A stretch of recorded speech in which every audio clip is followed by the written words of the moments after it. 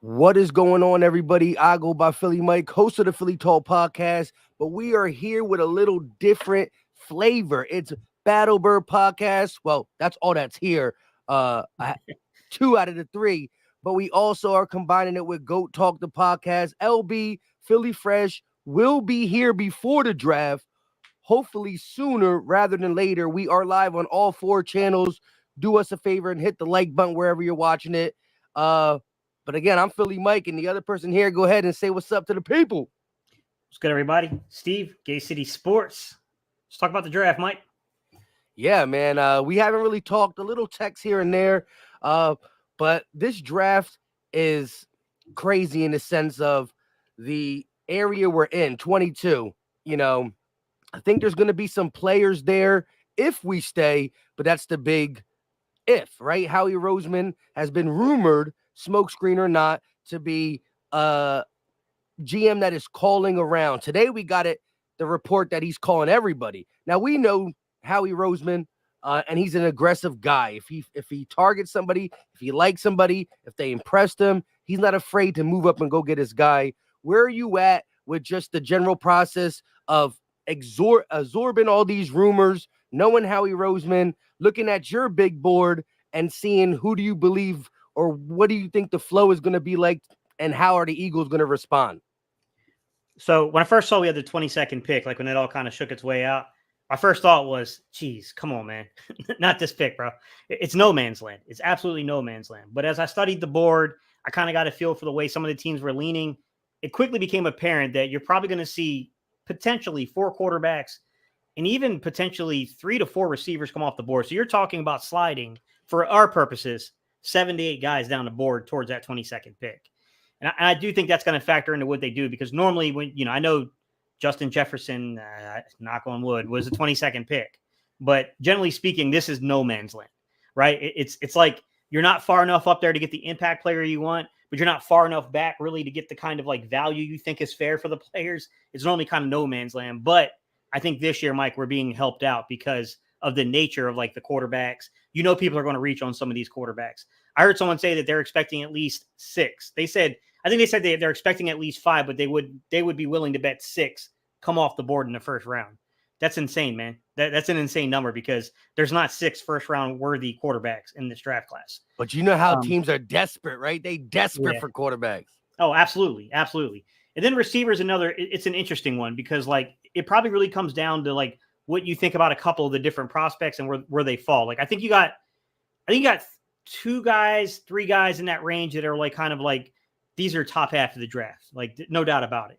And then was it Thomas, the young man from LSU, big, fast receiver, great. I mean, this dude has got a ton of production in terms of scoring.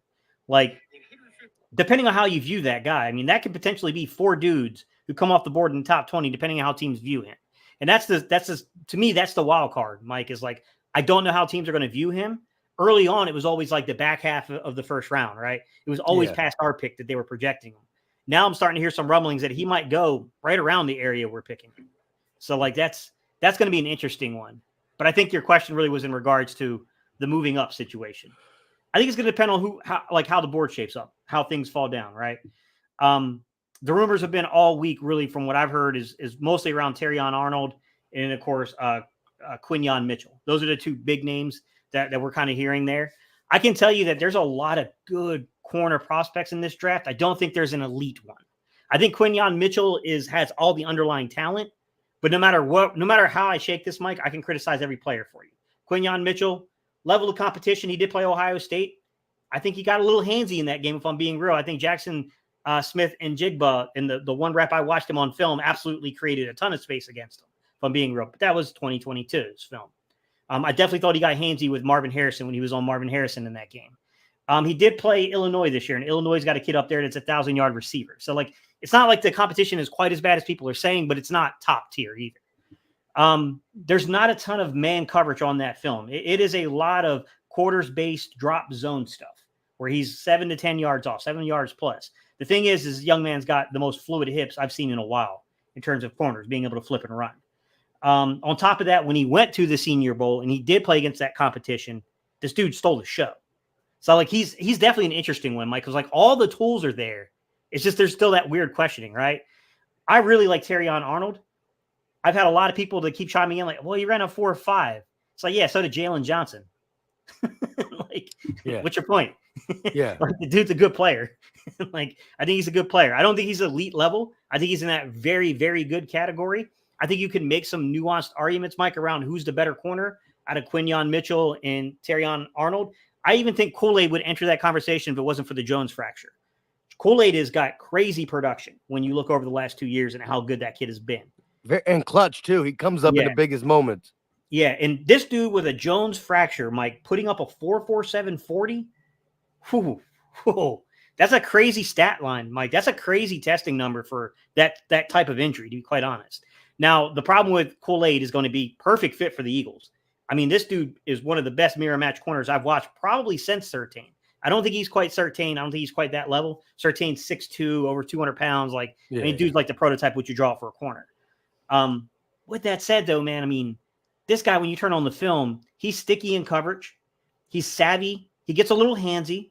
You'll notice that. I think that's a college thing, though. I think you could kind of make that critique of a lot of they get away with it. You know? Yeah. But I definitely think he's up there. I heard John McMillan's comments, and he said that he didn't feel he felt Nate Wiggins was a horrible fit for the Eagles. I'm going to say he needs to go back and watch the film with me because he doesn't know what he's talking about. And I like John, but that's a horrible take. To begin with, the young man got sick at the combine. That's why he weighed in at 170-some pounds. He really plays about 180-some pounds. And all the sports radio down here in North Carolina, you know, this kid played at Clemson. He's all over the radio down here, is that he actually has plans to get himself up to about 190. His play weight has been about 185. He wants to put about 5 to 7 pounds on in terms of over the next year or two. Yeah. He wants to get that's the biggest issue that I hear everybody talk about is his weight and he's too light and blah blah blah, because his tape is nice. I like the way he plays. Yeah. Now I will say that there were a couple of legitimate critiques on him in terms of like, this dude is fast. Like, there's fast and there's whatever this kid is. This kid is incredibly fast. But Nate Wiggins does get a little lazy. He doesn't always play the release correctly. That's just because he's so athletic, he can make up for it. I do worry that a guy like, you get in the league, and you get Justin Jefferson or you get an AJ Brown, you can't just give them a free release like that. They're going to eat you up in that route progression. So, I mean, like, none of these dudes are exactly clean. Cooper DeJean, however you say his name. Look, I love the kid's story. Unheralded player, man. Played four-sport athlete. Played baseball, played basketball, played football, and ran track. This dude was like basically Mr. Ohio, essentially, or Iowa, whatever he was. Like Iowa, that's where he came out of. Had like barely any kind of real scholarship offers. Iowa came in late to the process. I love the kid's story. I mean, I love a good like come up story. Like, kid that's unheralded, does his work, very Russell Wilson-esque at NC State. It's the same thing with Russell Wilson, was a very unheralded prospect coming into NC State, but he became one of the best players in that, in that school's history. I like Cooper's film. I do. He's tight as crap in the hips, Mike. I'm not gonna lie. Like, there's definitely. Do you see him being a corner more or a safety more at the pro level? I think he could play either. I think he could play 3 alignments. I think he could be a strong side safety. I think he could be a nickel corner, or I think he could be a boundary corner. He played a lot of freaking field corner. He was basically a left cornerback at Iowa, and I don't think that's what he is in the league. I don't think you want him playing in space unless there's maybe something. Sometimes it's not physical, Mike, with the hips. Sometimes it's footwork related. I don't have enough in front of me to judge that personally right now. So, I mean, they have to make that determination. Is this an issue with footwork, or is this an issue with just this dude just does not have the hips to play in space like that? Now, if you put him on the boundary, you can make a lot of the claims I'm saying right now. You can say the same thing about James Bradbury. And James Bradbury, it was, once upon a time he was an all-pro.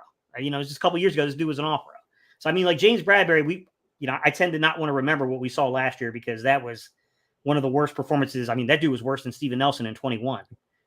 Like, it was bad. So, I mean, like, he's definitely had his ups and downs, but a lot of the things you say about Cooper DeJean, you can say about, the same kind of the same thing. He's a little glitchy in the hips. I do think that, I think Bradbury's really good in terms of pass breakups, playing the ball, can use that size and that length he has.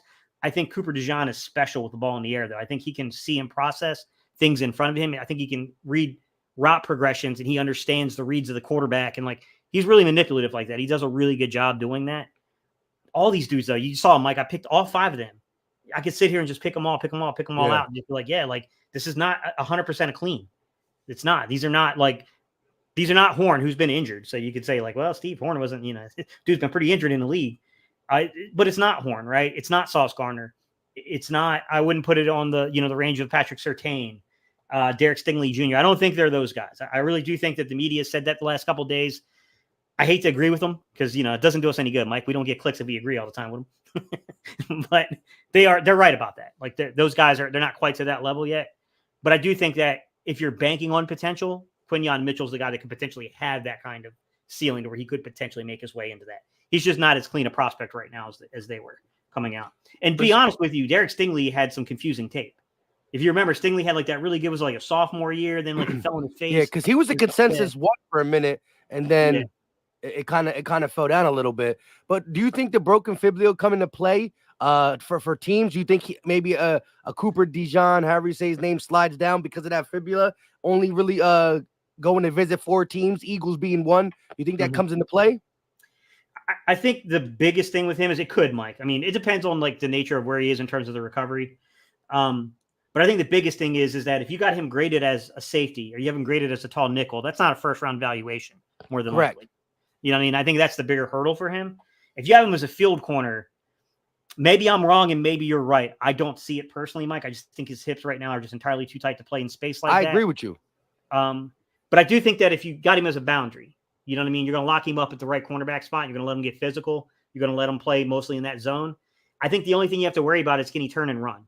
So like eventually he's got to play man on deep. He's got to play man everywhere he goes, Mod and Meg, right? He's got to be able to play cover 1 from time to time. And what happens when we go cover 0, when we go all out and we got to hold up in the back end on coverage? Like that's the questions with Cooper. It's got to live up there. I love the young man's story. I think that young man, in terms of like processing, he processes very well. I think he's an elite level guy in terms of that. There's even one, I'll give you Quinyon Mitchell's another one I think processes well, Mike, even though he played lower level. There was a play on his film to where I paid attention to because I thought it was going to be a man coverage snap. Like, oh crap, here we go. I got a man coverage stuff I can break down. They send a receiver into motion. Quinyon follows this young man, right? And in this young man that, they hike the ball and they're sneaking the tight end free. And Quinyon sees this man got about 7 yards depth, immediately peels off, gets back and gets an interception on the ball. I mean, the level of processing from like Quinyon Mitchell and like Cooper DeJean, I think those guys are really high. I think Kool-Aid's pretty good too at that, but I don't know if he's quite to that same level, but it's very high. And that there doesn't matter where you're playing because plays are plays. The players run the plays, but the play call is different. Cool. Like I said, I'm with you with just guys being elite at processing. Not saying Terry and Arnold ain't, but this, he's more of his physical attributes show up on his film more than that. And I like his man-to-man as well. But Fangio's going to play a lot of zone. We're going to play a lot of 7-8 yards off as well. I know Eagle fans don't want to hear that. I think he will adjust and change things up when needed more than some of the previous DCs, but we'll see for sure. 40 minutes into the draft. I'm going to hit up Fresh and LB in a little bit, but real quick, Green Wingman with a $5 super chat. What is the possibility the Eagles will trade their first-round pick for an established player? The only person that I think that, has any indication that can move, like I said, the Patrick Surtain thing is getting old, and I'll stop talking about it as soon as the draft's over. But that's a guy who, like, you've seen the Broncos, they exercise his 5th-year option. Yes, that don't say they're in or out, but they're definitely not all the way in. That's their best player. Whatever little bit of future they got, they could have invested in him or at least tried. So they're in a hole due to what they did with, Russell Wilson. I think they wanted to keep Justin Simmons, but just cap casualties all around that team. $85 million in dead money. So, if Surtain is available, I think Howie would call. There's not a person who's partially available or there's signs he's available that Howie's not calling about. But other than that, I think there's no one else on my mind that the Eagles would go for via trade with the number 1 pick. How about you, Steve? I would even add this in, Mike. I kind of posed this on Twitter late last night. I said I would hate this for Slay. I like Darius Slay. Now, I wouldn't want his stay to end so unceremoniously. But if Denver is going to trade backwards with the Eagles, right, they're going to get their guy at quarterback in the 20s, or they're going to, package it, whatever they're going to do to go get their guy early 2nd round, late, the 20s, whatever, right? So they're going to make a deal. everyone keeps forgetting you can add players to a deal.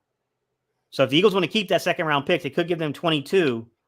In your heart of hearts, people, you think Denver wants Slay, or you think they want Bradbury? Come on.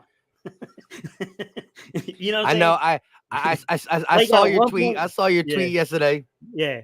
Slay got a $1.2 million base salary. He's got like a 2.3 bonus type incentive that's connected to roster, I believe. So they would have to pick that up. So you're talking about like, I don't know, roughly like a little under $3.5 million for Slay. It's probably 1 year for them too. If they wanted to pair him with Patrick Surtain, get a young quarterback and just see if they can work magic. Then you could take that 22. You could take Slay. You could take a future pick and then probably add like a 5th or a 6th rounder to that to sweeten it up. And you were keeping that 2nd rounder. Then you go get your corner. And that's what I was saying is like, if you're asking me like Quinion Mitchell, he could play both. He could play left or right cornerback. I think he's more of a natural left like Slay is. Same thing with Arnold. I think Arnold could play both. I mean, he's got adequate, reach and wingspan. However, I think he's more so a left cornerback as well. Kool-Aid's really the right. That was with Alabama. So, I mean, I kind of look at those two guys and I'm like, okay, you already have Isaiah Rodgers. You have Kaylee Ringo and you got Slay. So if you trade Slay, you bring in a young man, you draft a young man, Quinion Mitchell, Terrion Arnold, or you plug in name, guys. It doesn't even have to be a first round, by the way, guys. This could be 3rd, 4th. It could be any round. They could come back in the draft and do this. But you get my point. Like at some point, you've got a slightly, he's not overly experienced, but you got a slightly experienced guy in Isaiah Rodgers, right? You got a 4th round pick from last year in Kaylee Ringo that you can either flip over to the boundary or keep developing to play over here on the field side of things. And then you got this rookie. And then you also got a guy that I think is a really good, at worst, you're talking about a really good off the bench backup cornerback in Eli Ricks. Mm-hmm. I think that you got a little bit here. Like I wouldn't be shocked to see them do something like that to start fresh at corner. And it touched Bradbury and Slay. I wouldn't be shocked. A full youth movement. Now, see, I definitely agree with you. I wouldn't be shocked. I think that's after this year. I think that Howie's really all in one more year. And if it doesn't work, at least defensive side, we start knocking down some of them older people. But hey, Green Wingman, I think that's the only person we really see as a possible trade target. And again, we do have Howie opposite, and that's the opposite of what he's asking. But I gave him some scenarios the exact opposite. Marshawn Lattimore is the guy that's been linked recently. Green Wingman. He's the recent link to the Eagles. Yeah, but you wouldn't take a 1st round to get him. No, I think that's more of a you miss out on your guys on day 1 and day 2, and then you make a deal on day 3. Yeah, I think that's more of that kind of. Yeah, and look, we traded in 2020 a 3rd and a 5th for big play Slay, and they're around the same age and in games. So I could see that, like you said, boom, boom, boom. How he ends up going offensive lineman, maybe he goes defensive lineman. Things don't shake out the way we think it's going to be. Bang, bang, boom, boom. Next thing you know, we're trading for a veteran, 28 years old. Hey, Green Wingman, we appreciate the love and the support, my guy. Andrew M with the $5 super chat. If the Eagles trade up to get Quinion and get Edgerrin Cooper in the round 2, that defense is set for years. I think that's a great start. Like you couldn't name a better start, especially as Eagle fans been mocking stuff. I don't know if Edgerrin's sitting there at 50 like Pro Football Focus has him. They grade that a C+ too. Every single time you take them at 50 or 53, they give you a C+ for Edgerrin Cooper. But Andrew M, I totally agree. If you come away with Quinion Mitchell and Edgerrin Cooper, I mean, yes, I still care what happens, but right there and then I'm in la la land for guys that I believe in, guys that I think can help this Eagles defense. And again, I'm Quinion, Terrion, I like them both. But if you go ahead and get me one of the two top corners, and to me, the best linebacker in the draft, I know some people have Peyton Wilson ranked a little bit higher than Edgerrin Cooper, just as a do-it-all type guy.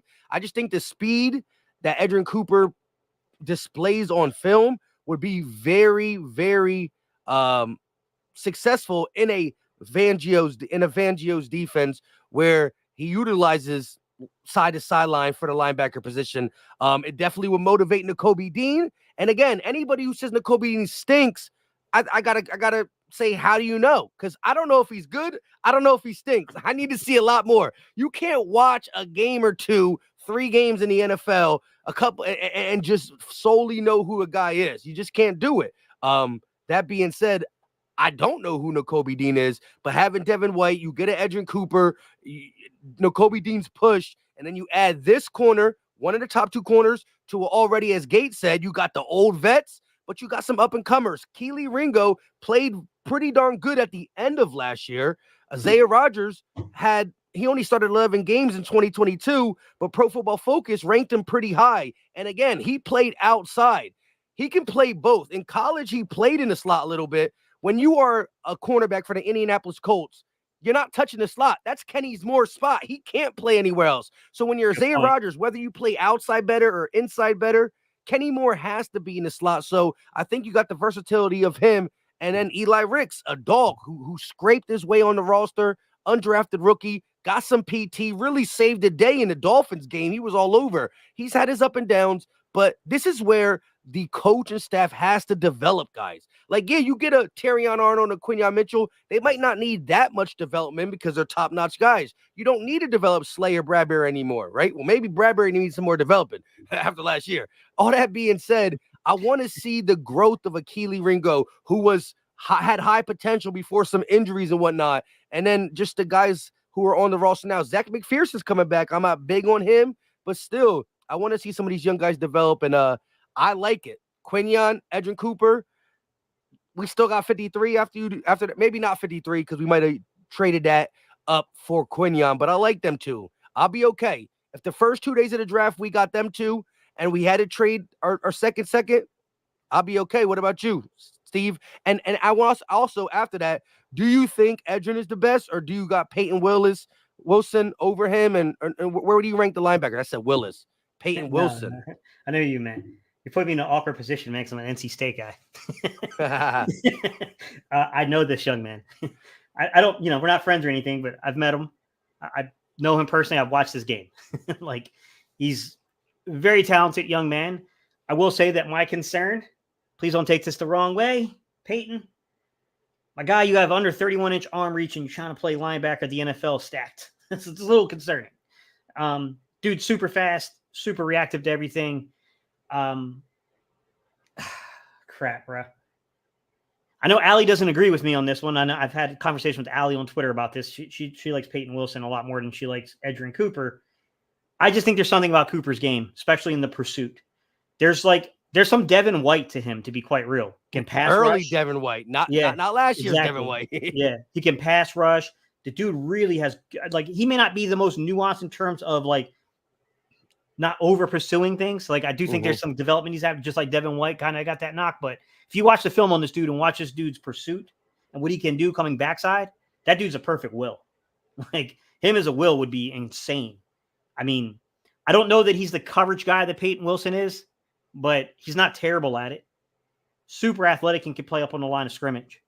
Dude's really good in terms of the pursuit from the backside, back angle. Turns it to the backside. from the back angle. You get what I'm saying? Yeah. I definitely think that there's something there when it comes to him. He's definitely a player in my opinion. I also like some of the guys later on. I know people kind of soured on Trot a little bit. I just think Trot's actually kind of a good fit for this modern aged Eagles defense and what they want to do. He's a little undersized, but they all are pretty much nowadays. I think he's a really good coverage guy, actually. I think he would be pretty interesting to see kind of in the system. Colston from Michigan, another guy I think is really, really underrated. The Eagles brought in Trevin Wallace, I believe, the young man. Kentucky? Bigger guy. Third, fourth rounder area. Bigger dude, though. He's got a little bit more size than him, a little bit more athletically gifted. Definitely needs a little bit more development, though. Jalen Ford.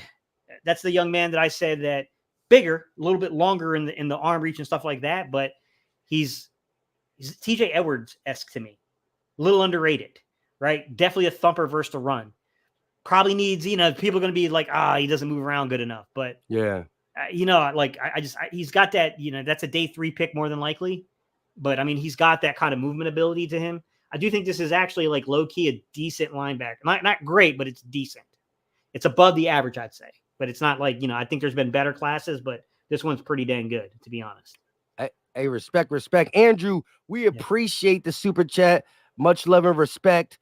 Shout out to Shane Arnold with the $20 banger MVP of the night thus far. Said, what up, boys? I get the Surtain talk, but it would be pricey. I feel the relationship with the Saints, we could get Lattimore, which I feel would be cheaper trade, and we can maintain our first and at least one or both seconds. Thoughts? I'm with you. In my last video, not today's video, in yesterday's video, I talked about it. I think at 28 years old, he has more gas left in the tank, especially the way the last 2 years went. He had some injuries. He was dealing with some off-field issues as well. I don't know if it kept him off the field or not, because I didn't really pay attention to that. But I know he was dealing with some charges or whatever. At the end of the day, Marshawn Lattimore, I wanted the Eagles to draft him in that draft. I think he has more left. He's 28 years old. We see again. Look at Slay and Bradbury. Well, don't look at Bradbury last year, but look at Slay. Like, they're in the 33, 31, 32, and they're playing. So you're talking about a trade, maybe an extension for 3 years. You get him 28, 29, 30, or to 31, and then he's done. I think that's a tremendous deal. And just like we got Slay in 2020, a third and a fifth. You know, you tell me a third round pick. We don't got a third round pick this year. But if you're telling me we give up, you know, a third next year and maybe a fifth this year or something like that, I'm for it, because then you can still draft a corner. You got Lattimore in case Bradbury's a June 1st cut. Slay, I had Slay on the channel, and there's a possibility that Slay after this year can't work out a deal. Look, a couple years ago, he was already he almost went to Baltimore before he came back with the Eagles, right? Or he almost went elsewhere. So I think after this year, with no guarantee money on his contract, cap hit going to be high. If we don't extend him, Slay could be walking. So Lattimore is right up the Eagles' alley. Like, look, we all want to draft a corner, and I think that maybe Howie's understanding how important it is.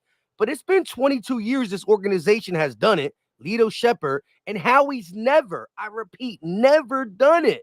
So it's still a little bit out of our history. Now, Howie looks like he's starting to learn with the times, right? We couldn't draft wide receivers. Finally did. Maybe it's time to do a corner, but I'm with you. Surtain is better. And if the price could fit, I want that guy in Philly. But I do like the Lattimore talk. 28 to me is not old with modern medicine. I know we want to get younger, and we are going to get younger. Jalen Carter, you still got Keely Ringo, who I think is going to play, Isaiah Rodgers. So I'm cool with a 28-year-old who can come in for a 33-year-old and play better. You know what I mean? For later round picks. What about you? I just envisioned Bradbury in the background going, I agree with Mike. 31 is not old with modern medicine. But, I like the Marshawn Lattimore pick just because of what we know he has been in the past. We know what this guy can be when he's fully healthy. He's had a little bit of sketchiness to him the last couple of years there in terms of staying healthy, but Slay was also kind of in a weird downward spiral too when he landed in Philly. In Detroit. Yeah. And you remember even 2020, he got injured in Philly. We ended up having to play like a bunch of nobodies at the end of the year. Like it was definitely bad. But then, we had to rebound with him in 21. And of course, 22 was, magical with that pairing. I don't think it's a bad idea, man. If you can't get I think you should try to go youth first, but the board has to line up. Like, that's the thing. Like, the board has to line up. We can talk all day about Mike. All it's going to take is a player, 22, a future consideration pick, and then something in like the 6th round or 5th or 6th round, right? Right. But I mean, the team, it takes 2. Like, that team's got to want that value. Like, you know what I mean? Like, at the same time. All it takes is pick 50, pick 22, and then like a 6th on top, cherry on top, right? To get this deal done. The other team's got to agree to that, though. You know what I mean? Like, they got every right to say, no, we want to pick the player. Like, that's the problem with that. You know what I'm saying? With that kind of evaluation of saying just move up and get a guy. I really, I'm going to tell you, Mike, the guy that I like a lot that doesn't get talked about a lot is TJ Tampa, the Iowa State young man. That dude is a ball player. When you talk about, like, if you come into this guy's zone, you better buckle that chin strap up. TJ Tampa will light you up. He's a PA guy too, right? I just heard about him. He will light you up. That dude out of Iowa, right? Yeah, and look, he's not the same coverage guy as like Quinion Mitchell. he's not fluid in the hips like that, right? He's definitely not like Nate Wiggins. Nate Wiggins is very fluid in the hips, very good coverage guy. He's not that type of dude, right? Like there's a couple of guys in this draft class that I think are really clean in terms of coverage ability. He's not that. Like he's going to be a little bit more sticky in the hips and stuff like that, but just the physicality, man, what this dude would do to a running back coming down the hill would be really fun to watch. He's a guy that like I like a lot. I like his film a lot. My problem is I don't know how the Eagles get in range to draft him because he's probably back end of the first, beginning part of the second. He's like a top 40 guy, top 40, top 45-ish. So I don't know if we're going to be in that range to get someone like that. Now, if we're sitting there at 50, 53, we didn't take a corner and that guy comes rolling down the board, I would love that type of play, that type of player. But it's going to be hard.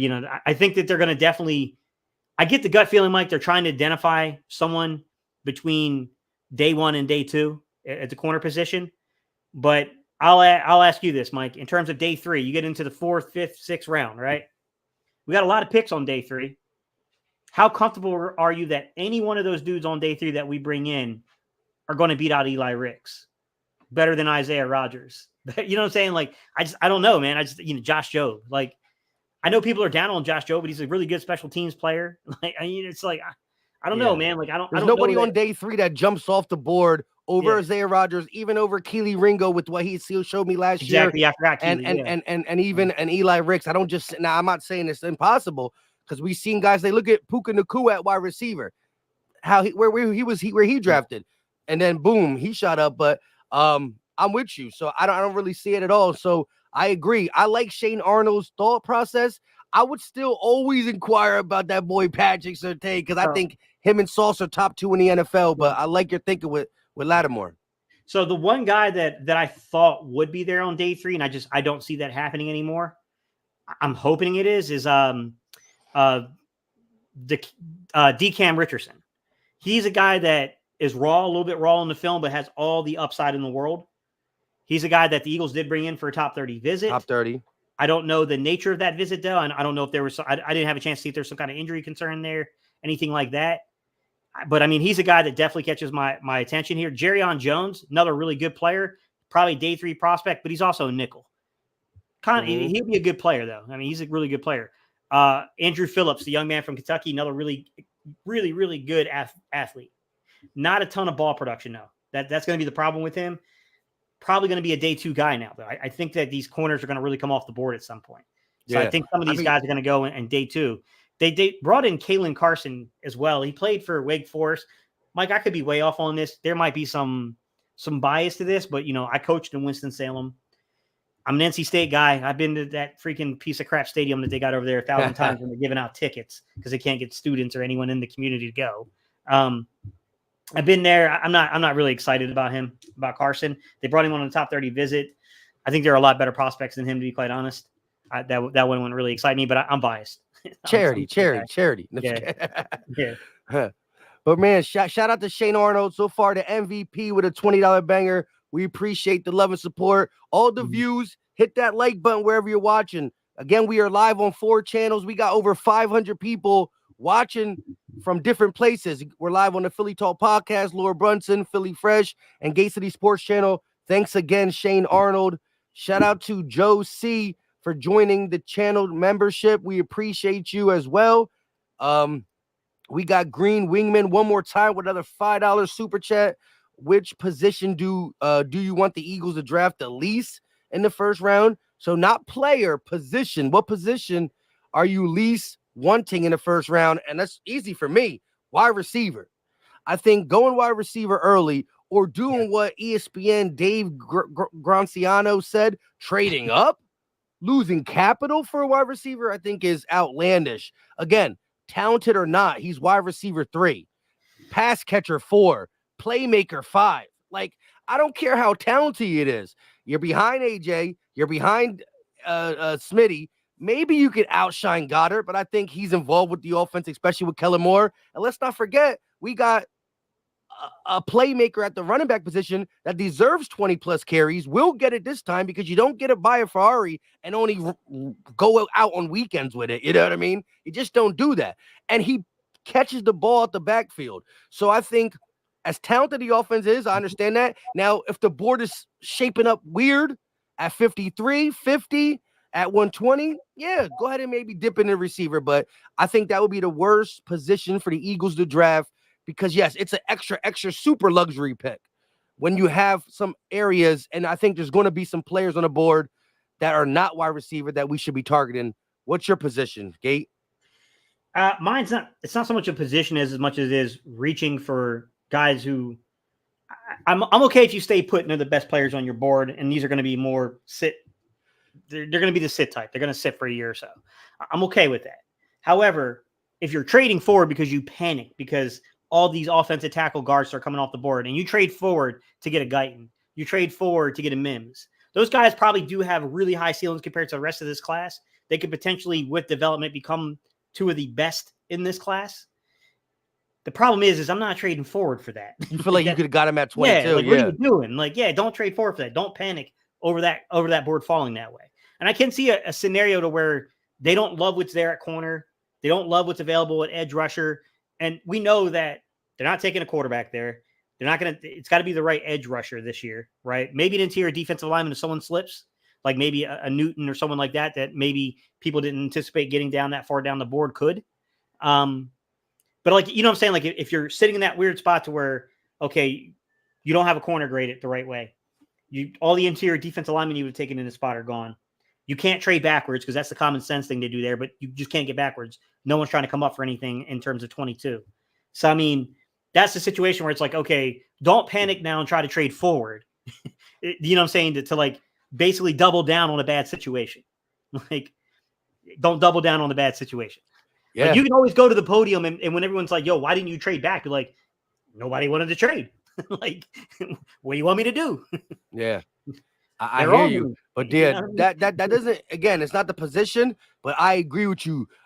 Getting nervous, getting scared that the position that you want is flying off and then moving up for a guy that would have sat there and been there at 22. I like that. Again, Green Wingman, we appreciate you. Second donation of the night. Again, 18, matter of fact, 17 minutes before the 2024 NFL draft is live. Be more Philly. It's been a long time, my guy.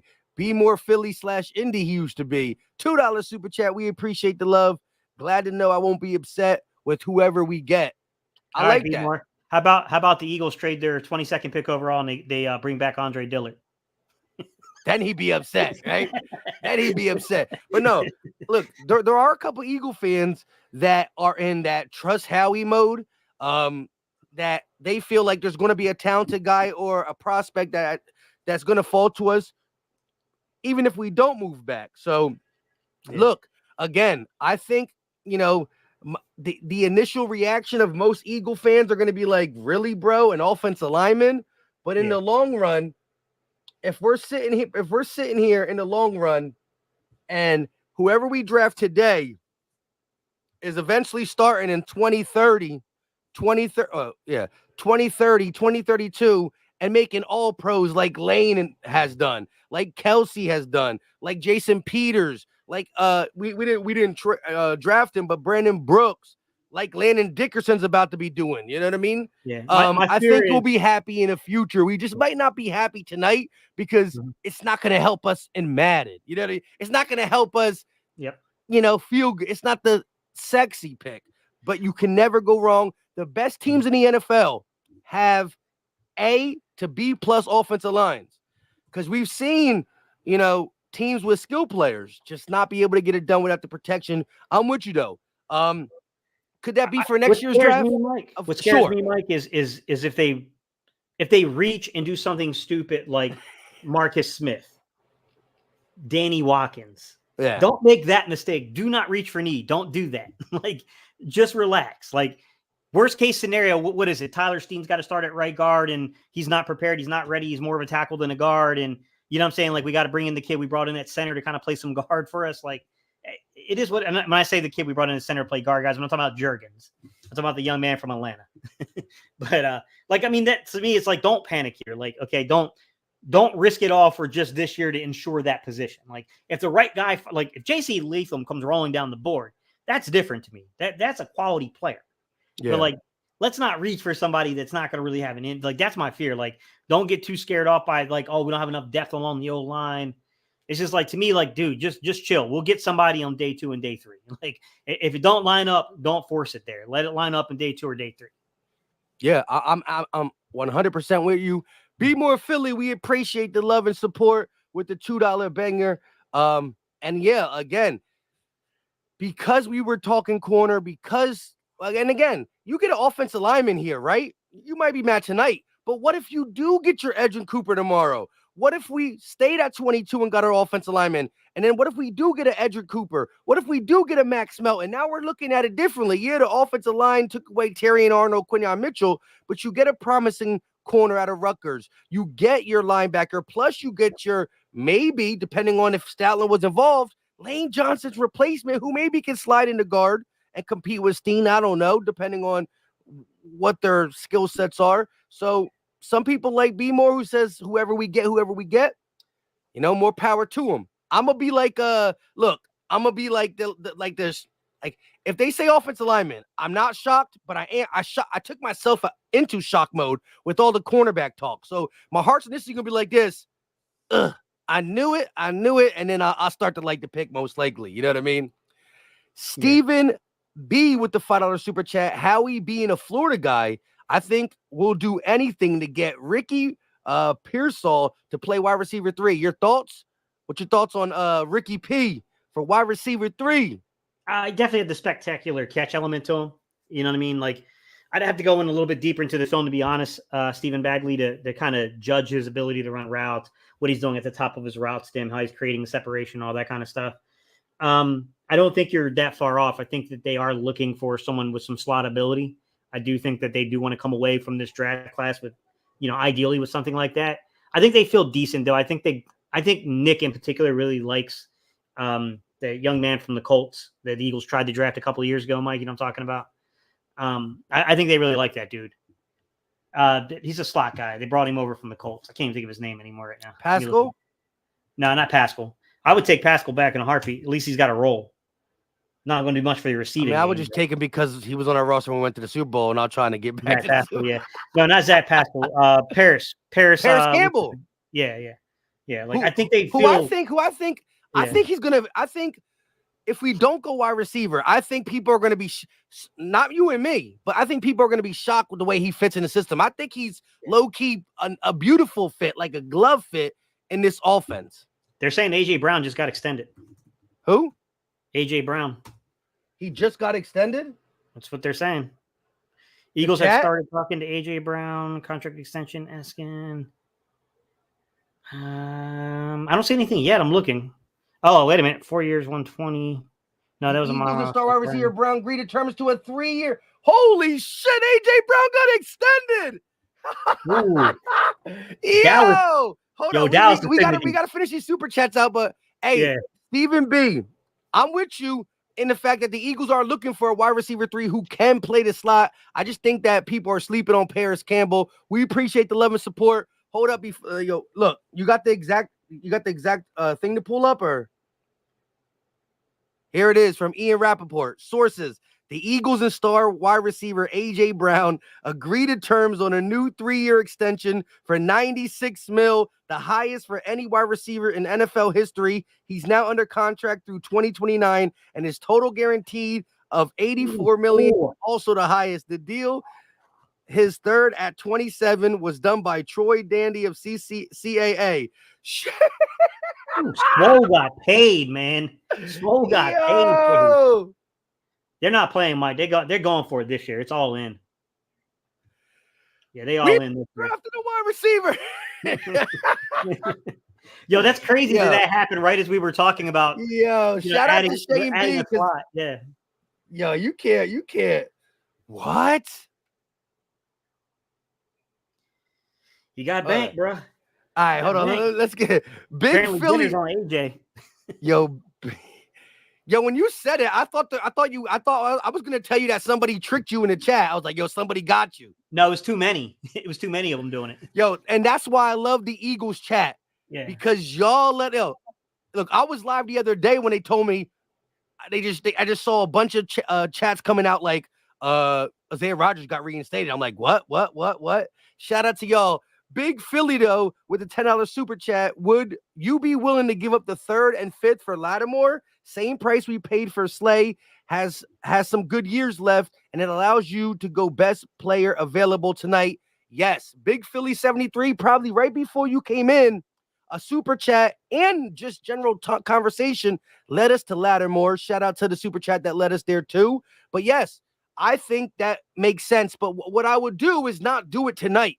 What I would do is I would see how the board falls. If you go get yourself a Tyrion Arnold, Quinyon Mitchell, then I don't know.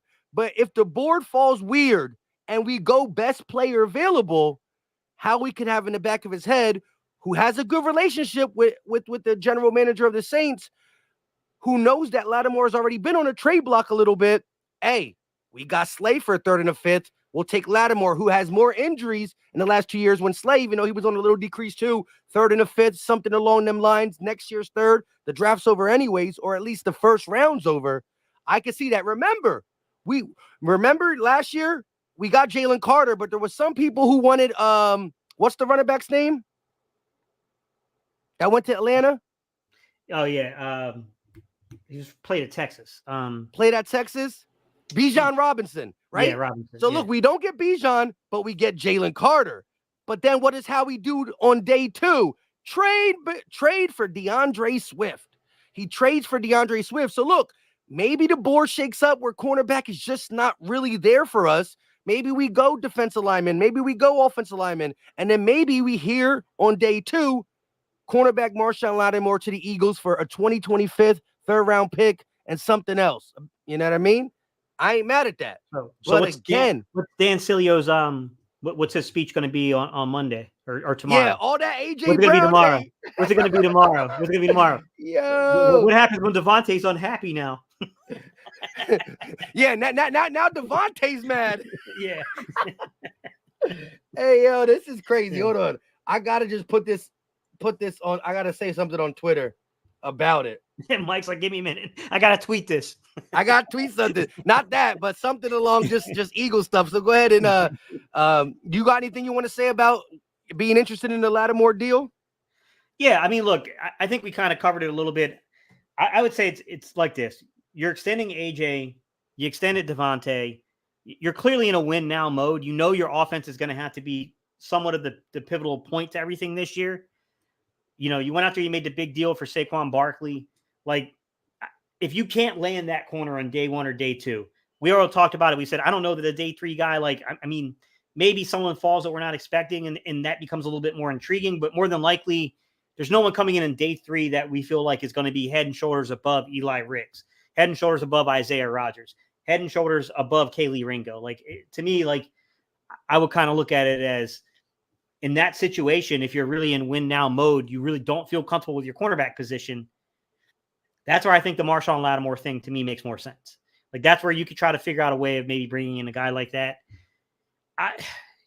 It's tough, man. We're still kicking the can down the road, though. That's my bigger concern here, guys, is like we keep continuously kicking this can down the road in terms of like what we're doing here at the cornerback position. And we did this, remember, we did this for a long time at wide receiver too. I think we got really, really lucky when Alshon and, Nick Foles and these dudes caught, Zach Ertz caught fire that year in 2017 for us. And then we, collapsed and fell on our faces in 20, put us in a great position to go get, in 21 to go get Devontae. And then we compounded it in 22 by getting, a young guy, finding that opportunity. I think we need that same kind of mojo in terms of like the cornerback position. We need a young guy that we can build around, and then maybe you pair it with another younger veteran kind of guy that's still a young guy, maybe come up on a second contract. I know everyone's going to say that's Surtain. That's Surtain. But I mean, I think Surtain's going to be really expensive. Yeah. But Big Philly, if you're in here, shout out to you. Shout out to Warv with the $5 super chat. Man, I don't know why I just feel like Howie's going to do something we don't see coming. And that's the thing. I think we see it coming. We know who Howie is. So by us thinking he's going to do something that we don't see coming, low key, we saw it coming. You know what I mean? Because Howie is that dude where you're like, he thinks outside of the box. And sometimes he got hit wrongly for it. But thus far, Landon Dickerson was only in the second round because of his injury history. When we drafted Landon Dickerson, and wasn't that the draft with Asante Samuel still on the board, right? We were upset, right? Asante Samuel Jr. And listen, he's still a player. Asante Samuel is a good player. So, like, we wanted Asante. It's not like he sucks and Landon's great, but Landon is the best left guard in the game. We were all saying, go get JOK. Huh? That was the Zach McPherson draft. It was? Yeah, remember we got Zach McPherson in like the 4th round. That draft. That was the one where you and we all kept anticipating they were going to take a corner on day 1, day 2, and it was like, damn, they didn't take nobody. And then they drafted Zach McPherson in the 4th. Hey, but we are literally 4 minutes away, 3 minutes and 42 seconds, because I got it on cable TV to my left. We will be breaking down even the 31 other teams. We'll be talking about their picks and how it affects us and everything. But Warv, I'm with you. With Howie, you just never really know what's coming. Via trade, via draft, you just don't know. Shout out to Piz with the $5 super chat. We just extended AJ Brown 3 years, $96 million, $84 guaranteed. And right after Piz spent the $5 to let us know, shout out to Piz, and shout out to my guy Warv. Listen, shout out to all you guys who's dropping them supers. You don't have to, but it's much love. Big Philly 73, Stephen B, Warv, and now Piz. I gotta stop saying that though, because it's fun, but it's weird. AJ Brown extended while Howie steals the draft before the draft starts. It's just what he does. He loves to be in the limelight. Yeah. He's like, you know what? I'm gonna look. Eagle content creators would have loved to title this NFL draft and AJ Brown extended, but he waits till everybody's live. He waits till everybody gets their popcorn and their snacks and they're ready for the draft. And he's like, da-na-na. Oh, we're going to trade AJ. All that trade talk, all that he's not happy talk. The dude, what he say at the end of the WIP? Philly, don't listen to them. I love y'all. And now he loves us for 3 more years. 2029, baby. Here's one for you, Mike. That interesting question for a division foe. You're the Giants. What do you do? Do you try to get forward? Do you see if someone will move out on one of these quarterbacks and let you get up there to get the Giants? The Giants are in a shitty spot. Do you get May? Do you keep going forward with Daniel Jones and you try to draft a receiver and try to give him a playmaker? Like, but the big dogs are going to be off. There's no Saquon there. There's no. But I don't think they're even have how would they get May without trading up? That's what I'm saying. Do you leverage your way for the quarterback of the future and go after like May or somebody? See if you can get one of these other teams to move off that quarterback, like New England, or do you try to work this out with Daniel Jones since you gave him the extension, $40 million? Yeah, and then try to get him like what I'm saying, like try to get him a playmaker. Because think about it. Remember all the crap they were talking last year, Mike? They had Saquon. They had, what's his name? Darren Waller. You don't remember all that? Remember they had that dude that came in, the undrafted kid that was kind of cooking that year before, and they thought he was like, oh yeah, he's gonna be a playmaker. Like they was talking, they were talking a lot about Daniel Jones, and then like, I don't know, man. They're in a precarious situation right now, man. I don't know what you do there if you're them. I don't know if you give up on Daniel Jones or do you finally try to do right by him and actually put playmakers there. I hope they don't give up on Daniel Jones because I'm an Eagle fan and I want him to stay there. But if I was a Giants fan, I'd be ready to give up on him for sure. Once again, though, shout out to Howie Roseman before the draft starts. Woo, Terrion Arnold got a $10,000 suit on. He about to get paid. Real quick though, shout out to shout out to M with the $20 super chat. Big time super chat.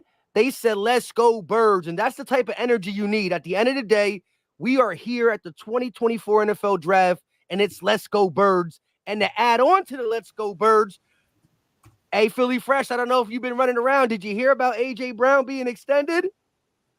I just seen it. I literally just seen it. Yo, The reports is true. First of all, yo, that what's going on? Sorry for being late, but I got a busy schedule, but I always got to make time for the family. What's going on? BBP is back. What's going on? Yo, what? I know. I was like, yo, what's going on? Fresh said he'd be 15 minutes. That's a long 15 minutes. Hey, listen, man, you got to understand, man. Sometimes, man, things is longer than the last minutes of church. You hear me? What's going on, though? Real quick, 96?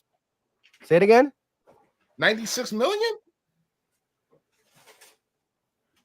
Can you hear me? Yes. Yeah, 96 million was the extension. Yeah.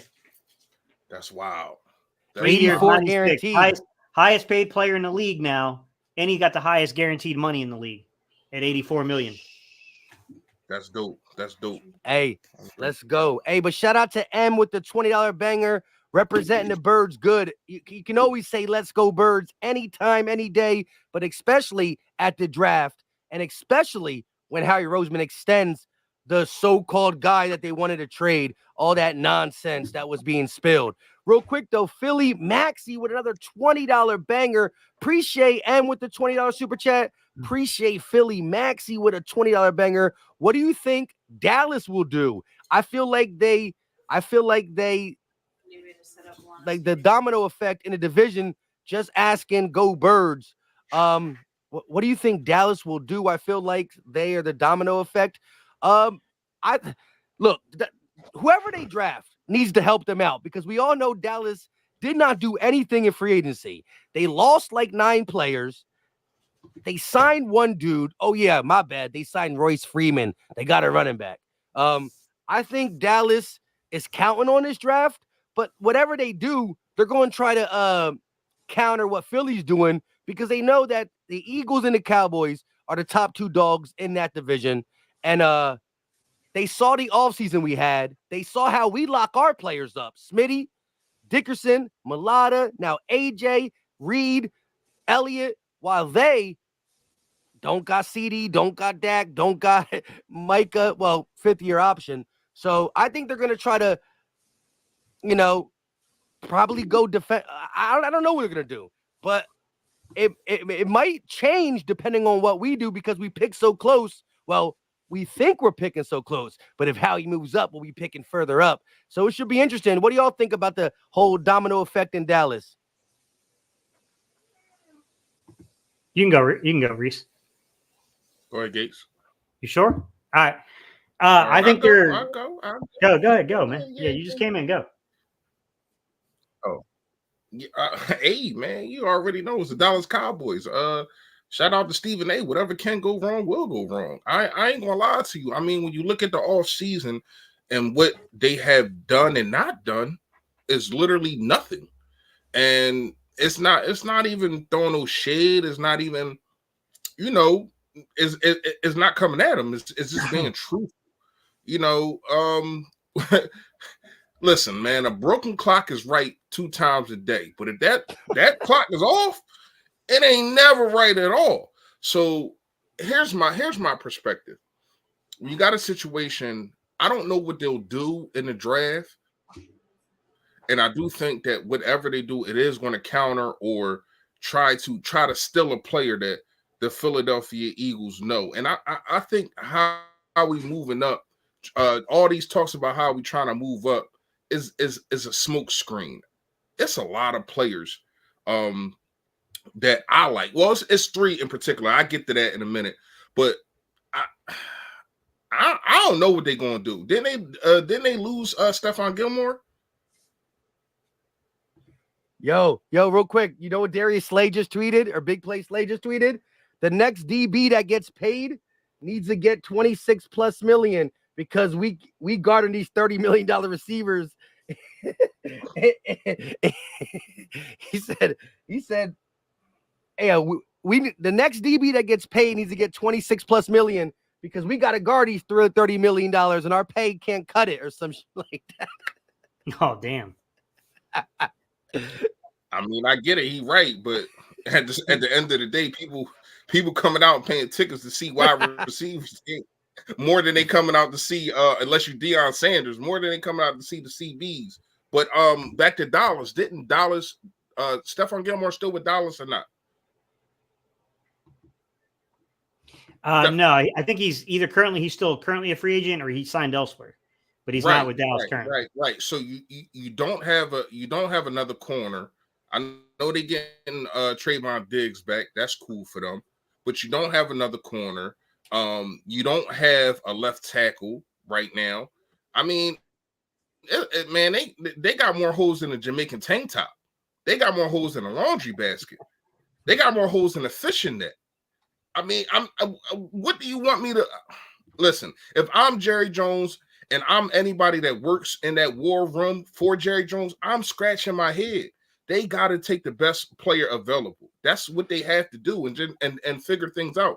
They can't go for need because they need everything. They need everything. They need a running back. They don't need, or they do need a number 2 wide receiver. They need probably a quarterback, but I would love for Dak Prescott to stay there. That I hope he does. I hope he stays there forever. But I mean, they got a lot of needs, man. They got a lot of needs, man. Seriously. So tell you the truth, I don't know what they would do, but they got to take. If I'm them, I just take the best player available. You got to. Yeah, I'm with you. You know what's cool about that?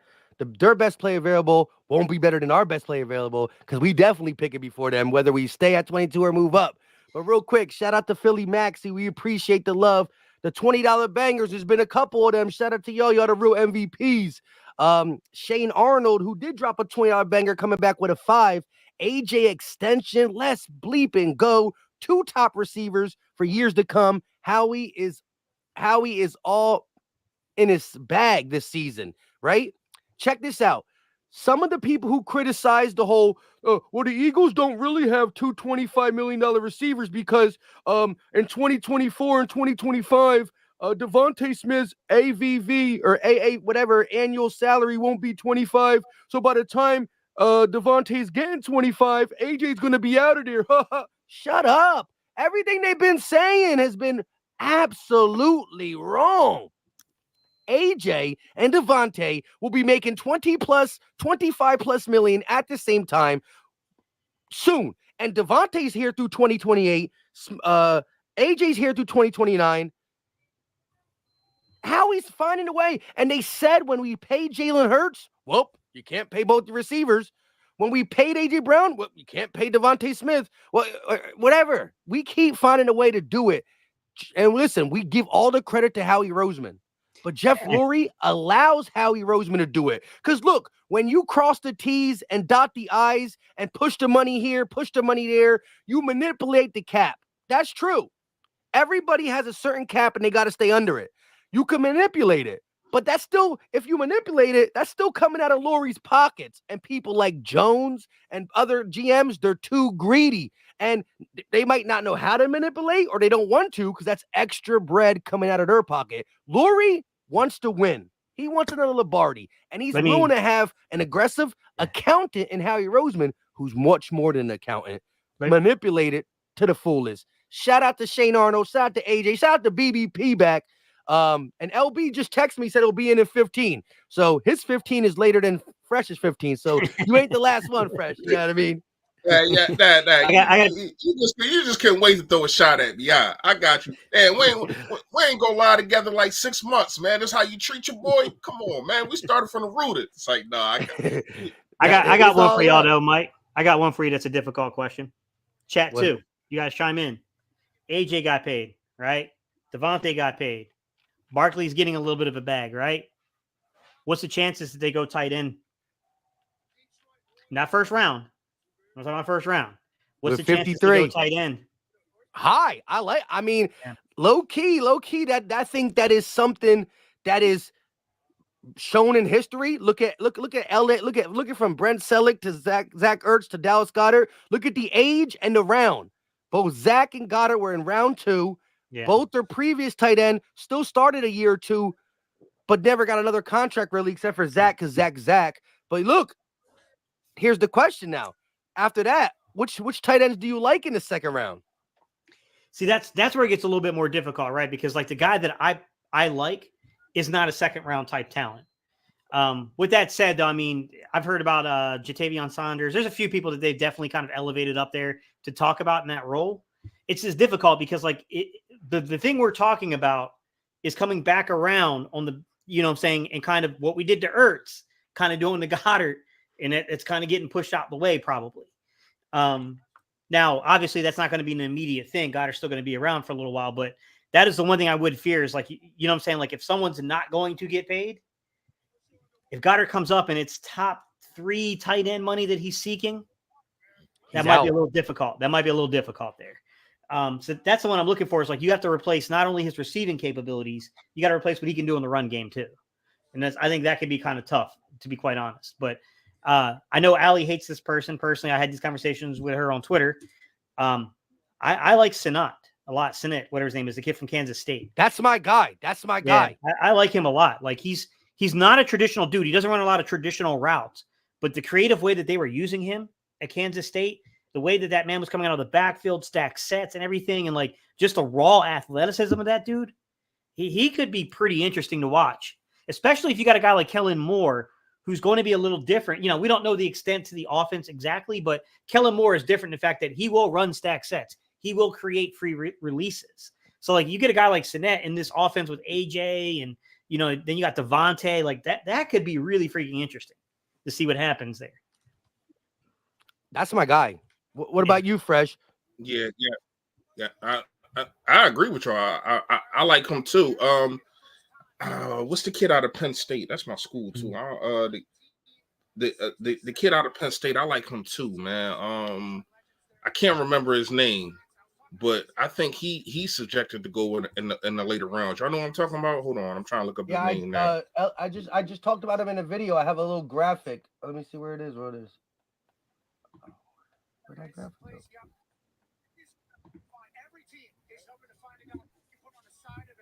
No, I can't find it. Hold on, I'm about to find it now. Hold up. Hey, you don't know? The chat will know. The chat will know. That's the chat. Yeah, he's subjected to go he's subjected to go in the second round. But I'm gonna say this: I don't think Howie probably goes in the goes up in the first round, but he definitely not gonna sit there at 50 and 53. I think one of those 2 picks, you definitely might get a tight end. Or maybe trade one back, because 53 to 120 is a long way to wait. Maybe you trade 53 and get like 80, 90. I don't know. I like the 2 second round picks, but I don't know if Howie's going to wait there the whole time. You know what I mean? Yeah. I like him too. But once again, we know Howie's always been aggressive. You know what I mean? He's going to stay being aggressive. We ain't got to really worry about that till tomorrow, but I don't think, because once again, I don't know if y'all talked about who y'all would take in the first round, you know what I mean? But I ain't gonna lie, man, it's 3 players that I think if you stay there, at least 2 of them gonna be there. Everybody talk about Kool-Aid. I like Kool-Aid a lot. You talk about Cooper Regine, like him, and it's an edge rusher. Damn, man, I'm a napkin to put him. Hang on, I got a towel. Oh, Edge rusher from Latu? No, not edge rusher. It's an edge rusher. Damn, I had my notes, but I was rushing so bad that I actually left them upstairs. I had all my notes, man, because I've been. It's been grinding. Like, how you've been working nonstop. Yeah, I ain't really. But real quick, primetime Stephen Joy's been a member for 42 months. Yeah. He said, "What's up, fellas? What's going on, primetime?" Tyler F with the $5 super chat. If Jalen doesn't perform well this year, what we gonna do? He has weapons on every level. What y'all take on that? If Jalen doesn't perform well this year, I think you can't take away the turnovers, because that was what he did. But the turnovers were what made last year not so well. I think play calling factor into some of his decision making and whatnot. Blah blah blah. they weren't on the same page. The turnovers got to be cleaned up, but I still think there were spots of last year where I said, yeah, Jalen's showing me some 2022. I think he didn't play as good as he did, but you're right. The weapons are there. Saquon Barkley is a legit weapon. I don't even think we're all aware of how good Saquon is just going to be in this offense. I think we know, but we don't really know until we see it. I can't wait for the first 200-yard game, and that will be sooner rather than later. Saquon is going to change some things, but I'm not worried about Jalen. I believe in him. I believe that throughout his career, we're going to see him as more the player in 2022 than 2023. What y'all take on Jalen being paid and having to get it done with these weapons that are locked up through 28 and 29 now? Dang near. I mean, me personally, I'm not overly worried about Jalen. Turnovers got to come down, as you stated. I think the pressure in the way that we played contributed to a lot of the stuff that was going on there. I'm not overly worried about that, and I don't think that's the major concern there. I think gambling on some of the ways that we gambled defensively, letting Kaiser White walk, letting TJ Edwards walk, and we can make the argument that TJ Edwards wasn't, we let him walk. He was going to Chicago because he wanted to go back home. But you get what I'm saying? Like, we kept letting piece by piece kind of go from that defense, and we tried to replace it, and it just didn't work out. And then we had we had a guy that had some experience calling plays, but was relatively inexperienced, had a lot of great ideas, was probably a better schemer than he was a coach in terms of like coaching guys up. Seems to be to me that defensively was where it really fell apart more than anything. We got in some situations where he pressed offensively, and Jalen, they took advantage of Jalen. They had tape on him. I think it was more schematic than it was player-based. I think that the league had time to catch up to us. They had time to really review the film, see what we were doing, and then we didn't make enough alterations to the offense. I still think Nick wanted to keep things kind of copacetic. I don't think he let Brian Johnson expand the offense enough, and I think that was part of the larger issue at hand, to be quite honest. With Kellen Moore, I'm not saying that we won't have that same problem. I mean, Nick's still the guy that's he's got to realize, like, hey, man, like, I've got to let this offense expand a little bit more. We got to be a little bit more unpredictable than we were last year. There was too many teams that were queuing in defensively early on what we were doing, and they knew exactly how to manipulate the box on us. The way we went out in Tampa Bay, I don't know if you guys heard it about Tampa Bay, Mike, and what they said, but someone from the front office, apparently they were pretty animated at the end of that game, and they were pretty ticked off about that. So I trust they're going to get this together, man. I'm not concerned about it, man. I'm more concerned defensively. Can we get enough stops to win games? That's my concern. Like, I'm not looking at being a top 5 defense or any of that. I just need to get stops when they matter. That's it. Just go get the stops when it matters so we can win these games. Yeah. Fresh. Gates, I love you, man. I love you. You're being really, really, really nice. You are. And I appreciate it. And I'm not saying nice to Jalen Hurts. You're absolutely right on the Jalen Hurts situation. But I'm going to say this. The offense was abysmal. When you look at, and I know for a fact, all three of us had put up the route trees of a guy like Devontae Smith and A.J. Brown. Everything was on our outside. Nothing was in the middle. And for the love of me, Mike, I done tapped into your play-by-play lives. We all screaming at the TV, use the middle of the field. And then when they finally do, it's Devontae Smith for a touchdown. When they finally do, it's A.J. Brown for a touchdown or a nice game. To me, you're going to get something totally different, something that we need. And from Kellen Moore, when you look at the route trees that he had with other teams in Dallas, you know what I mean? Just over there with the Chargers and all that. Like, you look at a route tree and compare Keenan Allen last year to Devontae Smith. It's laughable. And there Devontae it is. Smith can real quick. Huh? Caleb Williams is the first one. We all knew that, but the pick was in, and he's walking out. That ain't breaking news. Can y'all see? Can y'all see that pretty good on the screen where y'all watching it? You can see the draft board is big enough. It just says on the clock. I actually got that same draft board up right now. So yeah, but on my other screen. I got it on NFL Network. Yeah, I see it. The chat was the chat was asking if we could put it up, so I'm asking if they can see it on the screen Okay. as well as Okay, I us. got you. We can all see it pretty good. But hey, shout out to Tycoon Fortune for the super chat, and I think most of us, especially Mr. Hurt Season himself, who snuck in, birthday boy LB. I think we all believe you're from the team. What For real, for real. up? How you What's feeling? going on, fellas? I can't complain, man. My bad. I'm late. You know that ain't like me. I thought I was at least gonna beat Fresh. Yo, what's Fresh got me. Fresh got me today. Hey, listen. Hey, listen. At least I'm fashionably late. I look good. Yeah, that's all. You do. That's That's all that matters. That's all that matters. What's going You do. on, You definitely look good. What's going on, I can't complain. I just saw my boy got the bag. Oh yeah. I know you already touched on it, man. That's crazy, man. Everybody talking about he was getting traded. You know the best part about that is LB is that we just completely screwed over Minnesota, Dallas, and Cincinnati. I agree. For him to take those numbers after what St. Brown got just speaks to the volumes of the culture that we built.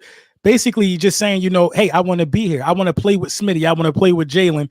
Man, this is a good day to be a Philadelphia Eagle. The smoke screens all week were astronomical. We thought people was talking about us taking a wide receiver. I don't see that happening at all in today's draft. I'm with you. I'm with you. I don't get that. Real quick, Rufus Wallace, channel member for a month, said I see a corner coming and one more big move. I bet that won't hurt the cap a bit. Well, I think the big move, maybe you can have another move after the AJ Brown stuff. And we do have Justin Simmons still sitting on the shelf. We'll talk about that after the draft. But Bald Eagle Guy podcast with a $20 banger. Appreciate you. Listen, go check out his podcast. He started doing YouTube videos talking Eagle stuff. Go check him out. We appreciate it. He said, I poured Howie a shot of Henny before the draft. We good. Hashtag anything goes. My guy, Bald Eagle podcast. And I think maybe LB was indulging in some of that stuff for his birthday. That's why you're a little late. What, man? Listen, I'm hurting, but I'm here. I wasn't gonna miss this one, man, with the gang. I feel like we do this like every year. Somehow, somewhere, we end up on a draft stream. And man, I think how we about to, man, we always here for a reason. I say that, and I think it's gonna be a good one. Yeah. Yeah, this is gonna be I can't wait to hear Dan Sileo tomorrow. What's his narrative gonna be? Devontae's gonna go into Howie's office and go, "Why I only got 51 million guaranteed?" That's a good point, because he was the main guy, one of the top catalysts, saying that AJ Brown was upset, with Devontae Smith's contract. But man, I don't know how we keep pulling this stuff off, man. Y'all gotta stop feeding into that dude. It's all clickbait. That's what he do. It's still funny though. It's still funny. Yeah. But this the thing though. Give him the energy that he wants. We all he believes, but he believes what he's saying though. Fresh, he believes what he's saying. He believes it. That's what makes it funny for me. He's like Skip Bayless. I get you. I understand that. But I don't know, man. Like at the end of the day, like it's crazy. Like 1 year he'll be on the Philadelphia Eagles, and then like when we at the beginning of the season, I'm watching some of his videos and. The Eagles this, the Eagles that, the Eagles this. Oh, they all good. And then when things started turning around, it was like, oh man, it's this and that. And like you in a locker room, like you don't like. This is the crazy part that kills me. It's like people act like they in this locker room and they know what's going on. They know what AJ Brown is saying and yada yada yada. Yo, AJ Brown took a lot of criticism, man. A lot of criticism. And I had so many videos just defending him because I knew that he wanted to be a Philadelphia Eagle. Like he loved being here. First of all, you got people, even WIP, and it's crazy because my last video, I talked about WIP, and it was one of the reasons why I wanted to make a channel because, I wanted to give the content that they was missing. You get what I'm saying? But then you come on here and you say that you got guys saying that, oh, he feuding with Jalen Hurts and yada, yada, yada. Man, this man is the godfather to his kid. Like, right. Like, what are you talking about? You know what I mean? And it's all to get people to watch, and people love controversy. Controversy sells, sex sells. We all know that. But come on, man, you can't go out there and just be blasphemy and just saying anything because it's bullcrap, and we all know it's bullcrap now. So I hope people just stop with it. AJ Brown is here for another 5 years? Another Through 5 years. 2029. Another 5 years. Got the bag. He happy. Everybody at the Philadelphia Eagles locker room is happy. But guess what? Guess what? The first time he's on the sideline a little frustrated. Oh, he about to get traded. Oh, the again. pick is in. The pick is in. Pick is in. Nah. Yeah, they got a big decision, man. I really want to know what quarterback they're going to take. Yeah, the pick is in. The pick is in. The Patriots on the clock. If I'm them, I'm taking Jaden Daniels. I would take him. Who would y'all take? In chat, let us know too. Who would you take if you're the Washington Commanders? Would you take Drake May? I don't want them to take him. I ain't taking no Carolina. If I'm the Commanders, I would have took Cousins back.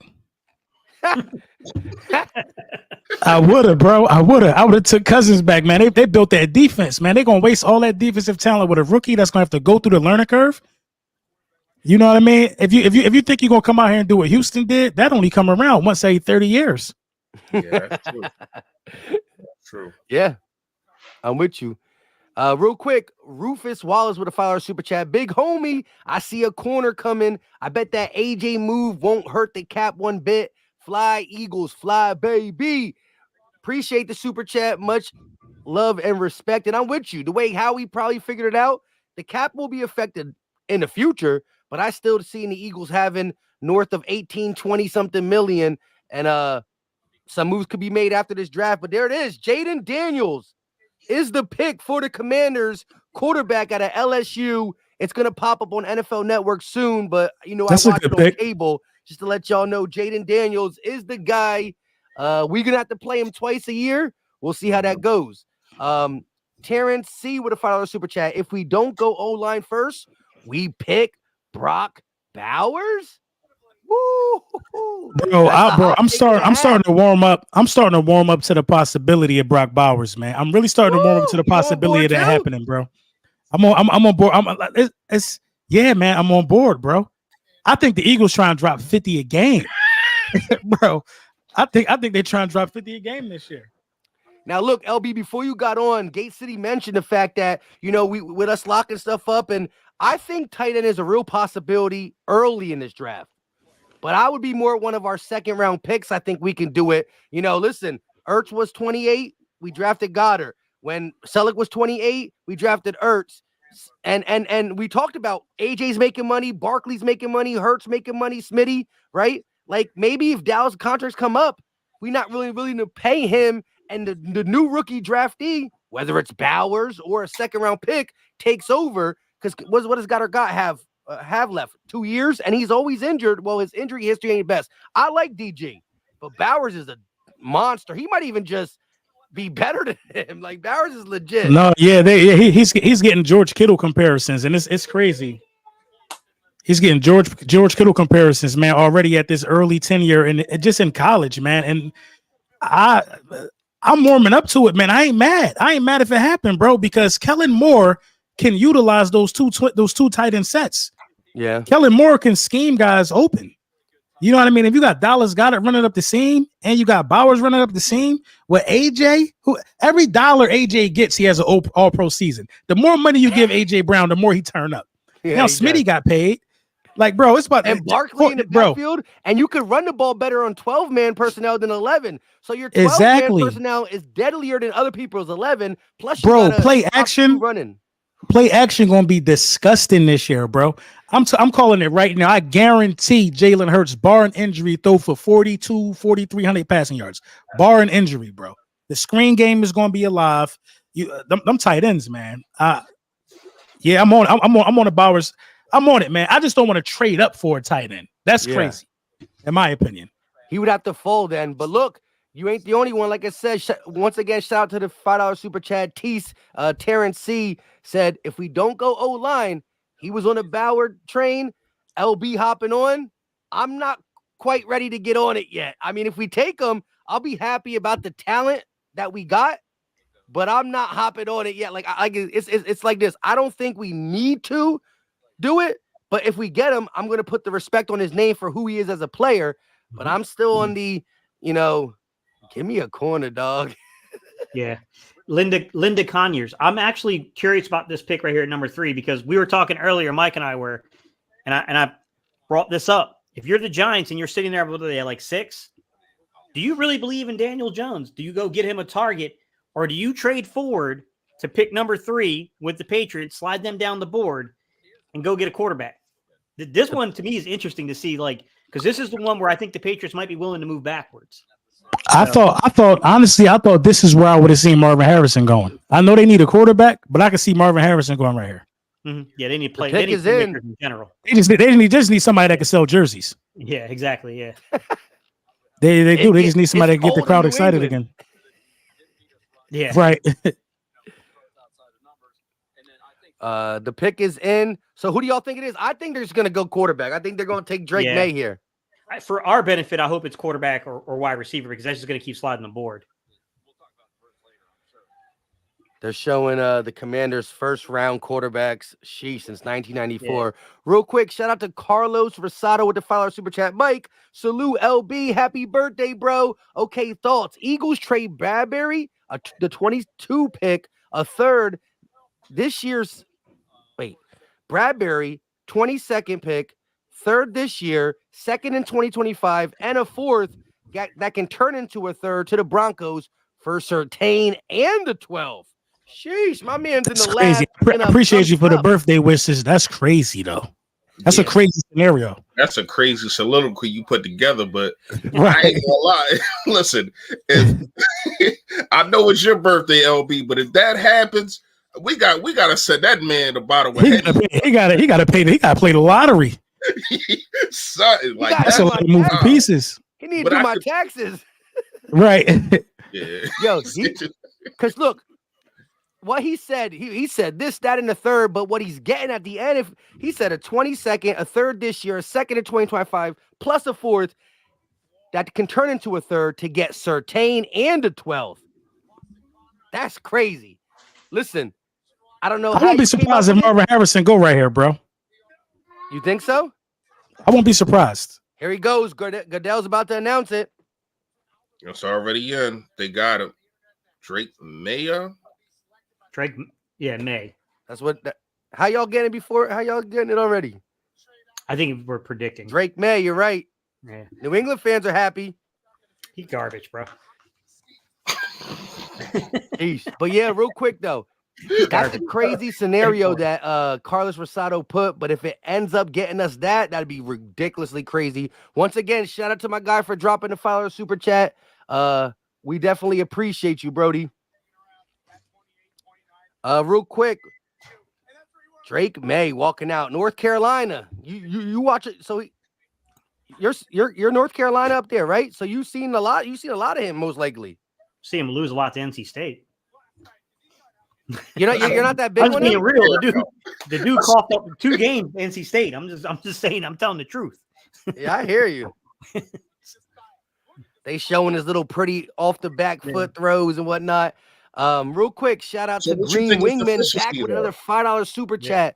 Chase Higgins, a Uwick CD, must be hella mad or happy at the moment. I think they're upset that their team doesn't love them as much as the Eagles love Smitty and AJ. But at the end of the day, they're happy because their team don't love them. Look, here go B more with the NC State sucks. I knew this Duke fan had to jump in here.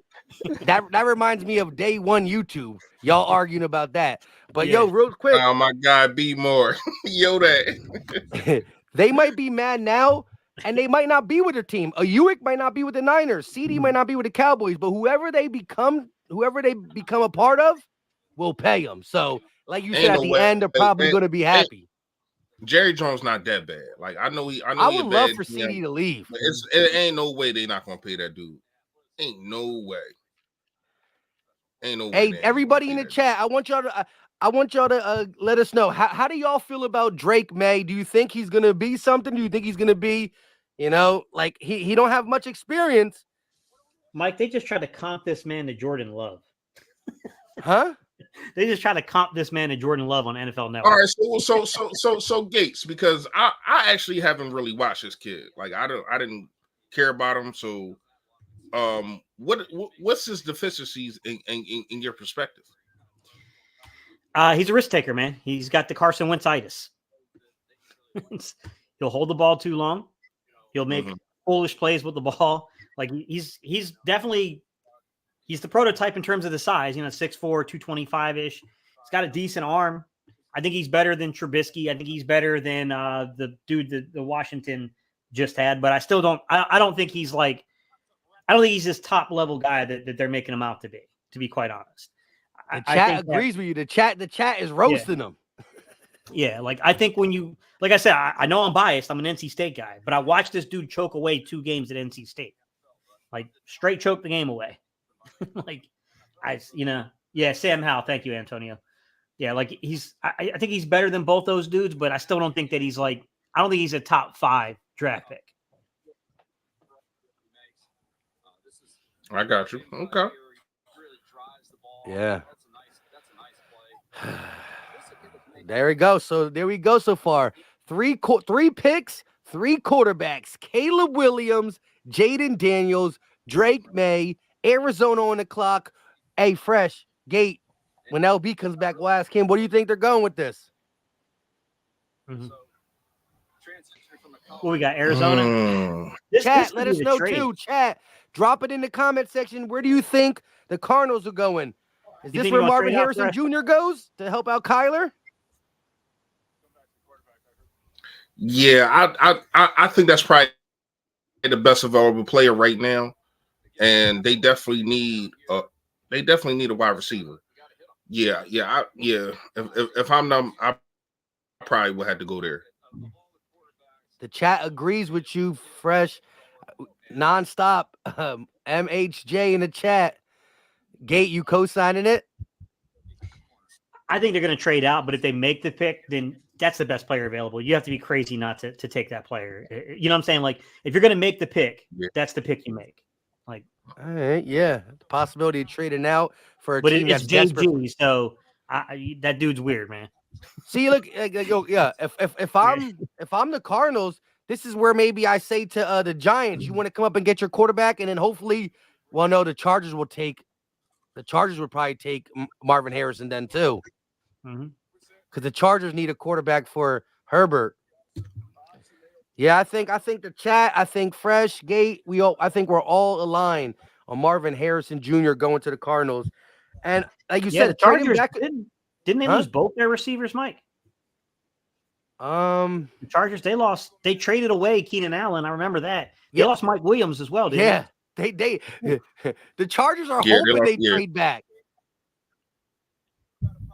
The Chargers are hoping they trade back because that would be a perfect scenario. Herbert needs some help. Here we go.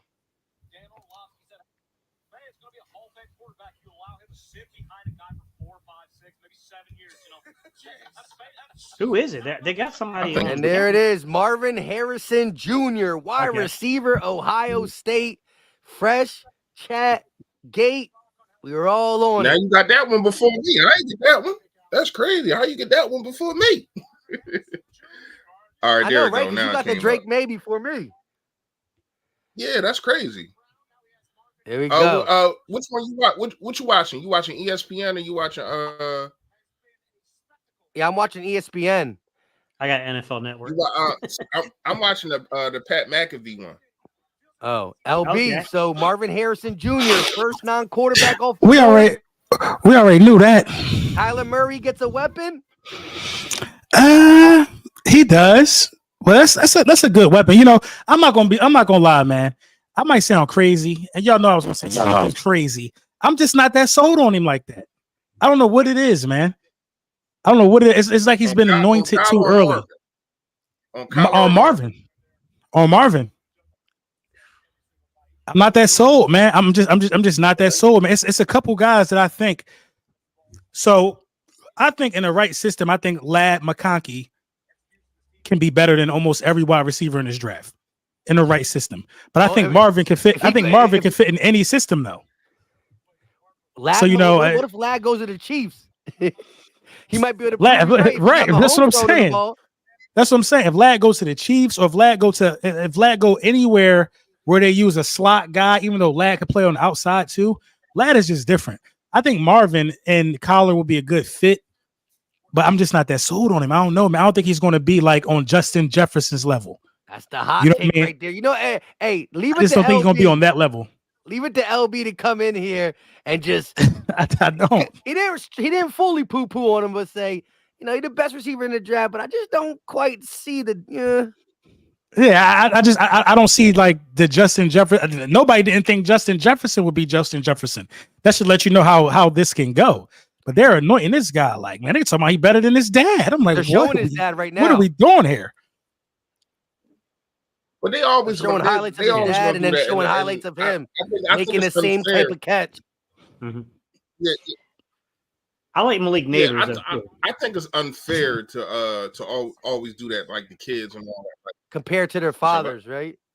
I think Malik Neighbors got a big chip on his shoulder. For some reason, Malik Neighbors just already seems angry. Yeah, that's the dude I would bank on. Especially with his brick tackle ability. I ain't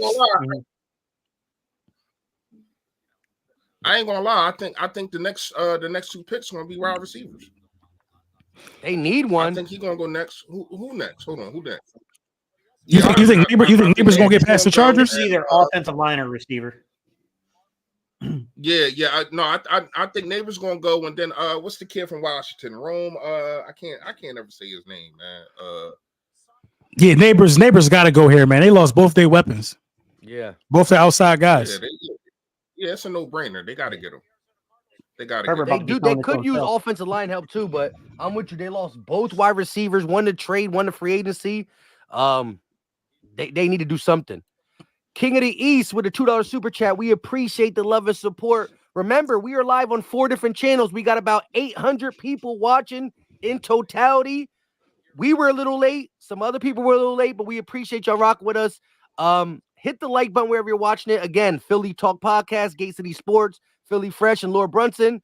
King of the East said, Howie about to eat. Kenny Pickett is trade bait. I can see that. Talked about that early, like he because LB wasn't feeling the Pickett trade. He was like, maybe we do something with him. King of the East talking about trade bait. Where are we trading to? You don't think so, Gates? You think he's gonna stick around?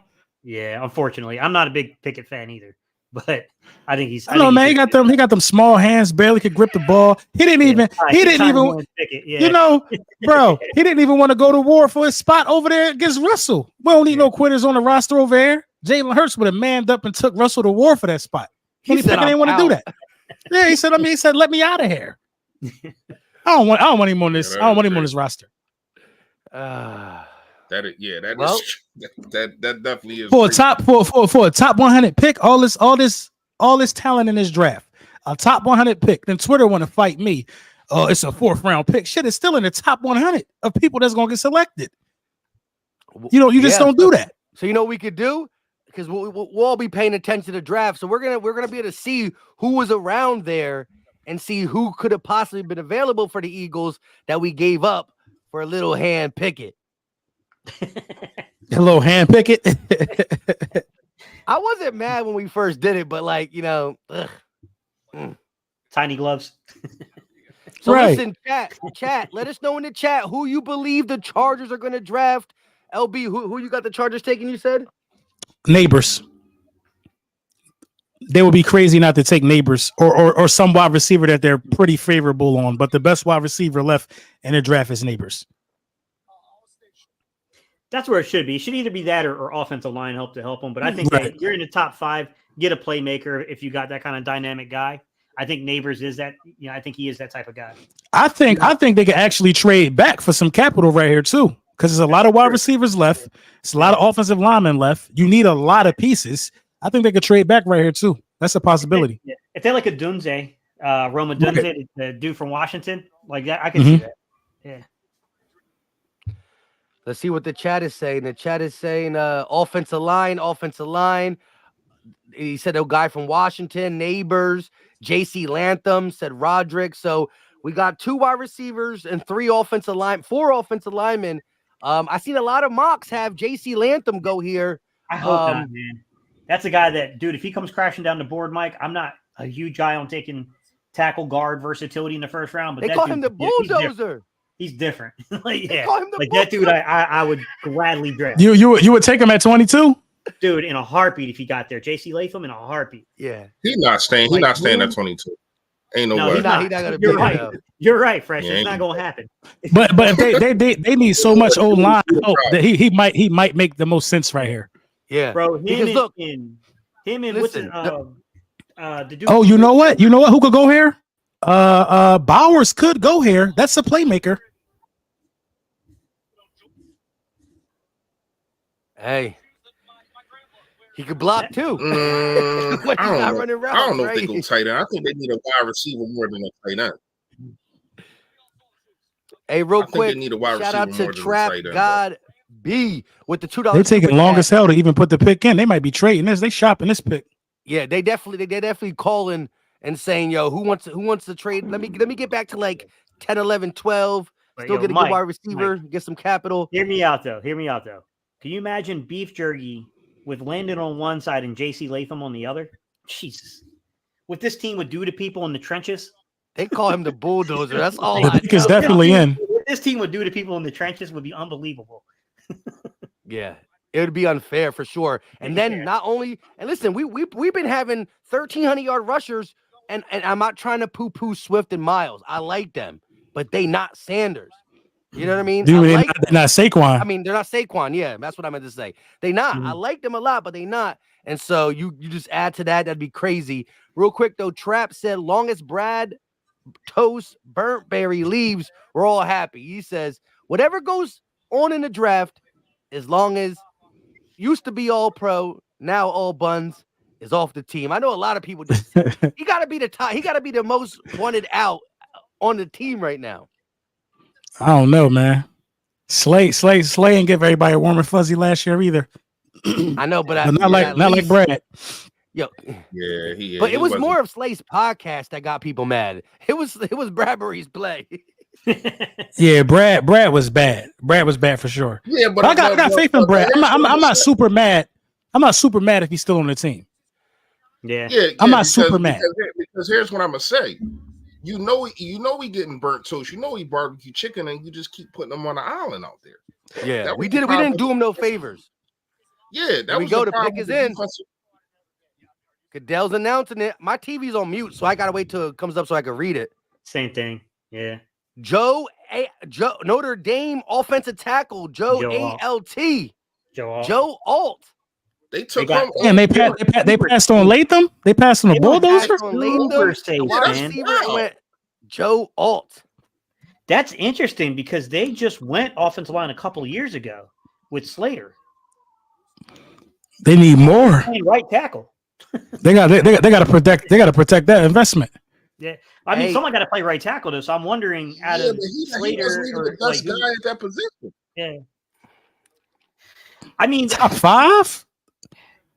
yeah. I mean, people like Joe Alt, but he's safe. All That's right. a safe pick. It's not the. That's super safe. Yeah. Nah, bro. Chargers choking. Nah. Yo, they Damn, still he got feeling Nah, those extra that's losing their two crazy. playmakers. They don't know what's going on. They wasn't ready. They wasn't ready for the draft. They ain't do their work. Nah, That's not a good pick. Crazy. Yeah, I'm over here. I don't like that pick. That's Never not a played good him. pick at all. Okay. They overthought it. They took all that right, long to do I'm that. saying I'm saying you didn't go wide receiver. You didn't go wide receiver. All right, cool. But you at least got to get the best lineman. You didn't even get the best lineman, and you had pick 5. Come on. Let's see what our division rival. Let's see what our division foe do here. Yes. Now we got an NFC East foe in here. Who wants to start with what we think the Giants at number 6? Will they go playmaker? Will they give up on $40 million Daniel Jones? What's going on in the NFC East? They in going New York? Penix. They going Penix. Oh, that would be funny, man. I think they're going to They go going playmaker. Penix. I want LBs to be right just because I want to see the Giants fans melt down and have to come to terms with it. For real, they need to go offensive line. If they don't, this is the thing. If they still want to give Daniel Jones another year, they deserve everything they get. They deserve everything they get. They got to go get a quarterback, man. I know neighbors make sense, but Daniel Jones, I don't think Daniel Jones could throw to Jerry Rice when the pressure on. Daniel Jones is buns. That's why I think that they might go offensive line because they probably like, well, we got to protect this guy. We really haven't protected this guy his whole career. So maybe Listen, they're looking at it like that. They probably. I'm gonna say they go offensive line. because of the money invested in Jones, I could see them getting a wide receiver here and trying to help him out. Hey, I'm still stuck on. Hey, for some Yeah, of y'all, but if he is any of can't y'all throw on the the West ball to Coast in the nobody, it chat? don't matter who he got. Like You're LB right, you're just right. said, it don't matter if you got Jerry Rice. If you can't protect him, he can't throw the damn ball. Yeah. Hey, you guys that are, is anyone in the West Coast in the chat that follow, that gets the media coverage for the Chargers? Like, are they going to move Slater to left guard? What is the plan there? Because you got 2 left tackles, and you've drafted 2 of them out of the last 3 drafts. Now, somebody with inside knowledge, let me know if you know something about that. I don't know. Maybe a trade come up. Yeah, that's interesting. The Giants pick is in. Let's see what the Damn, that was NFC fast. East foe is going That to was do. fast. LB got disconnected. He'll be back in. That definitely was fast. Okay. Yeah, it looked like they knew what they were doing. They left like 6 minutes on the board. They like we No, It might be they know what neighbors. they doing. You think it's a Dunze? Mike, you think it's a Dunze? Say it again. You think it's a Dunze, the Washington receiver? Oh, that's how you say his name? I think. Don't trust me on pronunciations. Yeah. Yeah. That was the guy I was talking about, the other wide receiver. I don't know how to say his name, but no, Neighbors is better than him, though. I like him. I do think he the 3rd best wide receiver, but Neighbors definitely better than him. I mean, but how do you pay Remember, $40 million? Remember, and then Fresh, just I draft a once thought quarterback? McLeod was McLeod. That is true. Yeah. That is true. For years, too. Yeah, exactly. That is true. I don't know, man. I really. They took Neighbors. How did you get that before me? I don't know, Mike. We going back and forth with this. We flipping man. back and forth, but I never changed the channel. Me neither. He just got to the podium. Malik. So they took Neighbors? Yeah, they took Neighbors. Man, Malik Neighbors, LSU wide receiver. They gonna give Daniel Jones one more chance. They took the 2nd best wide receiver on the board. Giant fans are happy. They must be related to Daniel Jones.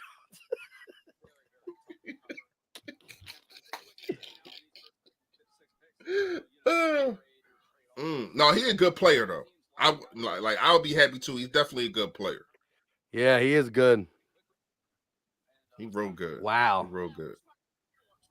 And we're gonna have to deal with that twice a year. But Real quick, once again, if you can't protect Daniel Jones, it don't matter. True that. We've seen offenses struggle no matter how many weapons they got. But he said, I hear somebody's TV.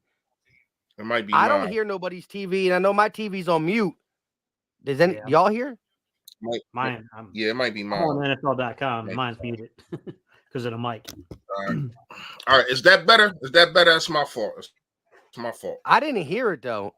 I didn't either. Somebody the Titans are on the clock. They're down to 6 minutes and 30 seconds. What we think the Titans are doing. Everybody in the chat, drop what you think the Titans are doing. We try to get LB back up in here. Again, it's flying. I feel like it's going pretty good. We're up to number 7 already. 3 quarterbacks, 2 wide receivers, an offensive lineman. These are the picks that we needed. Joe Alt going this early helps the Eagles for whatever they want to do. Because he was a guy who was not supposed to go in the top 5. He went. That kind of flips the script a little bit. I would like some more craziness to happen, but I'm liking the board thus far. How about y'all? Yeah, I mean, it's kind of been somewhat expected the way we kind of thought it was going to fall. So I'm trying to figure out who the Titans have been coveting.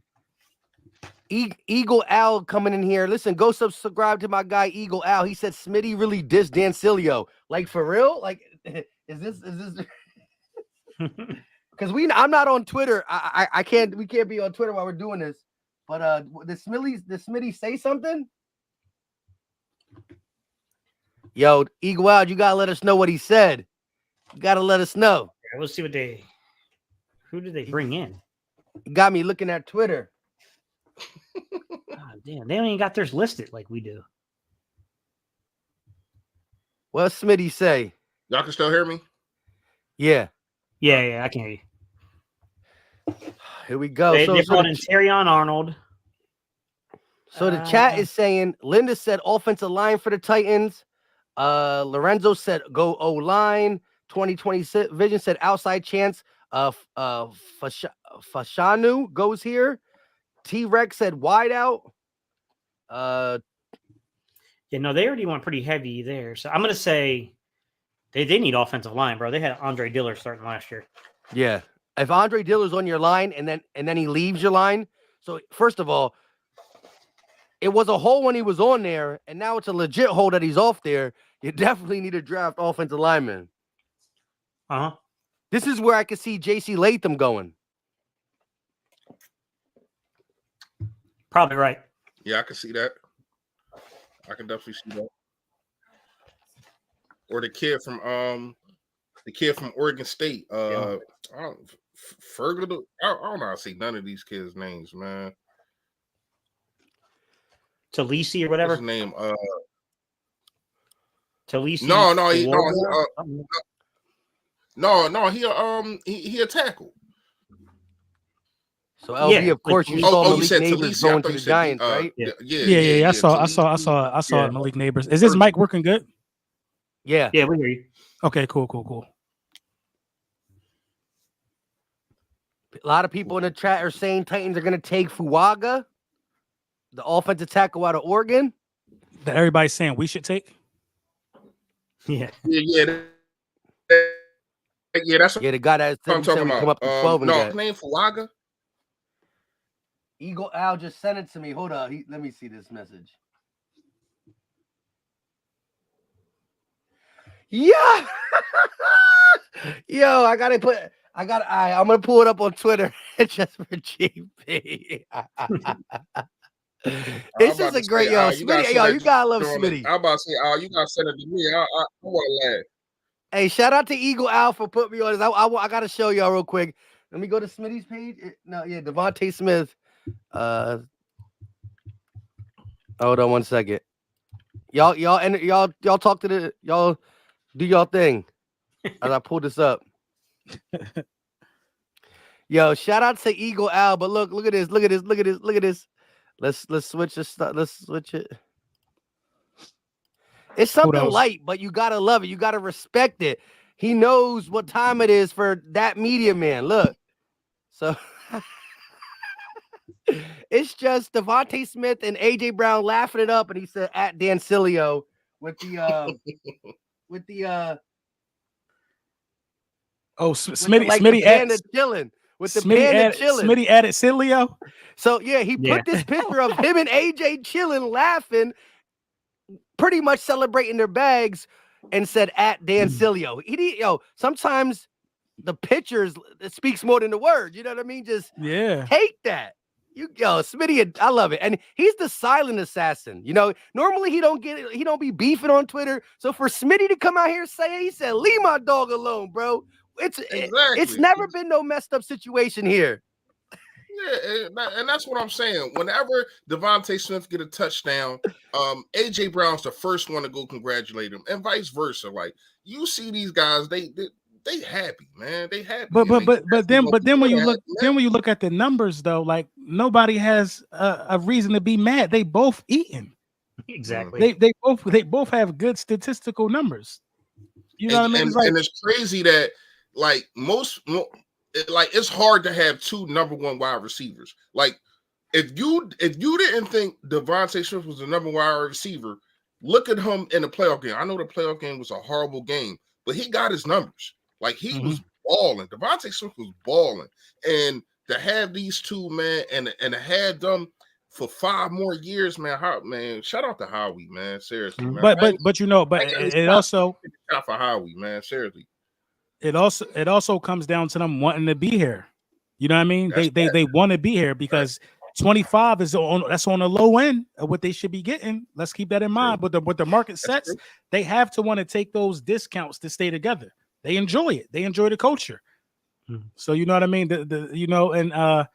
that's a big word going around right now. Football culture. A lot of people are saying that we're underpaying our guys. They're saying anything right now. Oh, Eagles underpay their players.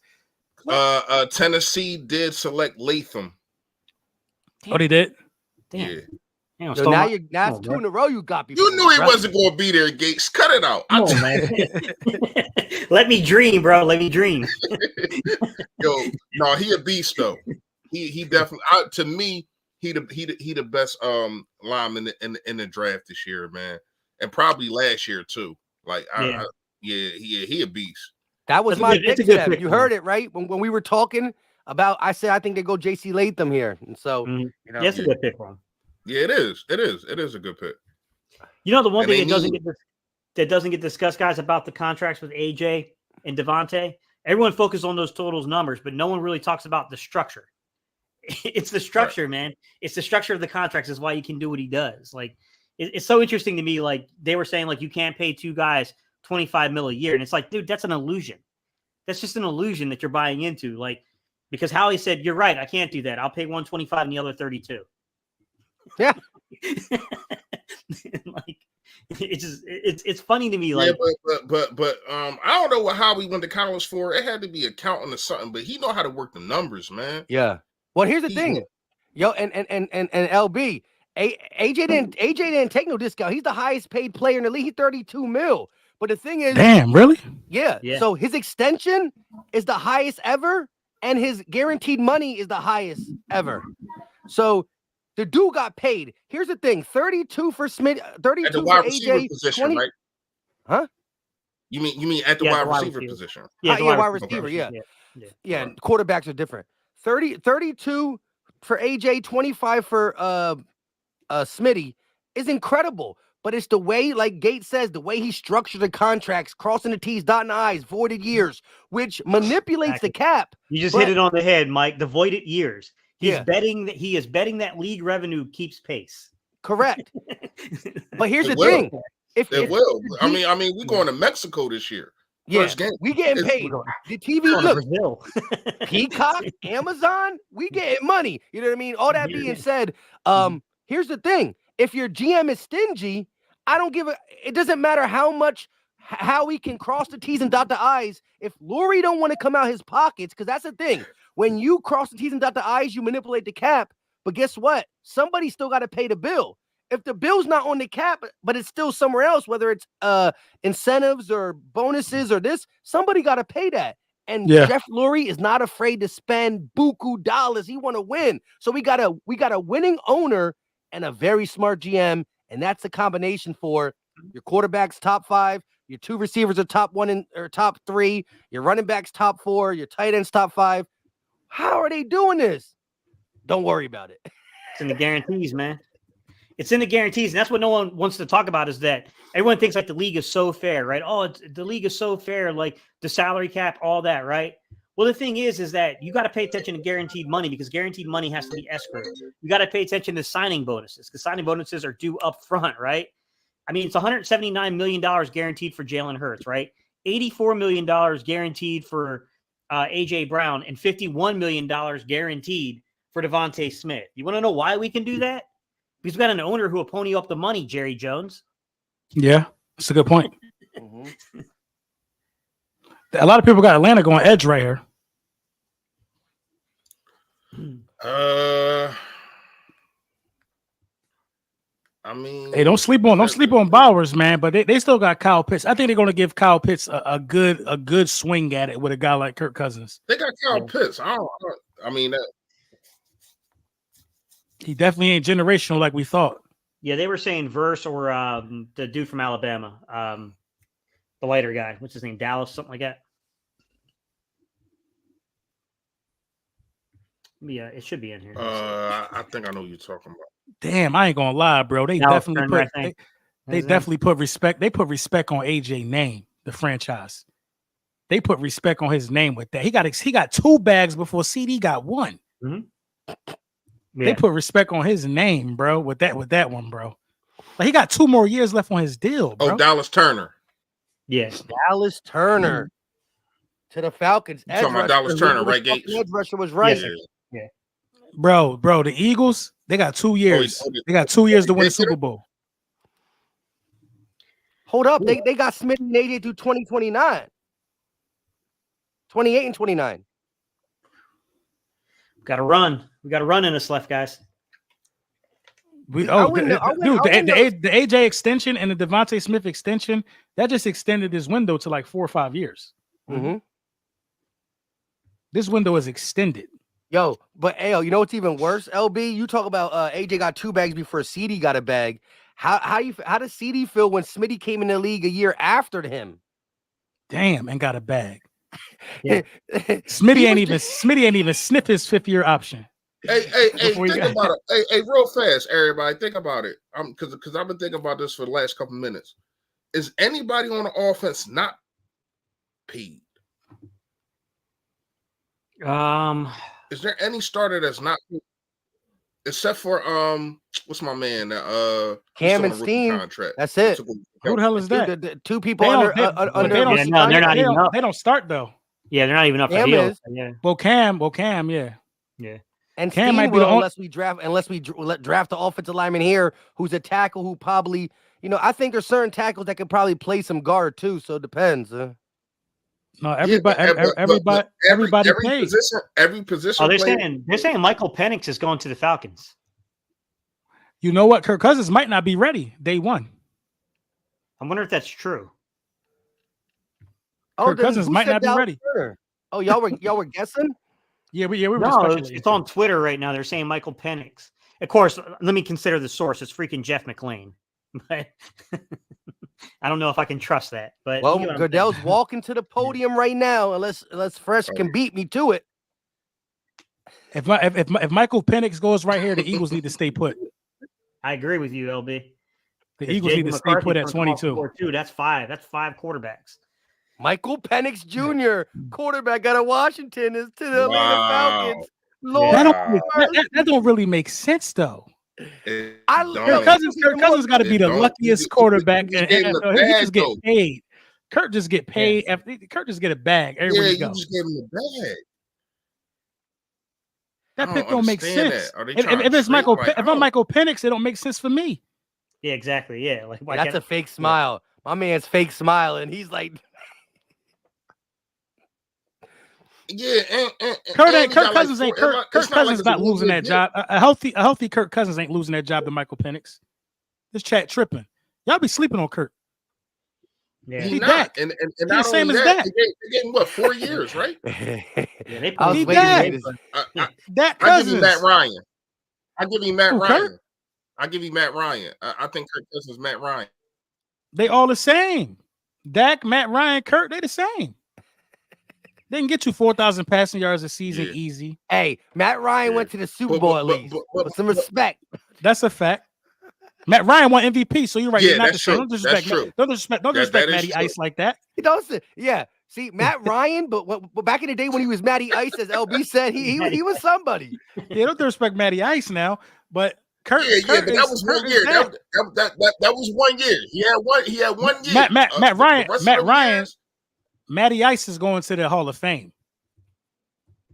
Matty Ice, he probably not gonna be first ballot. He got Hall of Fame numbers with an MVP. With an MVP, like 10 straight years of 4,000 yard passing. Damn. Yeah, he did. Matty Ice was like that, bro. Yeah, he did do that. Yeah, that's messed up. Yeah, he definitely not gonna be first ballot, but it's gonna be hard to get him in there. I think he get in there when he like. I don't think it's gonna be hard. I don't think he should go in there before Phillip Rivers. And they saying Phillip Rivers is a shoo-in. No, Phillip Rivers definitely going to get in there before him. Why? How? Phillip Rivers never been to a championship game. More of a household name. You know how it's politics. It's politics. But I agree with you though. I agree with you. His numbers is better. Like and he went to a Super Bowl. The Bears trifling. They about to pick again. Yo, the pick. But all this talent is still on the board. Yo, let me just say this though. The fact that Bowers ain't going past New Jersey. They should get an edge rusher. New York. They need someone who can create pressure. The Bears? Yeah. I don't know, man. Sweat was pretty solid. Yeah, they did trade for him from Washington, right? Yeah, Sweat was pretty solid last year, but Yeah. one is better than two is better than one. Bowers is going to the Jets. Yo, that's OD because don't forget the Ohio receiver. What's his name? Garrett Wilson. Yo, he's a dog. Like people don't sleep on him. He's legit. And then He's legit for sure, but we don't see it because he had a burger thrown to him. No, he like that. And he still got like 1,100. Yeah, with a burger thrown to him. When Rodgers come back, he's going to have 1,500 yards. Yo, they beefed up the offensive line. Their defense has been good. They added Reddick. They beefed up the offensive line. You go get Brock Bowers. You get. Listen, it's like they drafted a quarterback. They didn't have Aaron Rodgers last year. So the Jets this shit about to be Eagles, Jets in the bowl, right? My brother's a Jet fan. He's hyped. This is about to be Eagles, Jets in the bowl. Hassan Reddick gonna be licking his chops, bro. That's not what I'm trying to see. Hassan Reddick in the Super Bowl on the other side. As long as it's slippery. Right. Yeah, I get that. We had the wettest cleats because that sure stopped him. That's so dirty. I hate that field. I don't even want to talk about. I mean, you still got the best offensive line in the game, though, man. But if it's anybody that know their weaknesses, it would be Hassan Reddick who practices. This might be your boy Reese. This might be Talisi or whatever his name is, the dude from Oregon State. Here we go. The pick is in. For the Bears. Yeah. With the ninth pick in the NFL draft, but no one like Chicago Bears take Rome Adu. No, they went wide receiver. Did they really? They went wide receiver. Rome wide receiver out of Washington. I don't know how to say his last name, bro, because they really believe in Caleb. Yeah, they really believe in Caleb. They should have went offensive line. Allen, they got talent at receiver. They should have went offensive line.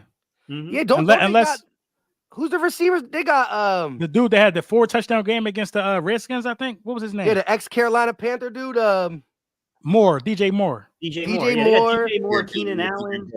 And they traded for Keenan Allen. Yeah. Right. DJ Moore could be on the move. I understand that. Bro, they don't plan on running the ball, bro. They must think Caleb Williams is the best thing since sliced bread, bro.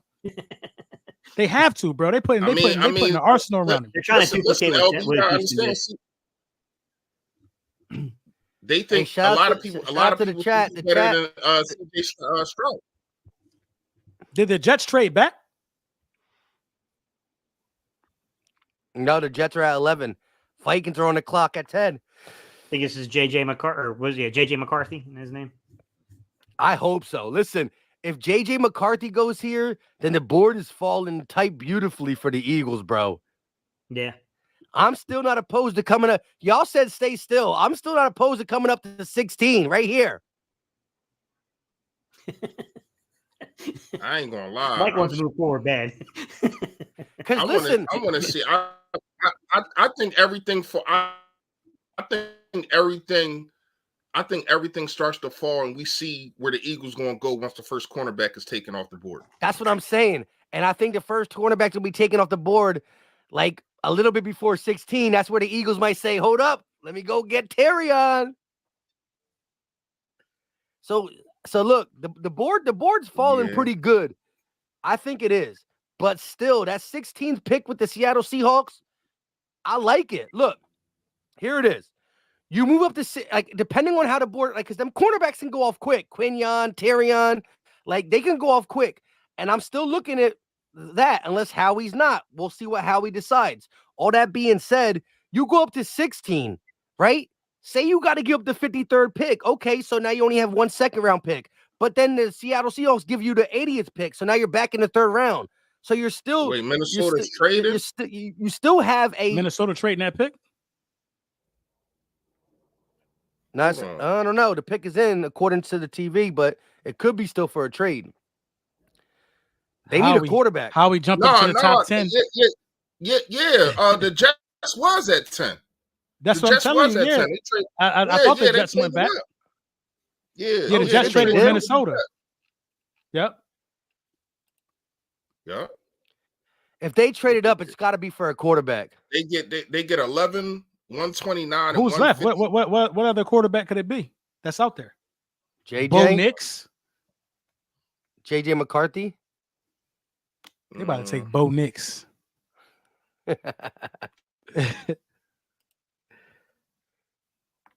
Somebody wants Bowers bad. The Jets. Yeah. I feel like the Jets let Minnesota go because they want a quarterback. They got some picks, and they're still gonna get Bowers. You know what I mean?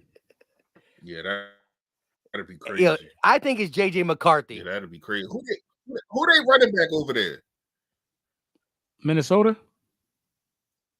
No, the Jets. I'm looking at the offense. Jets running back. They got that. They got the dude who got hurt. Yeah, he got hurt and came back. Cook and Carter, right? Well, no, Cook. No, I think the dude from Pennsylvania or something like that, right? Gay, who's the running back for the Jets? Chat, let us know. Breece Hall. Breece Hall. Yeah, Breece Hall, Breece Hall, yeah. So you got Breece Hall, Aaron Rodgers, Bowers, Garrett Wilson, and didn't they trade for a wide receiver? Who else is the other? Wait, don't they got another wide receiver? Gates, we can't hear you. Huh? Didn't they trade away A-Rod's boy? The Jets? Oh, the tight end? We got the tight end. The receiver. I'm trying to pull it up, guys.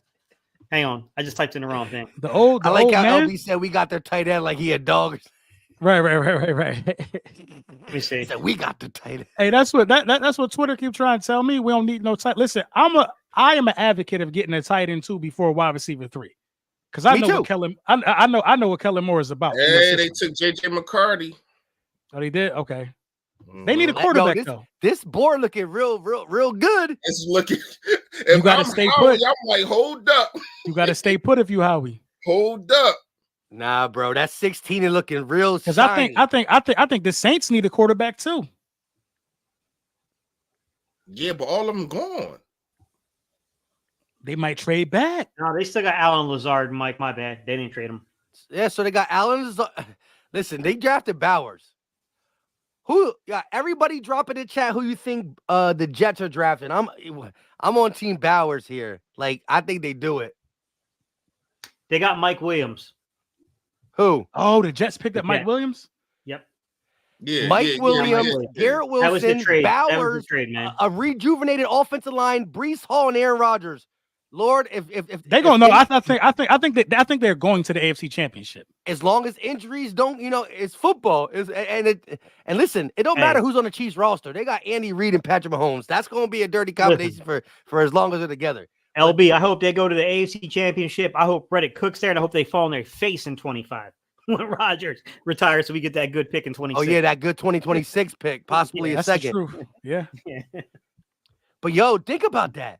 Aaron Rodgers throwing to Mike Williams, Garrett Wilson, Bowers, Breece Hall at the backfield, rejuvenated offensive line for a 2-time or 3-time MVP or whatever. Oh my! So I don't want. I gotta think about this. Is this the best offense that Aaron Rodgers has had? It's pretty good. Yeah, it's the best. Aaron Rodgers never had a first round wide receiver. Yeah, they got Garrett Wilson over there. That is true. Mike Williams. But he had some studs though. They wasn't first round. He had some studs that like nobody they developed. They never went out and said, "Let me get a wide receiver for Aaron," because Aaron been always he always been able to make people good. That is true. Yeah, who was his boy that went to the Raiders? Devontae Adams. Adams. Yeah, he was a first round pick. LB's point, but he was probably the most talented guy I think that he played with. Yeah, but there's talent all across the and don't forget. We're talking about all their offense. That defense is dirty. Yeah, it is. You're right, Mike. Yeah, Sauce in them. Mm-hmm. Sauce in them. You just added another dog in the sign. Yeah, you just added Reddick. They was the reason why they won a lot of games. They was the reason why. Bro, I'm telling you, I'm telling y'all, man.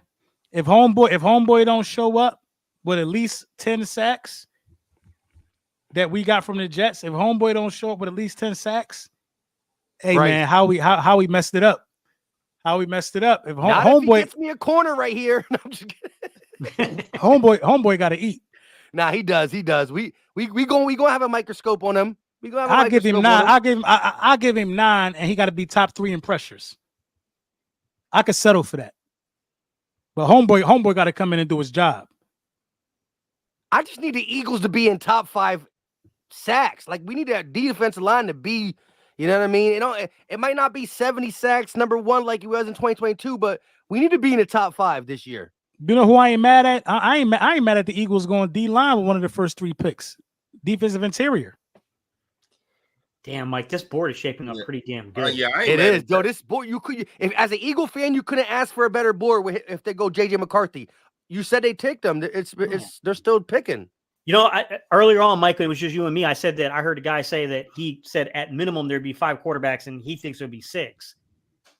Dude might have hit it on the head, bro. Yeah, I thought that was gonna be too much. It's like JJ McCarthy will be the 6th or the 5th. Yeah, I think he'd a 5th.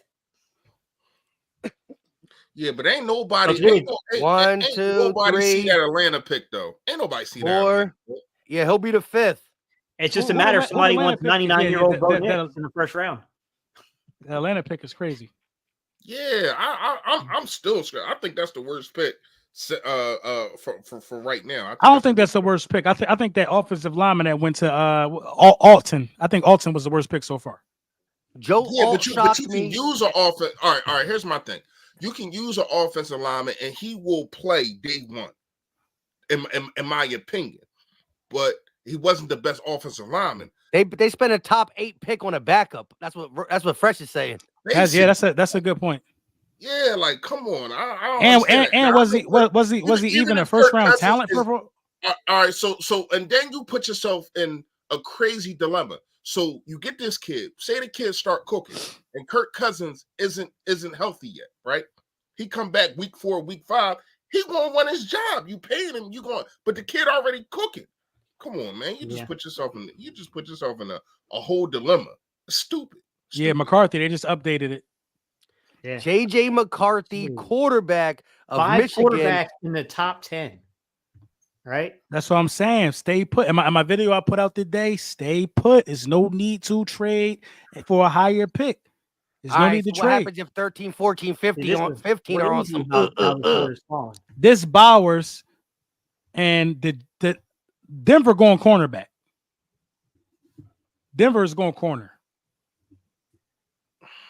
They just picked up the 5th-year option on Patrick Surtain. They want to add a dog. They was quick. Jets on the pick is in. Bowers. They was quick. Damn the Jets. That timer went off 3 spots and he pick was in. Because they already had it. Once they traded, they knew exactly who they wanted. Yeah, so they just had to make that call. But this is the thing, though. Why would you trade with the Jets if you're right behind the Jets? The Jets don't need a quarterback. That shit made no sense. No, but here's the thing. I think they wanted to jump Denver, wasn't it? Is that who they were trying to jump? No, but they were right behind the Jets. Yeah, but listen, it is more spots, just like last year, we were right behind the Bears when we traded up. Yeah, we traded up one they spot. probably got rumors or they got word that other teams were calling the Jets to trade up in front of the Vikings. Oh, okay, hell no. Oh, you know what I mean? Yeah, that makes sense. That makes sense now. Yeah. Because like last year, the same thing. I was with you for a minute, LB. Like, right. I'm like, no, it makes sense. Yeah, but somebody could have been giving them a better offer. Yeah, like no. Dude, if you're JJ McCarthy, you just landed in the perfect spot, though. That's a damn good offense. You're throwing to Justin Jefferson. Just throw the ball up. He'll go get it. Man. Addison, Jefferson. Yeah, Addison can play too. Exactly. Yeah. But guess what? The tight end? I think they're tight end a dog too over there. Yeah, it's the dude that Detroit drafted a couple years ago. Yeah, but guess what though? TJ Hawkinson, yeah. Guess what though? He's gonna have to put up 45 because that defense is Basuda. So he's gonna have to put up points. Trash. Yeah, defense is definitely trash. They're gonna play cover. They're gonna play the same soft shell cover 3. You just kill them underneath. JJ McCarthy gonna be putting up 38 and he's gonna score a total of 100 points in the first 3 games and be 0-3. How many picks they got this draft? Because they should be going defense for now on out. Yeah, this got to be Bowers. Chat, y'all believe it's Bowers, or y'all think something? The Jets got something crazy up their sleeve. Shit, the Jets, Mike. No, they took the Penn State tackle. Oh, no kidding. They took the Penn State tackle. Oh, the Jets already had a pick. This is coming off the board, man. Who came off? Who they picked? at Penn State. I just got to alert offensive that tackle. the pick is in already. Fashanu, is that his name? Something like that. Yeah, I don't know how to say that name. And like, I don't. I'm gonna call So him. the offensive Vikings- lineman. Hey, Mike. Yeah, Interestingly they enough, took the Vikings have the tackle. They took the tackle from Penn State. I like the kid though. Yeah. I like him a lot. Well, This listen. the Jets' second pick in the first round. No, it's the No, first. No, I say What do you mean? Oh, they took him last year. No, they just took him now. I just got to alert that they took him Fashanu. now. Oh, so somebody- they didn't go Bowers. No, but No. listen. Oh, that's what I was saying. I had a feeling that they was going to go O-line. You got to protect the dude that just got hurt the first play of the season. Correct. And if you already got Mike Williams, Breece Hall, Garrett Wilson, and Lazard, who knows Rodgers, Lazard ain't great, but he knows Rodgers. Like, they'll be all right. They got to protect Rodgers. I agree with y'all. And shout out to a couple people got it right in the chat. They called it.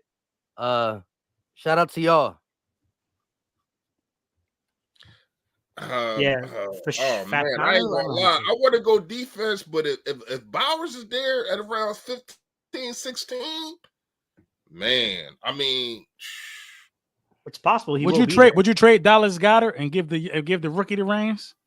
no. We need that two tight end set. It's going to be dominant. It's like with Kellen Moore being the chef in that situation. I definitely want to keep Dallas Goedert, and he's a better run blocker.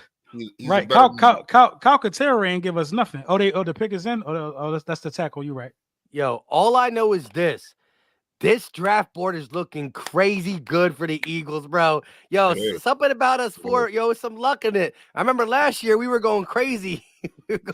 Bro, it's about to be a run on cornerbacks, bro. I'm telling you, it might start front here. and center. So wait, LB, you came on the latest. Who do you want who you get to now answer this question with seeing how the board fell a little bit. But where are you at with who you wanted the Eagles to draft? Like, stay at 20. You've been talking stay at 22. Mm-hmm. But where are you at? Like, who did you want to come out of today with? I wanted to come out of today with either Kool-Aid or the dude from Toledo, Quinyon Not Mitchell. Terrion. No, I didn't want to come out with Terrion. I wanted to do from Toledo, or I wanted Kool-Aid. All right. Which is all still in the realm of possibility for you. Even though I know Smitty said Terrion was the best corner in the draft, I think that dude from Toledo might be. Now I know his conference ain't the best, and people like to play the conference game, but I think that dude just got instincts that like nobody else in the draft got. And I am a Cooper DeJean fan as well. Okay. I think Cooper DeJean is going to go day two, unfortunately. Real pretty because your trade up dude is Toledo's guy, which is still available. But right. Your Dijon and Kool-Aid with the board falling you might have to pick. You might have your pick of either if we stay at 22 the way it's going. No, yeah, and you still got Bowers, man. Bowers is still in play. If you decide to trade up, take him soon. Denver pick in. Denver's going to go Arnold. I'm telling you, Denver is trying to shut down the air. Ugh. They had success with Patrick Surtain. They go right back to the well. Alabama, Terrion Arnold. They could do it. Real quick, shout out to Pizz with the $2 super chat. Appreciate the love and support. Latu still available. Hey, Coach Ed, who's Latu's coach and trainer, but he also coached with 7 other first-round defensive linemen. 7 other first-round D linemen, plus he coached Latu, and he went to Twitter like, Latu's the only one I feel comfortable ever saying as a rookie, he getting double-digit sacks. Yeah. Now, he's not saying he's automatically right, but he said that's still a bold statement to say as a trainer. What are these guys going to do here, man? Who's the quarterback in Denver? I like Latu. I ain't gonna lie, man. You can't sleep on Chop Robinson, though, man. You can't sleep on Chop Robinson. Is it because Penn State? I watched this kid for 3 years. I just want somebody to take that center, Jackson Power Austin before Dallas get to him. I know that's Dallas pick. I just want somebody to take that center. Denver don't need a quarterback. They got Zach Wilson and Ben DiNucci. Shit, Denver need me back there. Denver need me back there, bro. Denver might get Bo Nix, bro. Denver They might have draft to, Bo but Nix. once again, shout out to P with the $2 super chat. We appreciate the love and support. But yeah, Latu's a guy I thought that I didn't know really where he was gonna go because of the injury history. But he's a talented pass rusher. I like Chop Robinson too. He got more of my attention after he ran that 40. I like that. And then watch some of his tape. I don't know. I think Latu's a little better than Chop. I know it's your guy from Penn State. Bro, they gotta get a quarterback, bro. The Denver Broncos gotta get a quarterback, bro. You know. Hey, yo, LB, they choking for the next You year's on mute? quarterback draft. You on mute, Gates? If they go Bo Nix at 12, this is insane. It is. This would be absolutely insane. Bro, they got to though, yo. Like Zach Wilson is ass. Ben DiNucci, Yeah. Bo Nix better than both of them right now. Ben DiNucci, they trash, Gates. They trash. I don't disagree with you, but I'm not too sure Bo Nix is the 12th overall pick in this draft. I feel you. That's a reach. I feel you. Yo, but LB, they can always be on the listen. They only picked up Surtain's 5th-year option. What if they run with these bum quarterbacks, trade Surtain, and next thing you know, they're the worst team in the league, and they get the number 1 overall pick next year, and they go get that quarterback from Colorado. You know what though? I could have seen the Eagles putting the package together for that dude we got from Pittsburgh right here. Kenny Pickett. Yeah, I mean, if they're going to go Bo Nix, they might as well spend a first on Kenny Pickett. Right. Kenny Pickett. Real quick, shout out to Zero J, been a channel member for 26 months. He said, let's go. Cheers, everyone. Fly, Eagles, fly. Appreciate the love. Appreciate the support. What is the chat saying? The chat saying they need a quarterback. Bo Nix, a millennial in the 2024 draft. Dallas Turner could be coming off the board here, says 2020 vision. Let's see. The Broncos pick is in. I can see edge rusher here. But, they got an offensive coach, though, too. That's the thing.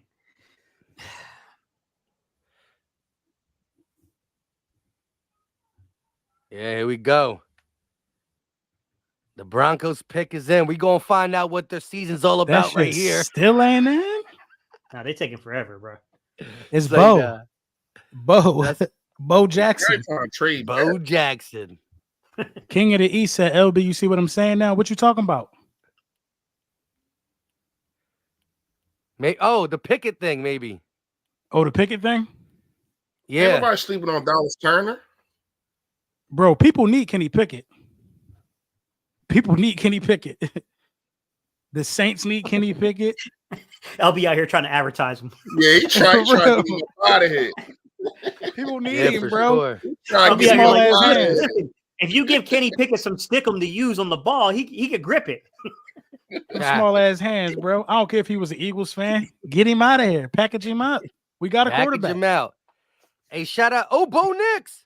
Bo Nix. It's Bo? It's Bo? Serious? I knew it was going to be Bo. This would fall perfectly for the Eagles. It's falling. Crazy. Yo, it's so much quarterback out of Oregon. Right now you can stay still and can't miss. That's what I'm saying, bro. Yeah. Bo Nix went 12th in the draft. Wow. Bo Nix went 12th in the draft. I heard people say trade back into like 30 to get him at 30. Teams are talking about trading up to 30 from the second round to get Bo Nix. This is wild. Why would you even pick him? Who else is going to get him?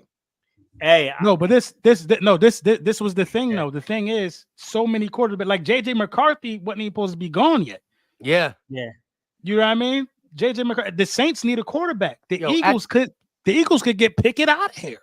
At the end of the here we go again. At the end of the we day, can get him out of here. Yo, half the league is desperate for quarterbacks. There's always 10 to 12 teams desperate for quarterbacks, and it's ridiculous the way they judge them. But CB dropping a $20 banger.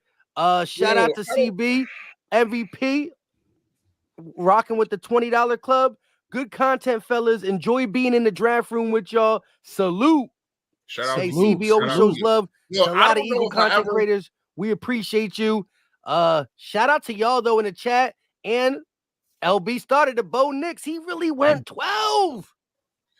Yeah, Bro, Yo, Kenny I ain't gonna Pickett lie. value just skyrocketed. Mike, that Yo, dude. I don't think I ever seen a draft that at pick 12, half of them was quarterbacks.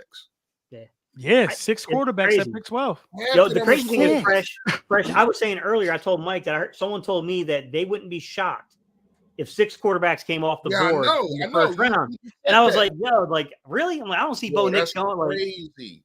But once again, and that's what I said, nobody's seen the Atlanta thing though. Like nobody's seen Atlanta taking that quarterback. Like that's wow. Yo, that was wild. That's what blew it. Because I thought the Cowboys was a wild card to take a quarterback. Bro, 50% of the picks have been quarterbacks. Yeah. That is insane. Listen, McCarthy, Penix, and Bo So Nix. who's go ahead, Mike. My bad. No, but McCarthy, Penix, and Bo Nix, I've heard creators talk about moving up from the second to the early second to the late first to get all 3 of them, and they went top 12. Bro, who's the top 5 players left?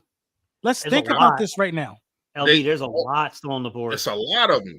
I like the defensive interior guy from Texas. Like somebody's gonna be in the second round. Look. I like Murphy. We getting 3 starters. If we stay put, still on the board. 22, 50, and 53 are all going to be starters. Yeah, Talisi's still on the board. Fuega, Troy Fontanu still on the board. All right, let me go past these tackles. Let me look at just overall. Jackson Powers, Austin, whatever his name is, Jackson Powers. That center's still out there. You got Jaden Verse. You got Jaden Verse, Dallas Turner, Brock Bowers, Latu still out there. Chop Robinson. I know, Mike. Be quiet. Brian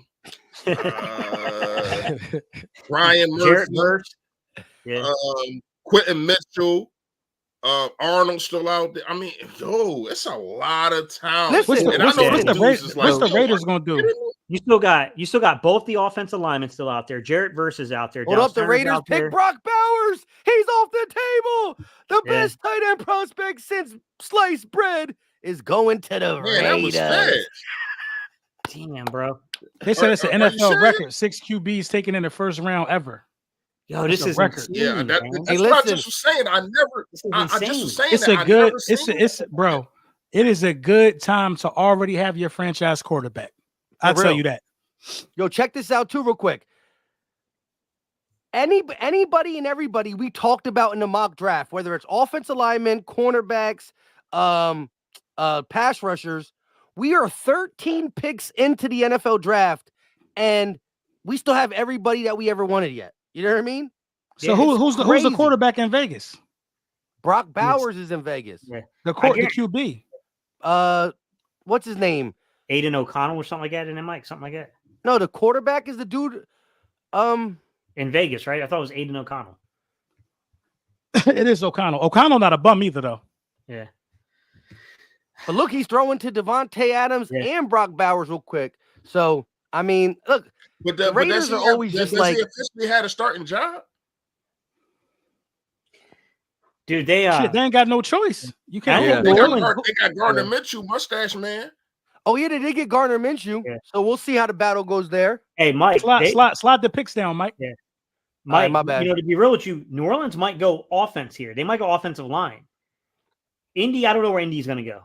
A lot of people were talking about Brock Bowers to Indy, so I don't know where they're going to go. But there was talk about the Eagles trading up to 16. They might have their pick of, if they do trade up, a lot of players, man.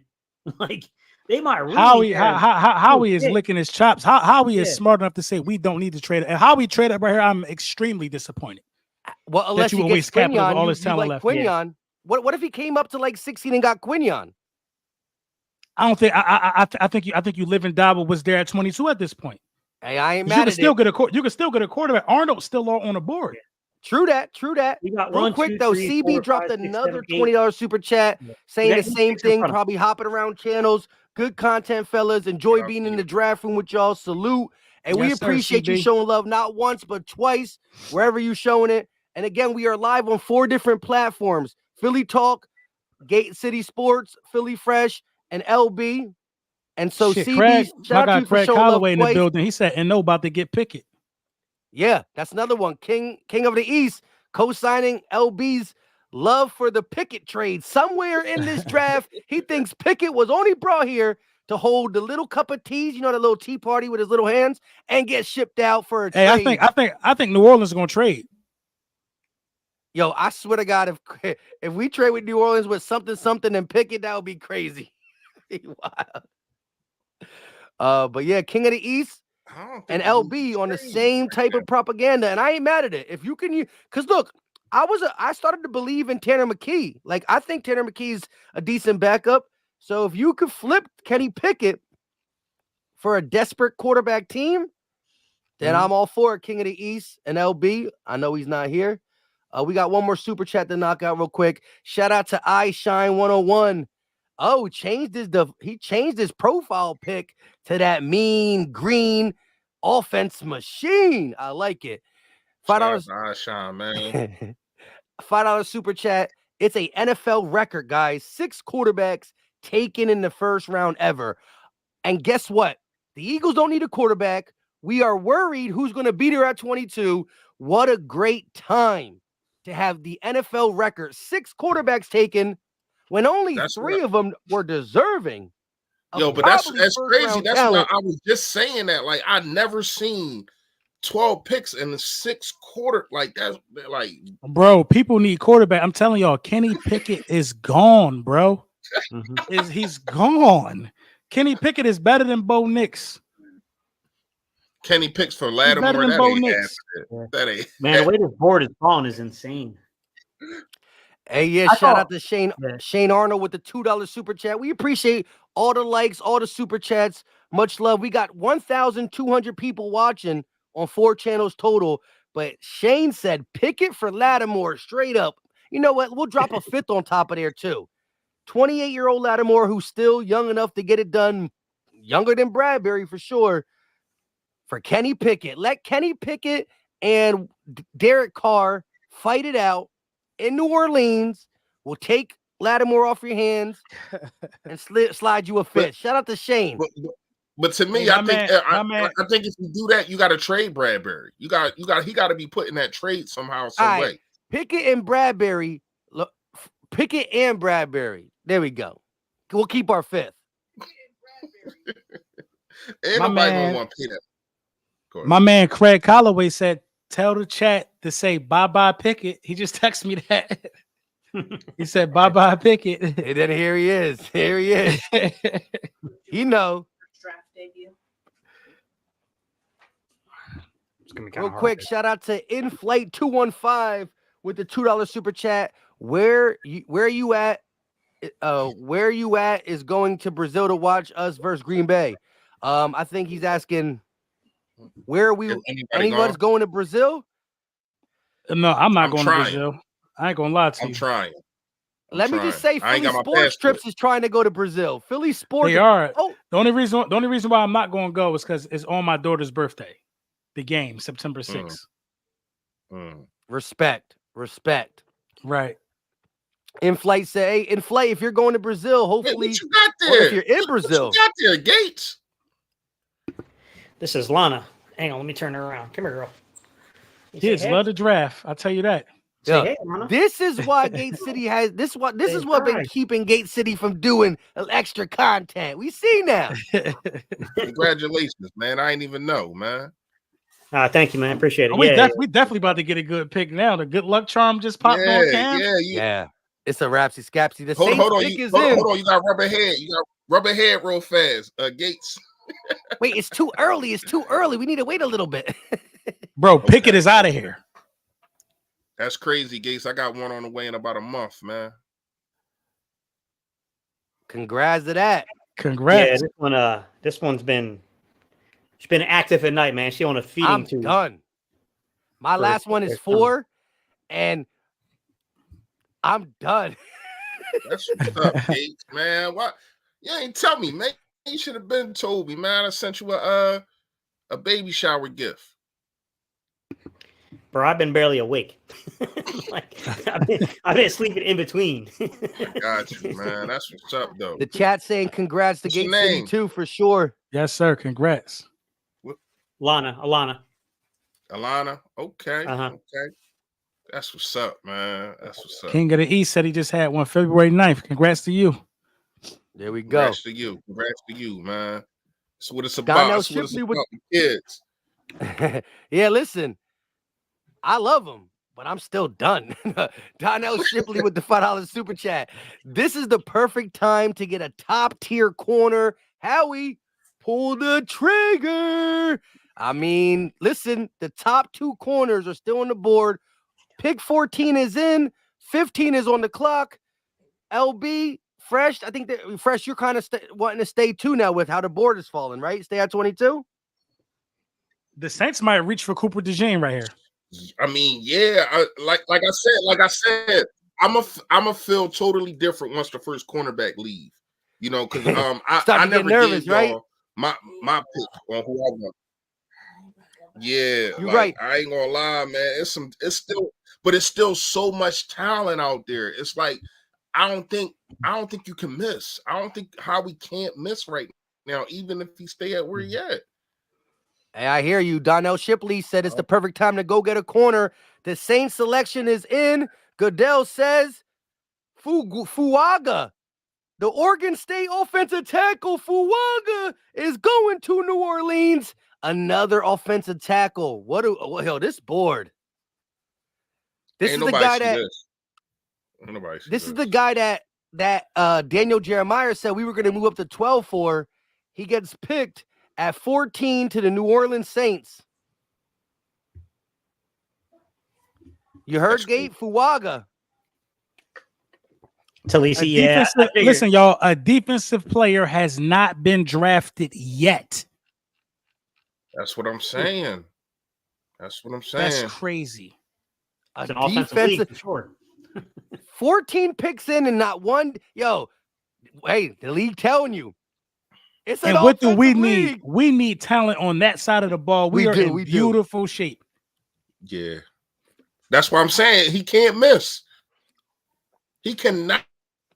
Nobody can miss coming up.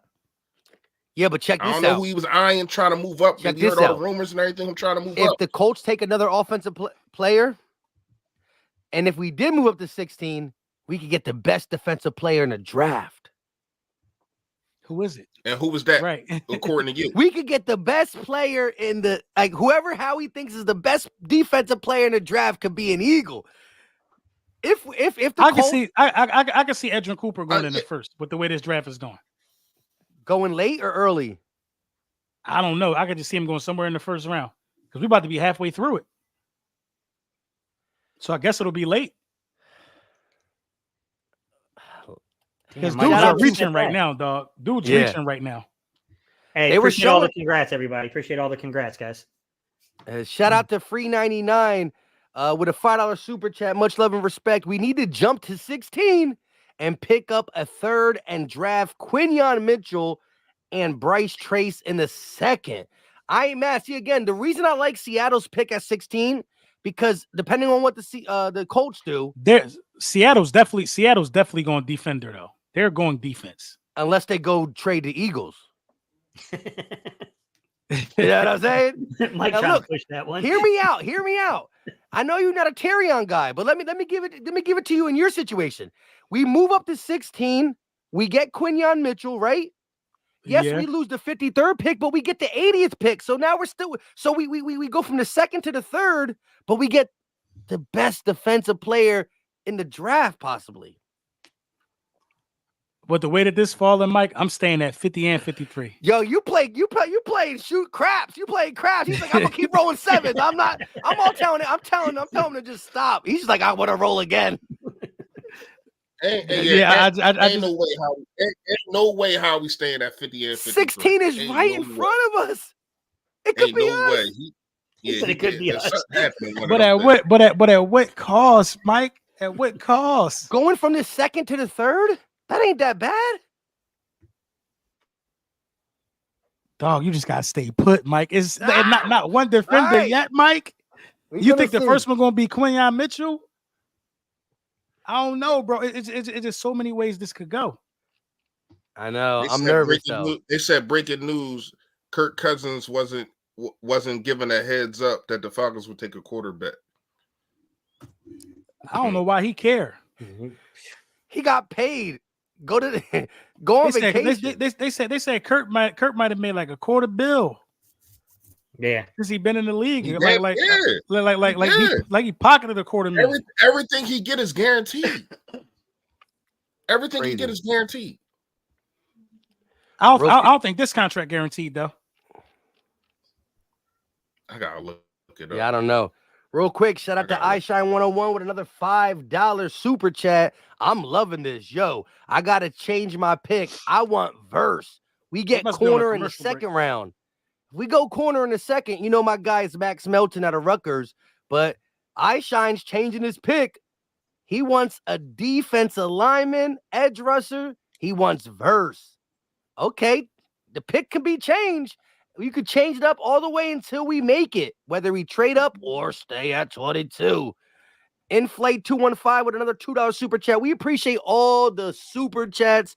We know we're going to be in for a long night. Yo, Mike, from 1 to 32. You know they've been sniffing around? Who? The Colts. I don't think he's going to go this high because this is crazy high.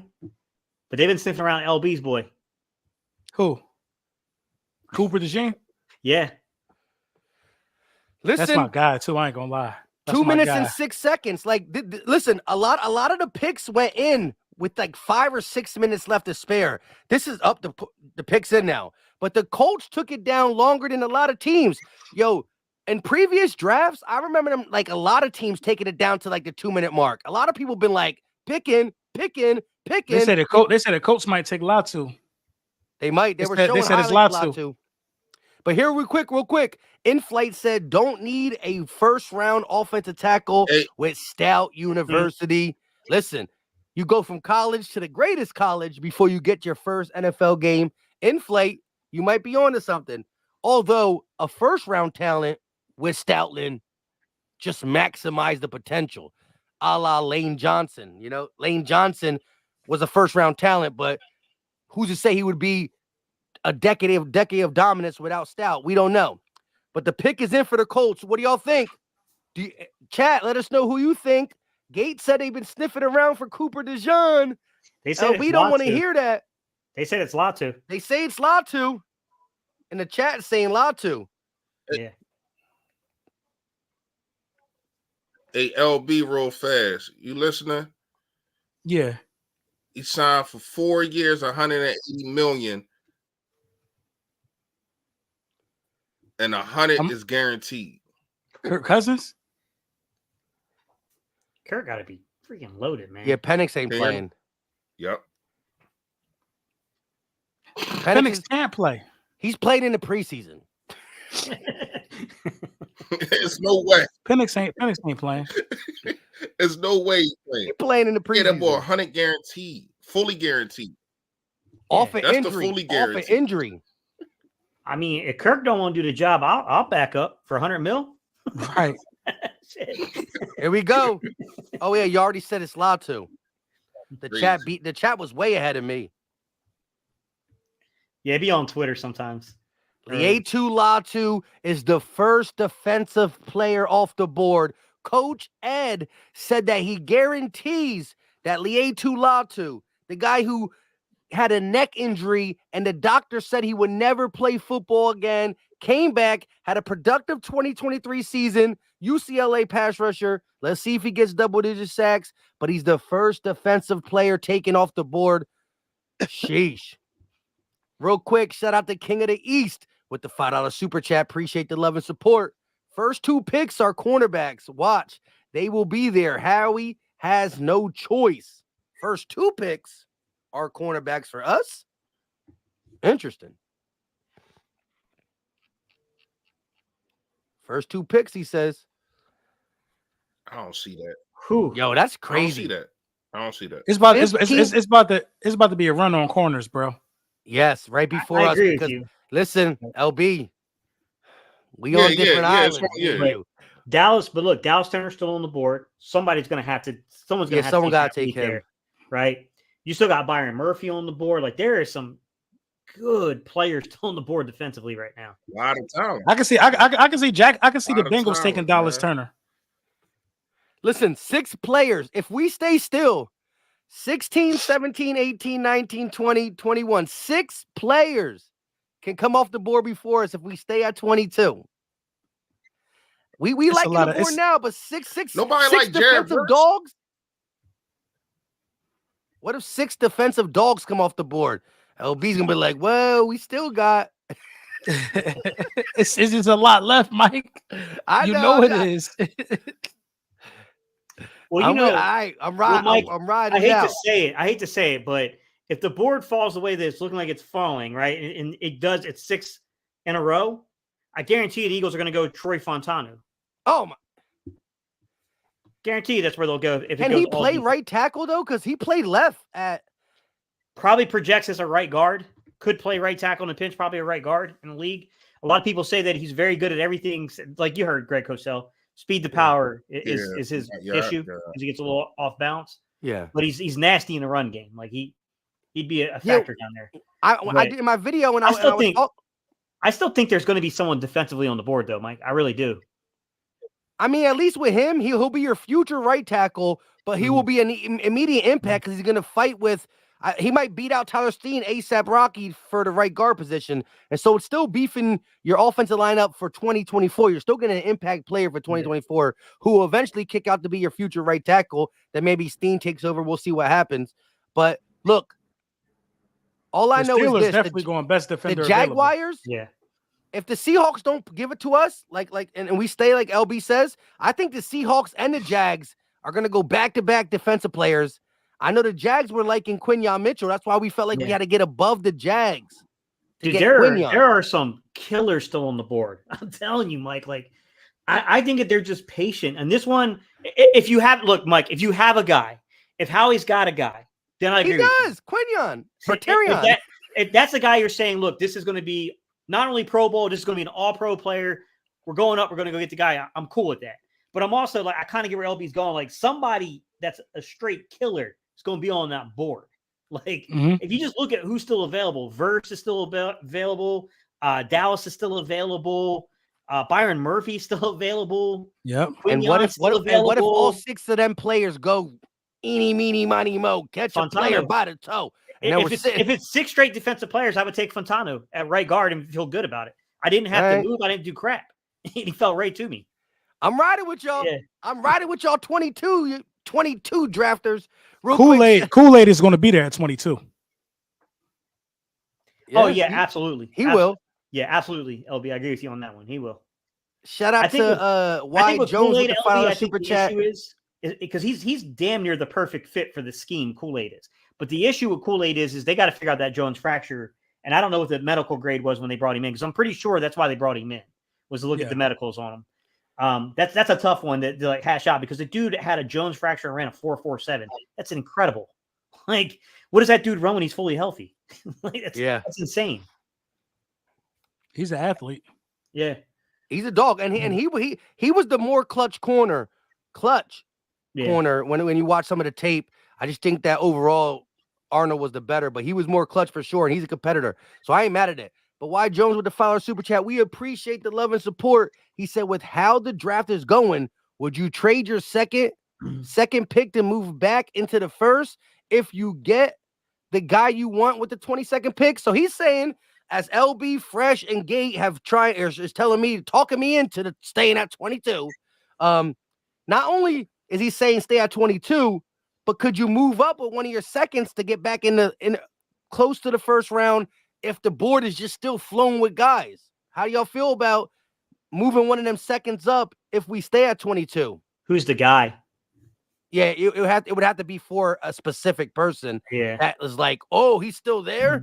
You know, I know what everyone's going to say in the chat. It's going to be that situation with Mike a couple years ago with Nakobe Dean. Gate. Who's still available? Who's the best available? I remember that entire third round. Yeah, but like, what if Cooper Dijon falls because of the injury / how people grade safeties? Again, if they think he's a corner, he gets graded higher, but safeties don't just. You mean like they're naturally going to be graded to go lower? So like imagine if you do get a dog at 22 and come up and get Cooper or something. That'd be crazy. So you mean like moving from 50 to 40? Man, what the hell is Seattle? Like what's the jump? You know what I'm saying, Mike? Are we going from like 50 to like 45 or 40? Are we going from like 50 to like 34? Yeah. How far are we coming up? Yeah. Depends on the capital we got to give. But hey, shout out to Y Jones for the super chat and being aggressive. That's what Eagle fans do. We learned it from Howie Roseman. We always aggressive. Inflate 215 with a super chat. Appreciate the love. Chop. I like the Byron Murphy pick. If y'all had to pick Chop Robinson or Cooper DeJean, who you picking? He wants to know. Damn. I don't love Cooper. I don't love Chop Robinson, defensive line out of Penn State, or Cooper DeJean, cornerback / safety / basketball player out of Iowa. I'm going Chop. I'm gonna go Chop. Yeah, I would go Chop in that situation as well. You don't need to ask me. I wanted you to take the floor and say, "Of course, I'm going my Penn State guy." You don't need to ask me. No, I do think he's a better. I do think he's a better talent, and not only that, I think it's a more need. I think edge rusher is still more of a need. You know what I mean? But I like Coop. I like Cooper. I just the speed and not having the speed, it kind of concerns me. I know he's athletic. I get that. I understand. I know he does a whole bunch. But the speed, man, you need that speed in the NFL. The NFL different. Who don't got the speed? Cooper? Yeah. Yeah, he don't have the like lateral speed. Like no, he doesn't. I mean, he's physical. Yeah. I get that, but he don't got the speed. I don't got the speed. I like him though. Yeah, I'd probably look at Chop because I think with the broken fibula. And then plus, I think he's going to be more of a safety in the NFL. I think he can go play nickel. I think you could use him outside a little bit, but I think he's going to start out as a safety, just a positional value. I like Chop over Latu, to be honest. Nah, hey, Mike, they're asking you. Chop. Mike, they're asking I just think Chop. I just think they asking for who? Yo, nobody like Verse. Don't nobody like Verse. Oh, I would take Jarrett Verse in a second. Yeah, I like Verse over Chop he's still too. out there. No, I'm just saying. I think Chop motor is crazy, bro. Chop got a crazy motor. Yeah. It is.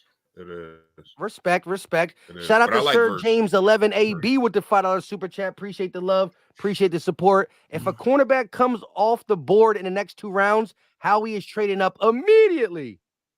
We'll see.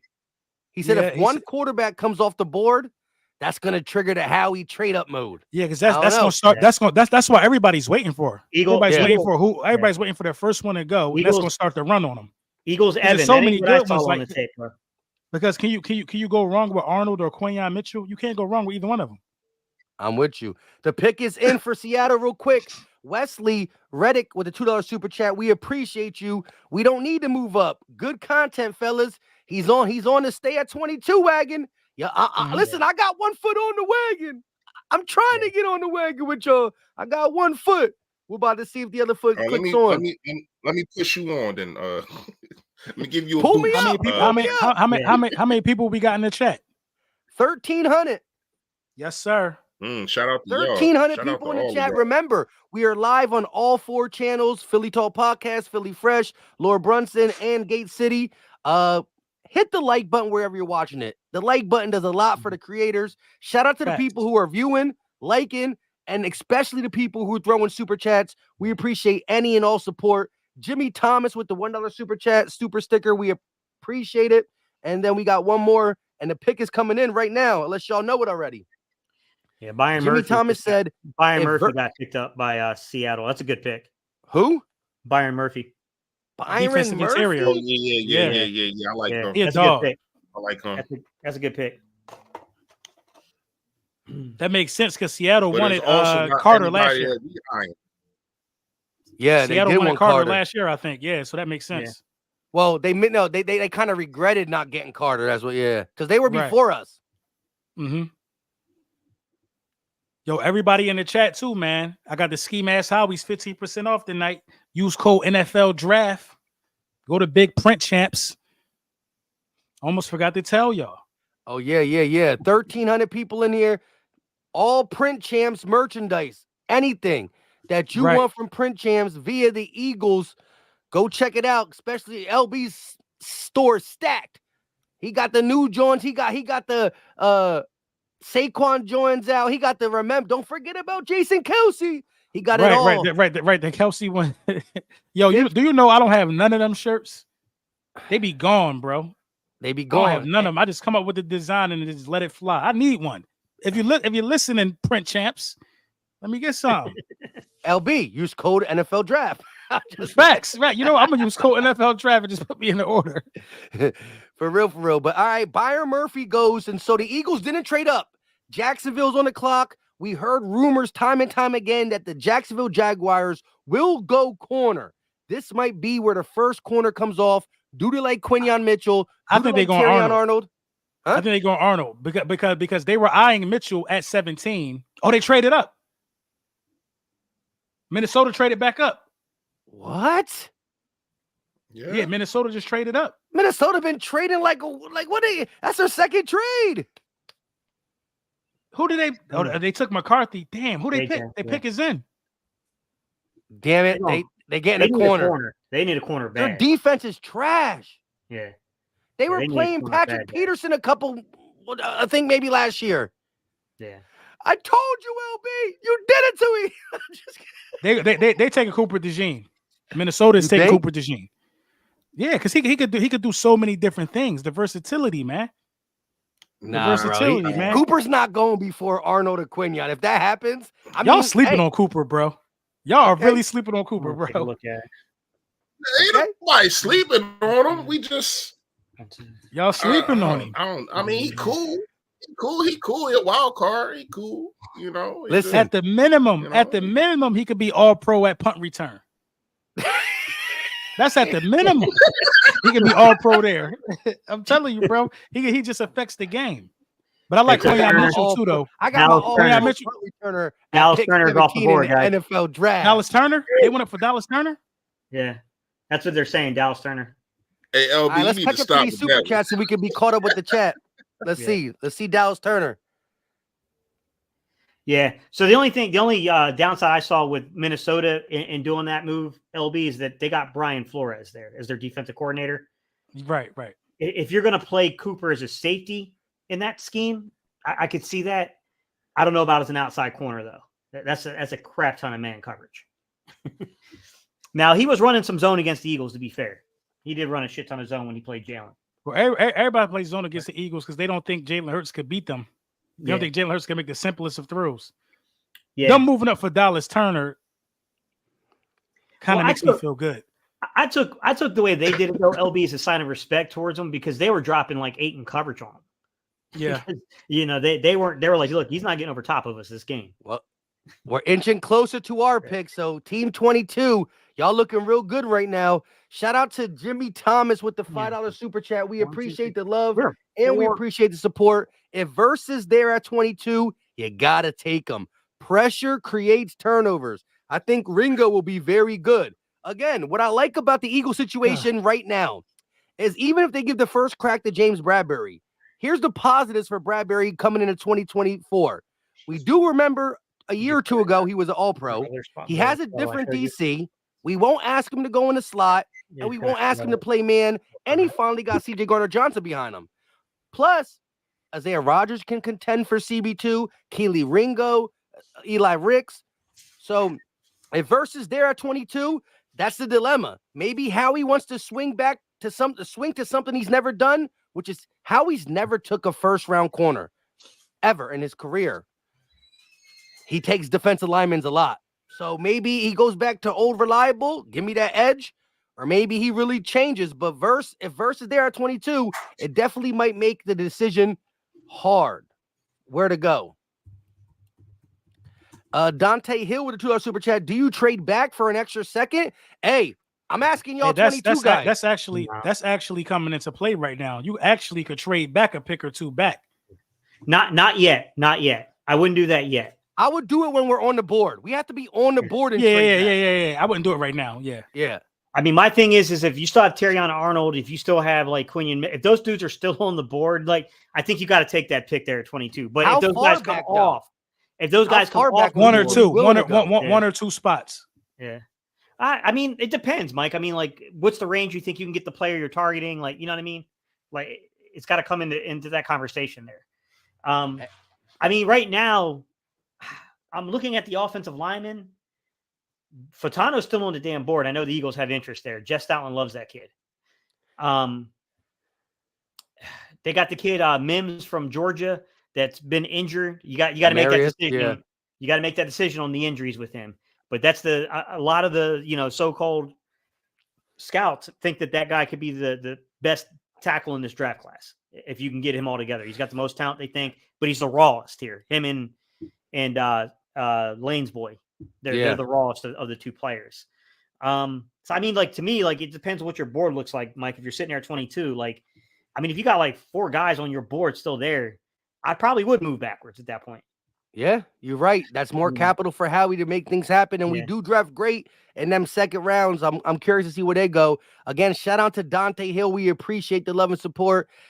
Jim P with a $5 super chat. You guys are doing a great job. Thanks for keeping it kid friendly. Let's go get Mitchell. And if not, stay put and get Chop at 22. So Jim P, we appreciate you for tuning in and supporting with the extra stuff like the super chats. We all have kids. We all love kids. We try to do our best to keep it as friendly. That being said, one thing though, Mike, I will say they're both on the board. Go ahead, Gabe. One thing I will say, Mike, I'll give Howie in the scouting department a ton of credit. Look at the top 30 visits they brought in and look who's still on the board. They nailed it. Right? They're all there. Yeah, they nailed it. They brought in that's true. So far, their top 30 looks like they really, really, really did their homework and knew and really got the focus on talking to the guys that really will be there. They're going to have their choice of like 20 guys, 30. Oh, my goodness, it's crazy. At least 10, because they brought in not all first-round talent, of course. So they're going to have their choice of like 7 to 8, 9, 10. I mean, Latu's the only one that went off the board that they brought in. Exactly, yeah. And even that one, he was the first offensive player taken. So, they brought him in, I would think, for the medicals on him, to get a feel for the medicals, because everyone knew the tape. I mean, the minute I put his tape on, Mike, I was like, yeah, this he's legit. Like, if his medicals check out, you got to take a shot at this guy. Like, there's no doubt about it. Now, I will say that I can't remember who it was, but someone was having a conversation, and they were talking about the fused necks, and they did bring up a really good point, which is these medical staffs are better at predicting these things than people give them credit for. It is not so much that they think that they won't be able to play this year or next year. It's that second contract. That's the evaluation they're making, is can they make it 6 years? And a lot of people are like, depending on that neck, depending on exactly like how the medicals come back. Damn. And B get them boys 48 tonight. What's the score? Damn. It's a wrap. It's 123 to 113. It's a rapsy scapsy. Yeah, 55 seconds. We live to fight another day. Damn, and Beat almost put a 50 burger on them boys in the playoffs. Gotta love it. Hey, we should have won game 2. That was ridiculous. Shane Arnold with the $5 super chat, been showing love all night long. Howie must have paid off the other GMs for this board to fall like this. LOL. This is insane. Howie is like playing mind games. All the smoke screens we were doing, I don't know what shook the board like this, but I'm glad the board has turned out the way it's turned out. This is wild to me. I'm with you, Shane. Appreciate the love and support. 6 quarterbacks. The first defensive player didn't come off until 15. No cornerbacks have come off the board all the way up to 17. Knock on fake wood, because 18, you never know. But Cincinnati's on the clock. Who we think Cincinnati's taking? Shit, I don't know.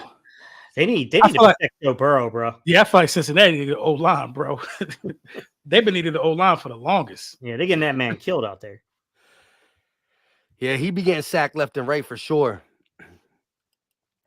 Jimmy Thomas with the $2 super chat. Verse at 22. I'm not sold on Huff and Sweat.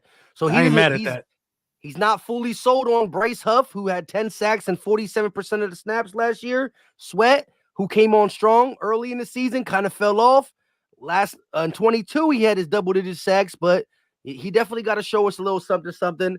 Verse just adds another explosive edge rusher to Huff, Sweat, Nolan Smith, who again, is Nolan Smith great? Is he bad? We don't know. He didn't get to play much. I'm still a huge Nolan Smith fan, and I'm going to believe in him until I see he can't do it. Not that he's not been given the opportunity, but hey, we're unproven at the defensive line. So Howie Roseman, all this cornerback. Listen, we did our due diligence on this corner, this corner, this corner. If all these pass rushers are still available, or this pass rusher is still available, Verse and Chop Robinson, he might be saying, I want to do a cornerback so bad, but I can't say no to a defensive end. So it's going down. We got to have close to 2 stacks in the chat now. Almost 15. Okay, let's get it. Almost 15. Shout Let's out to get all it. of y'all. Shout out to all of y'all. Shout out to y'all, man. And I just shout don't out know to what the Sixers. Bengals going to do, man. The Bengals a wild card here. They are, because the Bengals have been a wild card with everything. Their whole. You know what? They might take that center. Jackson Powers also. What's his name? JCP. Yeah, Always but get his name wrong. Wrong. It's not the first time that we projected them to go offensive line. They didn't do it though. Like That's the a Bengals fact. they really unpredictable. There's no doubt about that. Damn, the Jaguars. Oh, the Jaguars traded back far as hell, bro. Mims to the Bengals. I haven't seen anything official yet though. A shout out to Zero J, who gifted 1 LB membership for somebody in his chat. Appreciate Whoever it. got it, shout out to y'all. They could do that now. They could give us somebody a membership. They can gift a membership to somebody, which gives you the result of, it's like they pay for someone's membership real quick for that month. That's fire. Oh yeah, hey, Yeah, this is something I just saw in here. that's Hendrickson did request a trade from the Bengals, so they might go edge rusher too. No, they went Mims. It's in. It's in. Mims is in. Yep. So they did go offensive line. About time. Good for the Eagles. Yeah. This shit getting crazy, bro. Look. 1, 2, 3. It's 3 picks in front of us, bro. Arnold's still there. Quinyon Mitchell is still there. You know what I'm saying? Dare I say it? Cooper DeJean is still there. You know what I mean? It's Listen, like what's LB, I need you to know I'm not mad at the Cooper.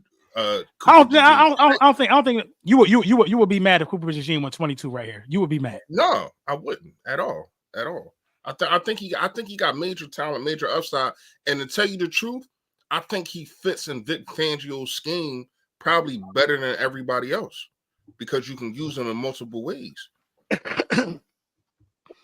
Man, it's some dogs still on the board. It is, and shout out to the Sixers, they just won. Verse is still out there. Chop still out there. Well, it's 30 seconds. Bro, the Rams need an edge rusher too, and they got it. They got some picks here, bro. I mean, they got Shit, only 3. I think only 3 defenders went off the board so far. Yeah. The Rams might take Verse right here, though. I don't see Verse going past the Rams. Yeah, I mean, they got Verse still on the board. I mean, I don't know if they would go Chop this early, but they could. What's the other defensive interior guy? I don't know. They probably go D tackle. They got to what D tackle? Right. You know, Aaron. They got to find. Yeah, they got to replace Aaron Donald. It's another dude. His name begins with like a Z. I forget his damn name. Who? Are you The talking dude about his name begins with a Z. Yeah, it's What position? D he's an tackle. interior defensive lineman. It's the dude that they comp to Javon Hargrave. Right. Damn, I can't think of his name right now. It slipped my mind. I think he could go here too because he's a first round talent. Yeah. Newton? Nobody. No Yeah, cornerbacks went off the board yet. Mike, Newton. Yeah, Newton. Yeah. No cornerbacks went off the board yet, guys. Somebody just asked who picked the Alabama CB. Yeah, nobody. Yeah. Nobody yet. It's going down. Every time I refresh, there's more people watching. Yeah, real quick. I Shine 101 with the $5 super chat. At the end of the day, pressure to the quarterback makes life easier for real for our cornerbacks. Equals Verse. Listen, the year we won the Verse Super gotta Bowl be in there. 2017, you had Jalen Mills and what's the dude's name? Ronald Darby on the outside. But why did they play good? Because the pressure up front makes the ball come out quick, makes cornerbacks' jobs that much easier. So I'm with you. But vice versa. Cornerbacks that do their job makes the quarterback hold the ball, which makes the D line do their job. So Mike, here we but go. what if you had told Howie at the beginning of this day, when you get there at 22, one of these 4 players will be there for you to take? Fontanu, who you fell in love with, Stoutland did. Verse, who honestly I think is really underrated as a pass rusher. Okay. Terrion Arnold or Quinion Mitchell. You They're can't saying take that the five. Rams You take can't. Jared Verse. Verse is off the board supposedly. Even if he is, like you're down to those 3 guys. Like you're going to walk away with a damn good player right now. I don't want Fontano. I don't know, man. If Stoutland's beating the table for somebody, that dude's got to be pretty damn good. Like I don't want him, bro. You got to get one of them cornerbacks. JC Latham was my guy, but Fresh had to like talk him to the point where he went like top 5. So you got after Jared Verse, the chat is upset. We've seen a lot of super chats come through as of recent saying Verse. Team Verse started growing. In the fifth, almost 1,600 people in the chat. Team Verse started growing. After what we seen out of Bradbury and Slay last year, you got to go get them dudes. You got to get one of them cornerbacks. Right. Now, I don't even think Slay was horrible last year. I just ain't like Slay mindset as somebody that wear the C on his chest. I ain't like his mindset last year. I need a dog. Slay talking about he trying to keep all his teeth and all of this, and he ain't trying to tackle. Like, what are you talking about? He joking around for his podcast. Nah, Mike. I know that's your man. Slay my man too. But when you get on camera and say, I'm trying to go home to my kids, bro, nobody trying to get seriously hurt. But you got to go out there and tackle, bro. Yeah, like the whole team ain't want to tackle, bro. Not only that, the tape kind of proves it. He don't really they don't be one. They ain't want no physical contact. Yeah, Bradbury. I think Bradbury in the playoff game, then somebody just like run him over. On the left sideline. That was like a 60-yard touchdown. Ran him over, bro. Like Bradbury just ran into like a bumper car. Out there trying to play 2-hand touch. You can't be out there trying to play 2-hand touch, man. We need dogs that's gonna go hit. We was soft on the defensive side of the ball. We had Sidney Brown come out and say, we practice harder in college. I think what he's talking about. Hargrave go to San Fran and say we was moist in practice. Yes, but check this out real quick. We were again in 22.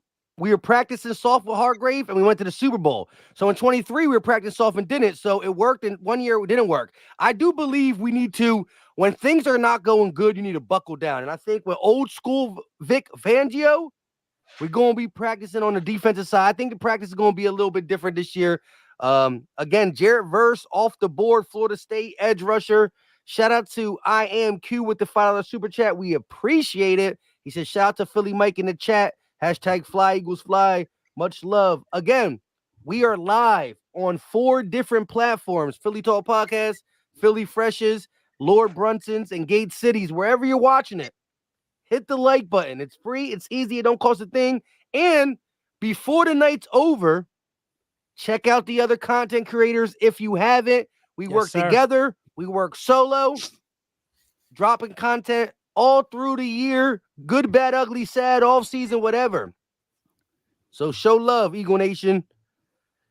Here we go. Cooper DeJean is going to be the first cornerback off the board right here, Pittsburgh. He looked like a Steeler pick, though, for real. Yeah. He did. I think I put a tweet out saying that, Mike. Yeah, I think I did put a tweet out saying that. He's a perfect fit for Pittsburgh. Yeah, Cooper DeJean, they're going to find a way to put him on the field. They could go O-line, though, too, because I think they do need to figure out something along their O-line as well. Oh, man. Who the hell is They might try to go get a weapon for Russ. That's true. Let's ride. Shout out. So they got Guyton. But here's the thing with them. I don't think that they do that in the first round because they always find wide receivers in the later rounds. Like they one of them teams that always can get you talent at the offensive position. And like, Pickens. They good at wide receiver drafting wherever they pick them. Yeah.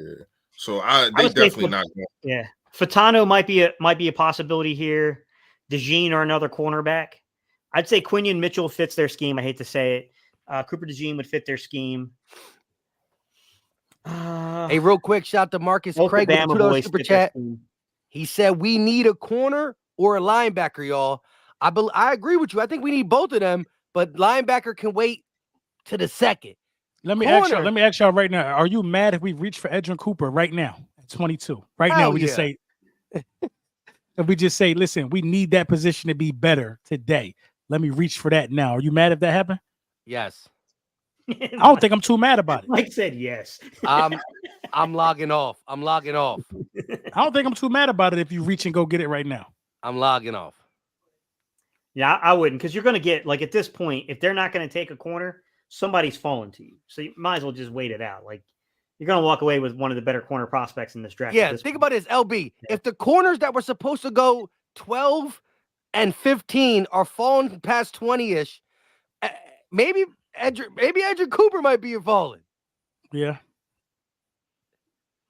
It's a lot of people that's going to be like N'Kobe Dean that year when he got dressed. All dressed up for that first round pick. Already fell. That's messed up. That's herpes. All right, looks like the pick is in for the Steelers. Yeah, the Steelers the pick is in, but they took it long. They took it all the way down to like the minute and 40 mark, I think, or even lower.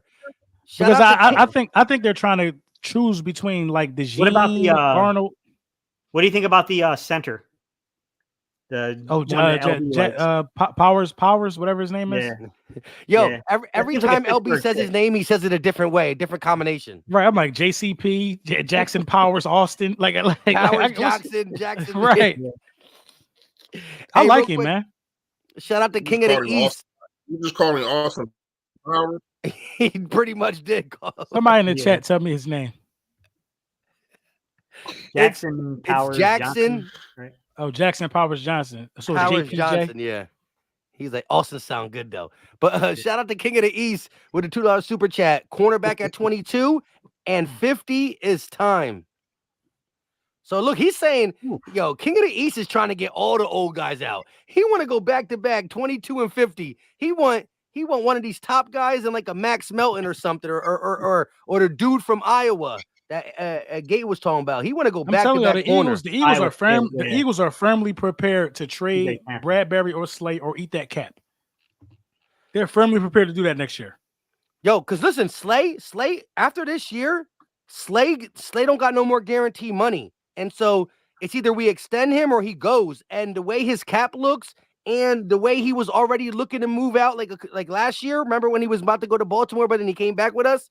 I really do think this is the last year of Slay. I do. I can see it. And Bradbury. Do you think the organization believes in Kelly Ringo and the rest of it? We got some young. You got I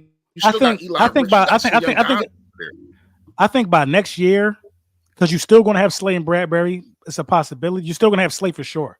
I think next year somebody got to be ready. But that's somebody got to be ready. But you do have. That's what I'm saying. You got Kelly Ringo. You got Ricks. Like, you don't think neither one of them guys will be ready? Even this year? I do. I think Arnold. Fontano. Oh, they went Fontano? Good. Yep. I think good. I think that Arnold was Gates' guy. Gates a little bit mad. I can see it in his eyes. I think Arnold is ready now, though. Yeah. You know what I'm saying? I don't have to ask that question about a guy like Arnold or Guy and Mitchell. I think they ready now. I honestly don't know if Eli Ricks or Kelly or Ringo is ready. Well, I don't know. This is the luxury we have if we do draft the corner.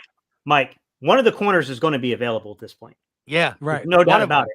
Yeah, one of them is going to be still yo, you know how mad Eagle Nation is going to be if one of them or both of them is on a board and he don't take them.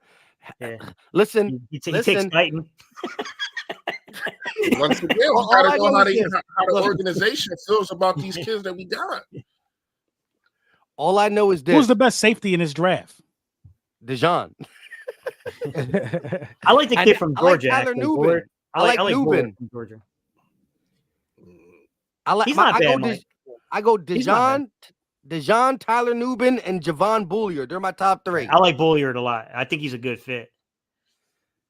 Yo, but real quick, if listen, like Gates said, one of the two corners will be on the board no matter what the Dolphins do with the Steelers picking Fontanu. That being said, I got to get my woosahs in because it's really crazy out here with Howie never ever picking a corner. I can't believe they fell. The Eagles about to draft Chop. Damn, Mike, you remember how when we started this? You remember how we started this? I was going down the line of each of the first round graded corners, and I was giving you like, I'm gonna say this about them, and I'm gonna grade them out, like you know what I mean? And I kept, they really did that. They were like, these are not top 20. Yeah, it's really what they did. Maybe they. I'm glad they did it. I shine 101 with the five. I don't know, Gates. I think a couple people just reached too. Oh yeah, Bo Nix got picked, bro. Yeah, come on. So what? Bo Nix got picked. I mean, come on. Yeah, that's what I'm saying. A couple teams just reach at the same time. I would have traded for Kenny Pickett before I traded up for Bo Nix. Yo, listen, the chat, y'all were supposed to take a shot every time LB said Kenny Pickett. No, that's real. That's real because that Bo Nix pick don't make no sense. But real quick, I shine 101 with the $5 super chat. He said we are getting Arnold or Mitchell, guaranteed. Shit, the Steelers about to pick one of them. Who do you think? Yo, we appreciate the super chat, Brody. Yo, here's the thing. Steelers took Fontanu. Oh, okay. Yeah. Who do you? So even if the Dolphins take a corner, that leaves one for the Eagles. If they go that route, Jacksonville traded behind us, who was rumored to wanted to take a corner. This is crazy. I do know this. Mike, but real quick, LB said Chop is on the board. Could you imagine if we have both corners on the board and we go Chop? But let me ask you, Mike. Right now, we could have a scenario to where the Eagles have their choice of every corner. Who do you think is their highest graded dude? Not what we think. Who do you think their highest graded one is? I think it's Mitchell. You think it's Mitchell? I think it's Mitchell. I believe in that dude Tony Pauly, and Tony Pauly said that we were really looking at Mitchell, but I mean Terrion had a spectacular visit. All right, Mike. Mike, and all you guys, because I just want to respond to what you just said, Mike and chat, all everybody, right?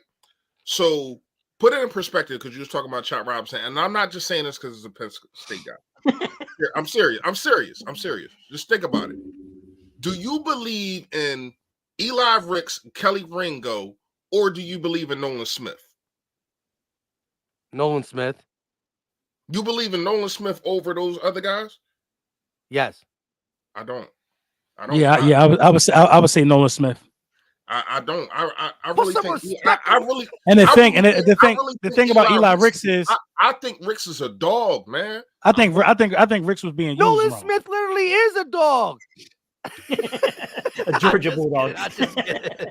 Shit, Nolan Smith had a sack in the playoffs anymore, Dorothy. Not Dorothy. He not in Georgia anymore. Like, I'm not saying he's not good. I really just think Eli Ricks really a dog, man. I really like the kid. I see the potential in him, man. I really do. We gotta give him some snaps on the outside. We was trying to throw him in a slot. He was getting barbecued. Yeah, I agree with that. I definitely agree with that. No, but look, he made a couple plays out there in the slot, though. Yeah. Real quick, shout out to Wesley Reddick with the $5 super chat. Ringo is going to be ready to replace Slay or Bradbury in 2025, but we need to get the best corner available. I'm with you. I'm excited for Ringo's growth. I'm interested in what Isaiah Rodgers bring. What we're gonna do with Eli Ricks, or is he like a guy who could come in and back up a guy if we need to? But I still think this corner. Mike, go ahead. The Dolphins. This is their fans. Jerzon Newton, which is LB's guy, he got the comp to Javon Hargrave. Graham Barton, who that's going to be freaking Wentz's favorite fan in our comment section here, his Duke boy, and then Brian Thomas Jr., the receiver. That's where they're looking. The fan base is. Damn. So both corners are going to be available. We might have our pick. We on the clock right now. Yeah. I'm about to cry. Bro, I can see us trading back. Bro, we can't jinx anything. That's all I know. Yeah. I can see us trading back right here. Let me see their top 30s. I'm going to see who their top 30 is. Who the hell were they bringing in? But I was with all of them still Reddick, there, though. Except that offensive lineman that just went. I'm talking about the Dolphins. I want to see who the hell they were bringing in, so that way I get an idea of where they're looking. Oh Lord, have mercy on our soul. Why would Mike's they about go? to have a heart Why attack. would they be looking wide receiver? I don't know, bro. I mean, you see how some of these people are though already with Right. taking receiver. like look at Chicago. Chicago's stacked right now. at Real quick, receiver. let's knock these supers Yeah, I think out so we could be fresh. Go defense. So we could be fresh for the Eagles pick. And It's someone in crazy. the comment section was saying that edge rusher would make a ton of sense for them because they got a lot of injuries there. Yo, I need both corners to be available so I can see what the Eagles really about. I want to know where they're going. Toledo, Alabama, corner, pass rusher. I need to know.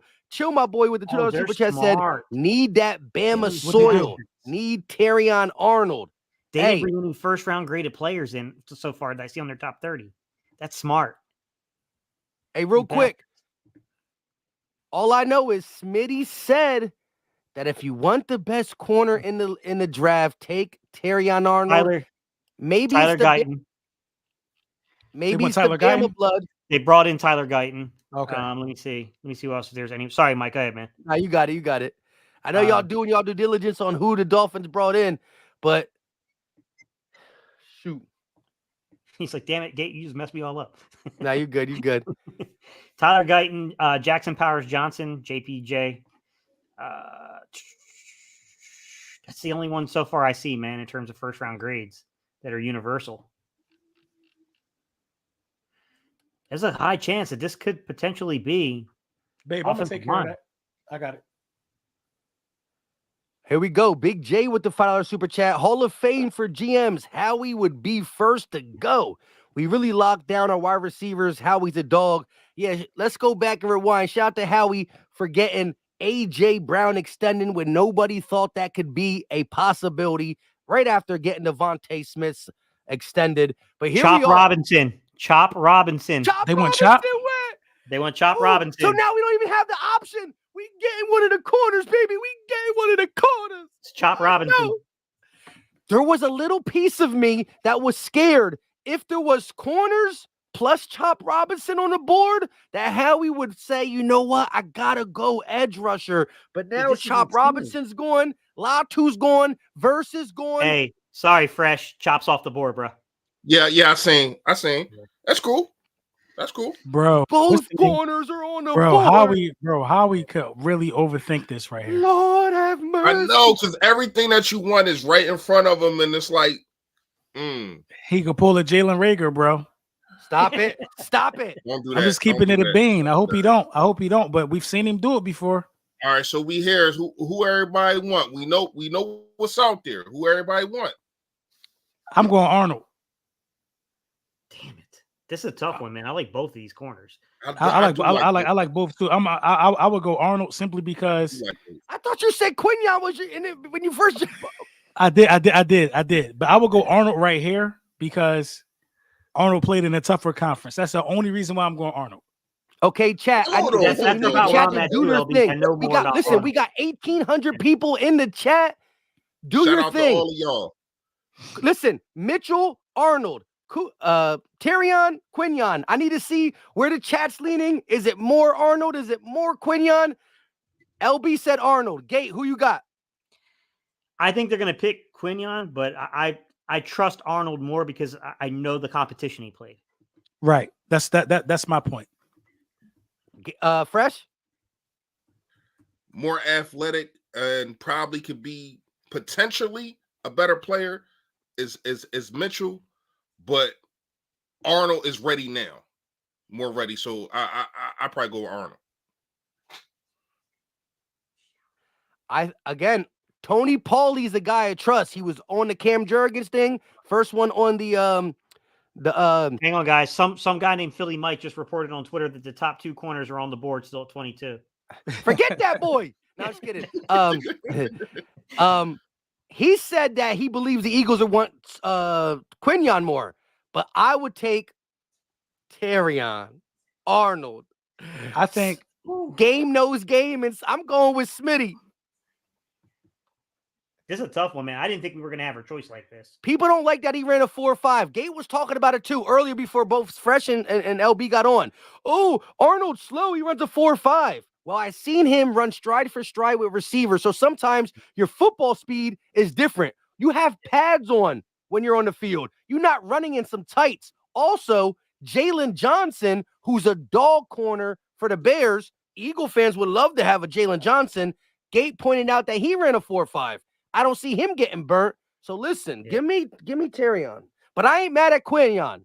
They both got it on at the end of their name. Just give me somebody who has on at the end of their name, you know? Swear to God, if this comes out to be freaking Lane Johnson's play, I'm pissed. That's a Yeah, if we go offensive tackle right here, we just Yo, LB, what if we went Cooper DeJean here? I know that's your guy, but would you be mad that we didn't go corner? One of the two? We better not go guy. I would be mad at Cooper right here. I was on the Cooper train because I thought Cooper would be here because the other guys will be gone. The Eagles are taking it all the way down to 259, 258, 257. We taking it. Why? Hey, Come on, Howie. What are you doing to us? Yo, I don't think Howie thought probably he trying would to be move here. back, man. Howie trying. Yeah, I think you might be right, man. Why are we taking this long? Howie trying to move back, man. Bro, it's down to 240. And there's nothing on Twitter yet. Come on. Hey, yo, chat, don't ruin it for us, please, please. Nobody look at the chat. I want everybody's eyes to the opposite side of the chat. Don't look at it. Opposite eyes. It's down to 227. I ain't gonna lie, I would move back right here to get some capital. How far? 1, 2 picks? I'll move back 1 or 2 spots. It's down to It's down to 216. Jacksonville. Then somebody in the whistle name said it was Cooper DeJean. I told you not to look at the chat. No, I'm on Twitter. I'm on Twitter. Don't look at Twitter. That's even worse. Yeah, I'm seeing a lot of different things. I'm seeing like Terrion Arnold. It just seems like everybody's kind of. Yo, Twitter is a cesspool. Everybody guessing. Dude, it's down to a minute and 51 right now. Come on, Howie. Down to a minute and 40. Howie, he gotta take Arnold, bro. He gotta take Arnold. Every corner on Twitter right now. Stop, Twitter. Damn. But I ain't mad at Mitchell. If he gets down to a minute and 32. I ain't mad at Mitchell either. I'm mad at Cooper DeJean or Kool-Aid. I'm mad at that because Cooper DeJean or Kool-Aid could be Jalen Reagor when T. Higgins is looking right at you. I think you could probably get Kool-Aid. You can get Kool-Aid in the second round. You could probably move up to get him. How are you killing me right now, bro? Make the selection. Yo, they're showing Quinion Mitchell right now, who's in an all-black suit. We may have to play all-black Packers in Brazil because we can't wear green. But now they're showing Terrion Arnold.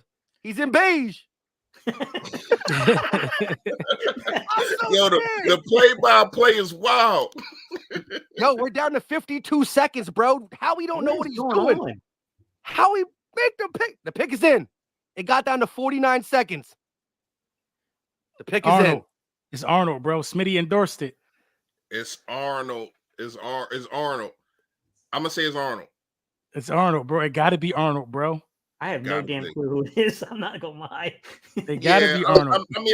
This what I'm hoping for. But I ain't mad at Mitchell. I'm not mad at Mitchell, bro. It can't be Cooper DeJean, or it can't be Kool-Aid. Yeah, I like Kool-Aid a lot too, but with the Jones fracture, or Tyler Guyton. God, don't Tyler Guyton. I throw up and I log off. Damn, they're not giving anything away on Twitter. Come on. Don't look at Twitter. Damn it, I want to know. Please, I want this to be natural. They look a little sad in the draft room. I'm not even gonna lie. I'm just kidding. It's Mitchell. It's Mitchell. It's Mitchell. It's Mitchell. Quinion? It's Quinion Mitchell. Official. Why am I so far behind? It's official. Jeff McClain. Jeff McClain just tweeted it. Quinion Mitchell. That was their highest graded corner on the board. I told you, Tony Pauly. Official is it Mitchell? Okay. Official is Mitchell. Listen, I saw somebody say this. Remember, Derek Stingley Jr. was from LSU. He was a dog. Cincinnati, Sauce Gardner. What school's bigger? Cincinnati plays in the Big 12. LSU is in the SEC. Everybody thought Derek Stingley Jr. was going to be better. I think Stingley Jr. is a dog, but Sauce Gardner is the better corner. So, for example, maybe the little school Toledo, even though Quinion Mitchell played at a little school, maybe he just naturally better. I like both of them a lot. But here's and I know we needed one of them. Here's what I'm gonna say. Here's what I'm gonna say. He might not start this year or the 4 year. He might take somebody's job. Who knows? Cool. But I think and I said this before the pick. I think he got the better ceiling. He got the better ceiling, and I think it's a great pick. I think it's a great pick, and he fell in your lap. So you couldn't miss with either one of those guys. I'm not mad at either one. No, I think Smitty's like, damn, bro. They sat still and had this guy fall right to the last. It's amazing the way this draft board fell. Yeah, it is. It is. And now he gonna have that dog mentality because I went 22nd. I went 22nd. Like that's crazy. You got it, bro. But this is the thing. I didn't think he was gonna be there. We really got to think about what he brings to the table, though. Block punts, pick sixes. The dude just create havoc when he's on the football field. Yeah, you know what I mean. He's a guy that just makes shit happen. Yeah. So I'm real cool with this pick. I was telling Mike before you guys jumped on. There was a snap I was watching of Quinyon. I was telling Mike about this, about like I thought Quinyon and I thought Cooper DeJean had the best eyes in this draft class in terms of zone. And there was a play where I was trying to find man coverage with Quinyon. And I was like, damn, I can't find nothing. And I finally saw one where they were literally moving. They were motioning the receiver, and Quinyon goes off. I'm like, oh shit, here we go. Right? They hike the ball, tight end sneaks out, gets about 7-8 yards depth. Quinyon sees it, peels out, picks the damn ball off. Completely. And the tight end wasn't his assignment? No. Like that's how good of his eyes this dude is. I was like, damn, like that is such a good play. That is. That's and crazy. He got 4.3 speed, right? Yeah, he's fast. Yeah, he's definitely the traits guy. He's a traits guy. He's 6 foot, 190 pounds. You know what I mean? 31-inch arm reach. I think somewhere in that area. Like, yeah, he's a traits guy. Yeah, Slay out of here. Slay out of here. He has a higher ceiling for sure. The ceiling is higher. The floor probably lower, but again, instincts. Doesn't matter where you're playing against bad talent or good talent. If a play call's called and you have the instincts to read not your assignment but the other and jump it, that's something that's unteachable. Real quick though, shout out to King of the East with the $5 super chat. He said first corner at 22, next at 50. Do y'all believe me yet? You were right about the first one. This is the first time the Eagles selected a corner in the Howie Roseman regime in the first round. It's been 22 years since the Eagles done it for Lito Shepherd, but when the Eagles did it for Lito Shepherd, Howie wasn't the GM. He wasn't making the decisions. So first time for Howie, and it's been 22 years for the Eagles, but we finally took a corner. Yeah, and I like it, man. Like Gates, just to add on what you were saying, man, the guy definitely can track the ball. Seeing like he's always in the right spot. And if he's not in the right spot, he has the speed to actually recover and get back to where he needs to go. Not a lot of picks, but he definitely has a pass breakup. So I mean, I'm excited for the kid, man. I'm definitely excited for the kid. He helps in run support too. Go ahead. No, I said I like him in run support too. He's not afraid to tackle. Oh yeah. I know a lot of people gonna scratch your head because they're saying who he played, but like Mike said, sometimes that don't even mean nothing, man. You can actually just see see talent. You can see talent, and talent is going to shine no matter what if you put the work in. And I think this guy's going to put the work in, man. And I think they're going to throw him out there. They're going to find a way because Vic Fangio is going to find a way to have 5 DB sets, sometimes probably even 6 DB sets. It's going to be a lot of DBs out there, and I think that this guy definitely is a perfect fit for the Philadelphia Eagles and the Vic Fangio defense. Lance Zierlein described him as this, guys. He said he's built like a running back, he tackles like a safety, but he has the ball skills of a corner. that's how what I'm saying. And the speed of a wide receiver. He ran 4.33. Yeah. But he a stud, bro. Great pick. I love it. He a stud. That's a hell of a pick, man. That's crazy. Like it almost don't feel. We're not even like excited. It's just like we just got like a. Nah, like I keep wondering how the hell he keeps doing. It fell in your lap. It fell in the lap, though, for real. You had to do nothing. You didn't have to go up. You ain't had to do nothing. You got other teams reaching. I mean, this dude is a potential All-Pro at the position in a couple I love years. it. I love it. That's what I titled my thumbnail. I love the pick. Yeah. That's what you got on your thumbnail, Gates? Yeah. No, he said he has All-Pro potential. Yeah. The Jaguars taking Arnold. Yo, real quick though, shout out to Skeletor70 with the $50 banger, the MVP tonight for sure. He said Sixers win and Eagles get the best corner in the draft. What a great night for Philly sports. Clap your hands and go Birds. Listen, he's coming in with a 4-for-4 mindset. Eagles get the best corner, wearing all black, funeral. I love it. Sixers So what pick? finally beat the Knicks. Shout out to him. You know why he gave $50? That's what my man Embiid dropped tonight. My man dropped 50 tonight. Shout out to him. Hey, $50 for a 50 burger? My man dropped 50 tonight. Let's go. You know, my guy Skeletor, you know what he does all the time? Like when I used to do the Sixers streams or even the Eagles stream, whatever the score is, my man used to give me the super chats of the exact score. So if we beat a team 30-22, he can put that 22 cents on the end of the $30. My man he be going crazy with it. I love it. Give me the 30. The dollars are for the Eagles score and the cents is for whoever we whoop. Yeah, I mean, I respect it. Much love, Skeletor. Where do the Cowboys pick at? 24. They're right after the Jags. Let me move it down. Oh, the Cowboys on the clock. Oh, they traded up? Yeah. No, the Jags pick is in. Jacksonville pick is in already. Okay. Cowboys gonna get that center. Yeah, the one. You don't want that though, right? No, I want them to get nothing to be happy about. Real quick, shout out to Donnell Shipley with the $2 super chat. He said, "Y'all super quiet. LOL, y'all wanted Arnold. Me too." Nah, I think look, we all said this even prior to the draft. Yeah. We all said that we believe the higher potential is Quinyon. We feel like Terrion Arnold is Alabama ready to start right away, and I think I said straight up that Tony Pauly was right on Cam Jurgens when nobody had it. He was the first one to get C.J. Gardner-Johnson, and he said a couple days ago that if it's the Eagles' choice between them two, they're gonna go Quinyon. So I mean, maybe the Smitty talk today got me a little hype for Terrion.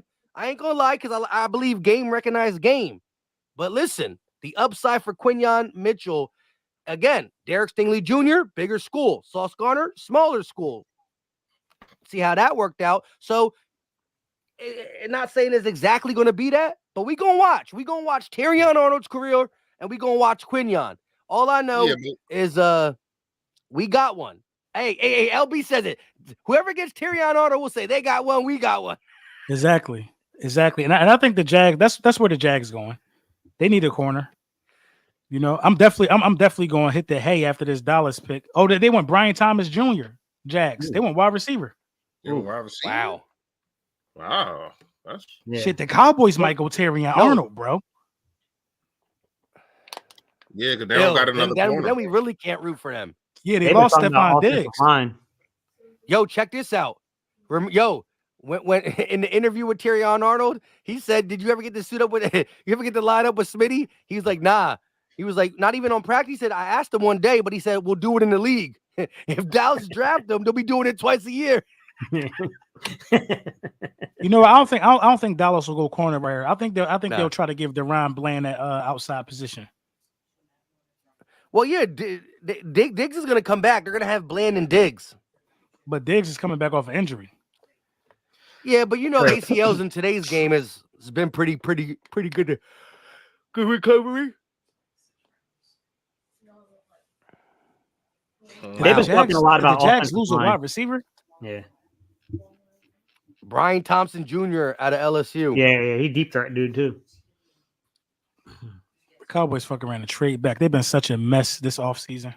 Yo, did you see that Jerry Jones interview? He was what wide receivers do they have? What wide receivers do the Jags got? They got they paid way too much money for in free agency from the Cardinals a couple years ago. Ridley. Yeah. No, Calvin Ridley, he left them. Remember, he went to. You talking about Kurt? You talking about Kirk? Like Tennessee or something. Yeah, Christian Kirk. Christian Kirk. Yeah. They overpaid. They definitely gave. And it's crazy. A lot of people wanted the Eagles to sign him. I remember that. Like they gave that dude way too much money. Didn't they? They got to have somebody else in the fold though too, right? Who else do they got on the fold? That's a good question. They did. I thought they had a big wide. I thought they had a big wide receiver. No, they used a lot of Evan Ingram. No, I swear they had a big wide receiver though. Yeah, I thought I picked him up in the I think the Cowboys could have went Brian Thomas Jr. if the Jags didn't, because they could use a receiver next to CeeDee Lamb. Plus, they ain't pay CeeDee Lamb, so who knows how long he's gonna be there. You know, Cook's still there. Man, they need. But I said that at the beginning. Well, not the beginning, but because I was like, Howard. Gabe Davis. They got Gabe Davis. LB. Okay. Buffalo. Who? Gabe Davis from Jacksonville. Okay. Jacksonville was spending some bread this offseason, wasn't they? Yeah, they got Devin Duvernay, Gabe Davis. Think anybody else? Who does? Jacksonville. Jacksonville. Oh,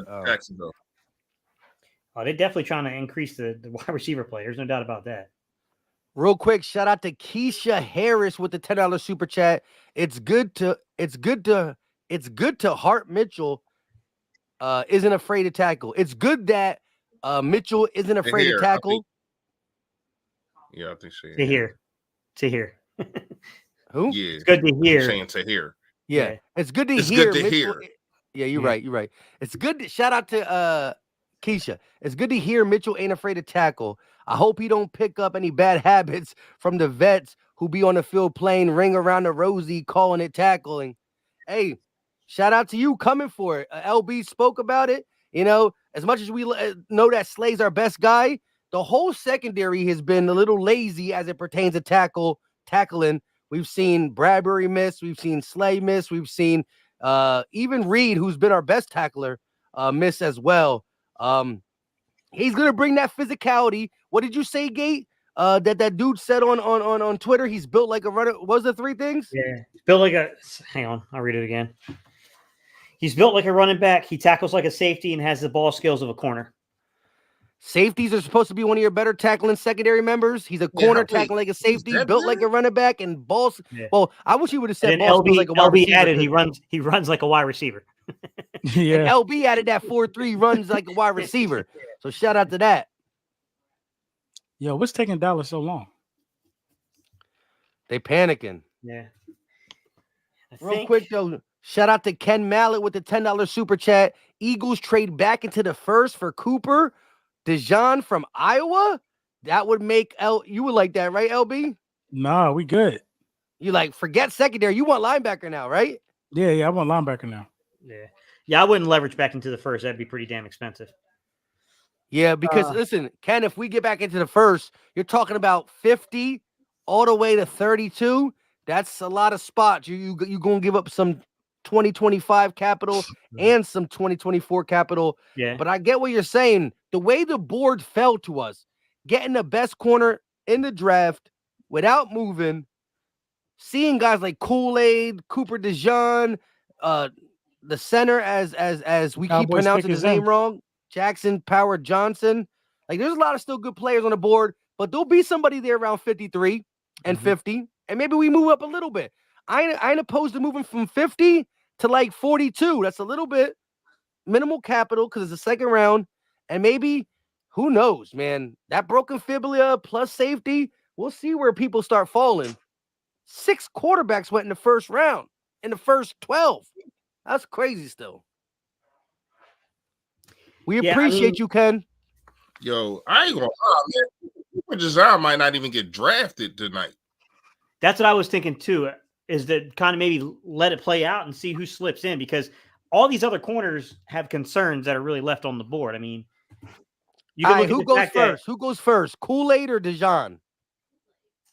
DeJean. Yeah, DeJean. I'm gonna say DeJean just because Kool-Aid's got the Jones fracture. So what issues does Terrion have? Well, Terrion Arnold's going to go. He'll go before the end of the night. I'm pretty confident about that one. But a lot of people are Oh no, obsessed about yeah, that. he definitely gonna go. Yo, Dallas traded with Detroit. I told you they was going to trade back. I called it. Dallas You traded did. all the way to All damn 29. day and then trade it back, huh? I mean, the board Dallas is looking good right ass. now. Dallas is ass though. Yeah. They ass. What they They did. ass. They're all in. Right. What did They're they get? all in. Yeah, you gotta love that. Yeah, they're all in there. Damn, that's a tough one because like with Terrion Arnold, the knock is that he doesn't stay attached down the field to receivers and he's 4.5 speed, but Jalen Johnson runs a 4.52 and he was probably the best corner last year in the league. At least arguably, you could put him up there. You get down to Wiggins, it's so Wiggins' knock is they came at the 173, but that was because he got sick. He's really about 185 playing weight. That's what he got. He got up to like 182 at his pro day. He's trying to get up to 190. I think the bigger issue with Wiggins is that he's great in terms of the coverage. Bro, they traded behind Buffalo, the Cardinals, Tampa. They traded behind the Packers who spanked them. They traded behind mad playoff teams. Yeah, absolutely. That's stupid. It's Dallas. Well, what if they got? What if they got an extra second? Yeah.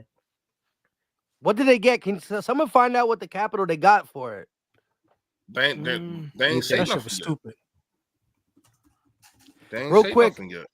Trade. Shout out to Inflate215 with a $2 super chat. Madden roster is about to be crazy. Happy Facts. birthday, LB. I appreciate it. Hey, y'all, I'm gonna watch from my phone. I gotta make sure my daughter is in there going to sleep. They running amok. I can hear them. Do what you got to do. Shit, I'm happy though, bro. I'm happy with the pick. I just want to see what these bums do. So are the Lions going? So they got 29 and 73, and then they gave up 24 and a 7th round pick in 2025. That's the trade. A 7th round pick in 2020. So the Lions going to go cornerback. Yeah, I could see that. They're going to get Arnold. Damn, my phone died. We'll see. Yeah. All right, y'all. Don't stay up. Don't stay up too late. Carry on Arnold to Detroit. Yeah. Carry on Arnold to Detroit. Yeah. Didn't something happen to one of their cornerbacks? Like he got locked up or something crazy. Yeah, I'm not even sure. I don't know. They weren't very I know good at corner to begin with. Yeah. Let's see, Lines.com team. Oh, but that's good for them. That's good for them. Who do they have at corner? They got Brian Branch. I think he's playing more like a nickel safety role. Carlton Davis. So that's somewhat recent. Dorsey. So it's an upgrade for them. Yeah, I mean, they got a pretty decent secondary now. They got Craig James on their team. I didn't realize he was still around. Manuel Mosley. Craig James. Yeah, that's an old name for the Eagles, man. That was the hero of the Aaron Rodgers game. That Green Bay game back in like 2019? James. I definitely know he was still in the league. No, I didn't either. Didn't he have a crazy number like 39 or something? What's number like 39? Yeah. So I guess their starting corners would be Carlton Davis and then Terrion Arnold. Dang, that's crazy. Quinyon fell to 22. Terrion fell to 24. They said Cameron Sutton's the one who got arrested. Oh, yeah. Okay. Damn, I'm really tired of Yo, real talk, though. I do like the Mitchell pick. 4.3 speed. Like I said, the dude has instincts. He has that catch-up speed. Just a lot of talent. And say what you want about his the people he played against. I mean, we've seen it. We've seen guys come from them small schools and just still dominate in the NFL. And he's in a room with some vets, with some young guys. There's going to be competition all around. He's going to be going up against Smitty and AJ. I like it. Mm-hmm. Yeah, I mean, look, I mean, it was the pick that they clearly wanted. I mean, they had their choice. That's, I mean, everyone said, they kept saying he's the traits guy. He's the guy with the highest ceiling. I mean, competition is a competition. It's not on the player. The player, you know what I'm saying? The player doesn't decide that. I will say that he played Isaiah Williams out at Illinois at the beginning of this year. He's a 1,000-yard receiver from the big. Did a pretty good job defending him. The year prior, he did play JSN, and he also played Marvin Harrison Jr.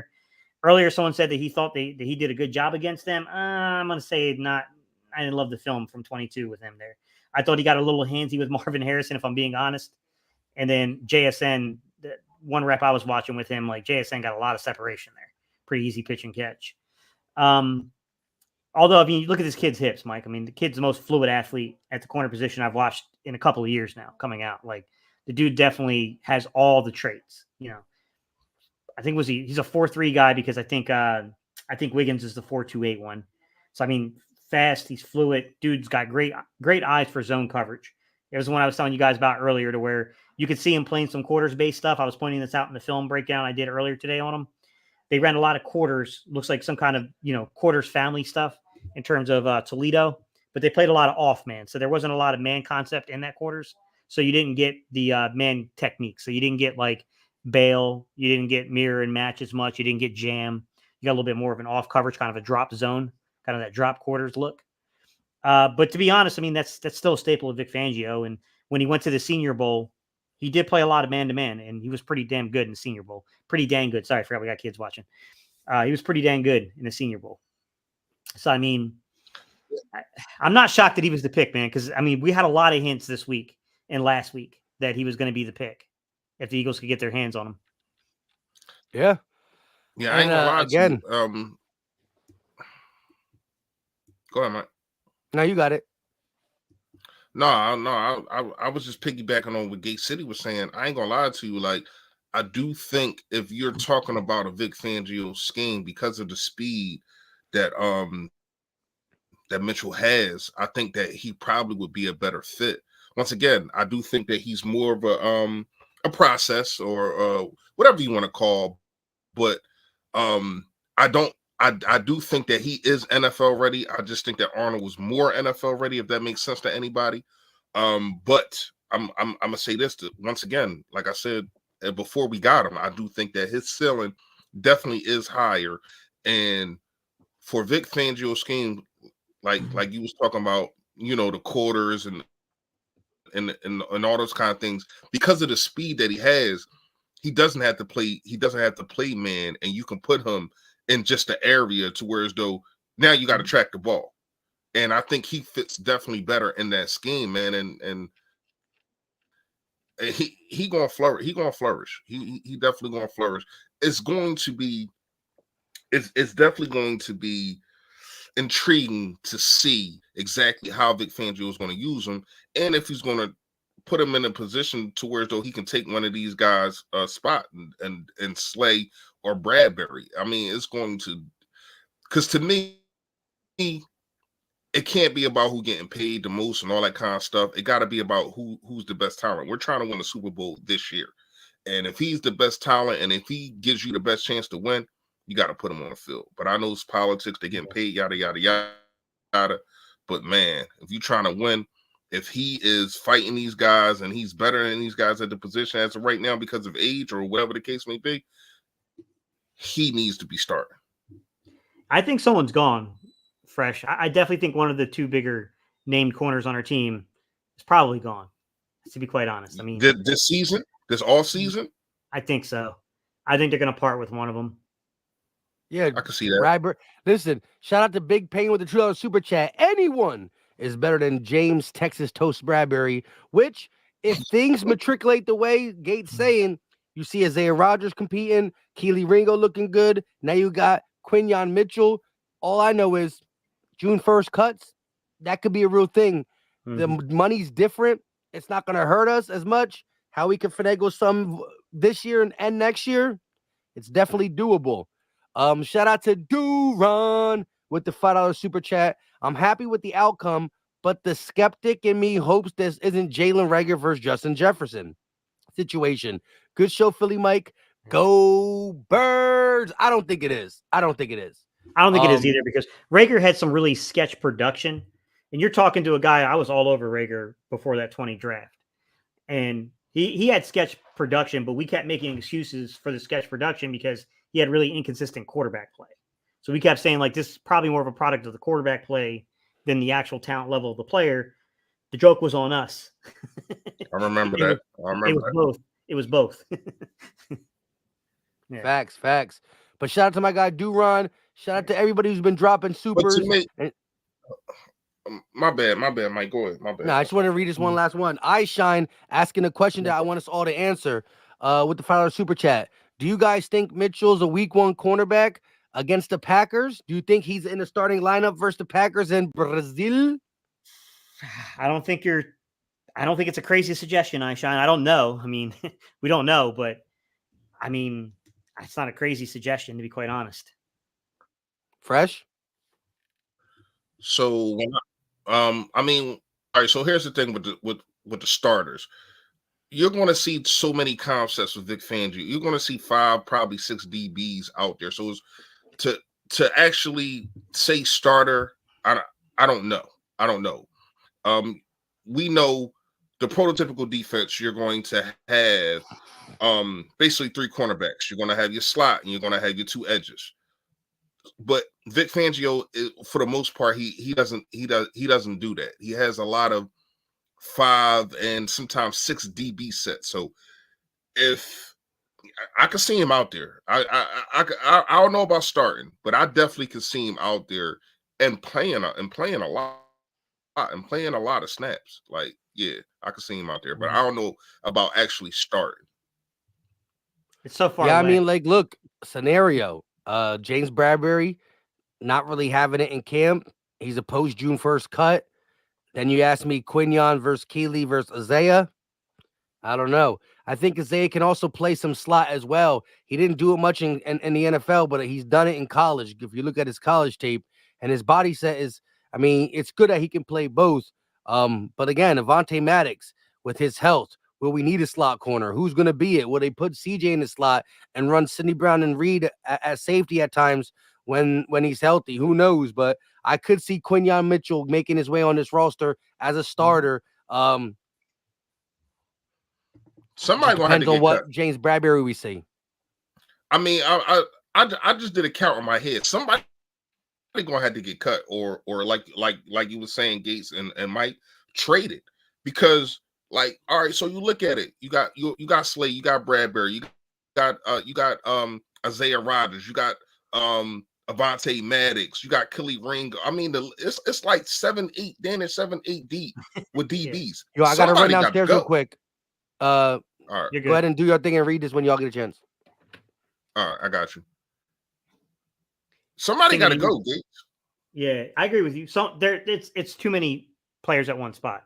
Like, we were already at a numbers crunch, and look how much they committed. I'm not even too sure we're done at corner in this draft. Like, they have committed so many resources to the nickel that I think that they're going to keep trying to plug if they find the right player. I think it's Jerrion Jones, the young man from Florida State. I wouldn't be shocked if he's not a day 3 pick for the Eagles. They seem to really like him. You know, Avonte Maddox, I think he was a 4th rounder, wasn't he, for the Eagles back in the day? Like, they definitely they like to try to identify those guys. So I wouldn't be shocked by that. Like, they definitely seem to, like, to me, they seem to have really thought to themselves that the pass rush had its issues, but it was really the coverage that was the larger looming issue at hand. And the other thing I'll say, though, Fresh, and tell me if you agree, this feels like Vic Fangio had a say in this. Yeah.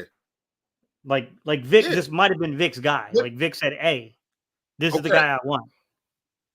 Right, he did. I mean, I firmly believe that he did, because once again, when you look at it, when's the last time you took a cornerback in the first round? Usually, and I love Howie Roseman. Sometimes I do think he overthinks things. Usually, if it wasn't probably for Vic Fangio, he probably would have went offensive, defensive tackle. That's what he does. This is the staple that he does. So for him to actually go out the box, but I'm gonna say this once again. Howie didn't have to do anything. It literally fell in his lap. Like, and I mean, you can't fault him for that. You know what I mean? But I'm just saying, like, it wasn't like he had to. He just had to make a decision, and either one of those decisions, I wasn't going to be mad at.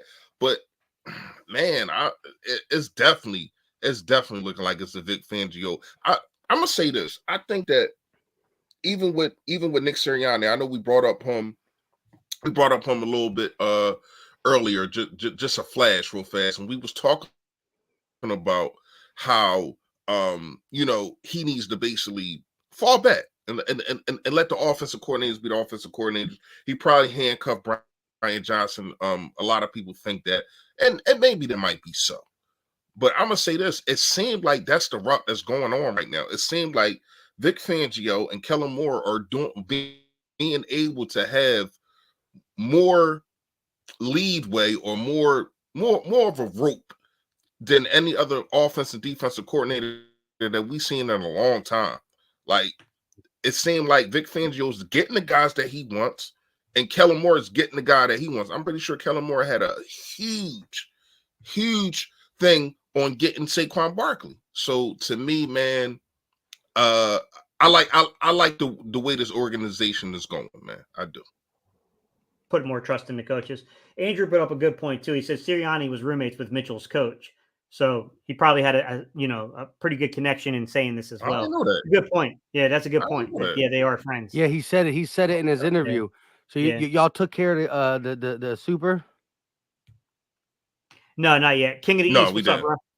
What's up, bro? Slay is trade bait worth more than at least a fourth. He'll be 34. You got to keep that in mind. He'll be 34.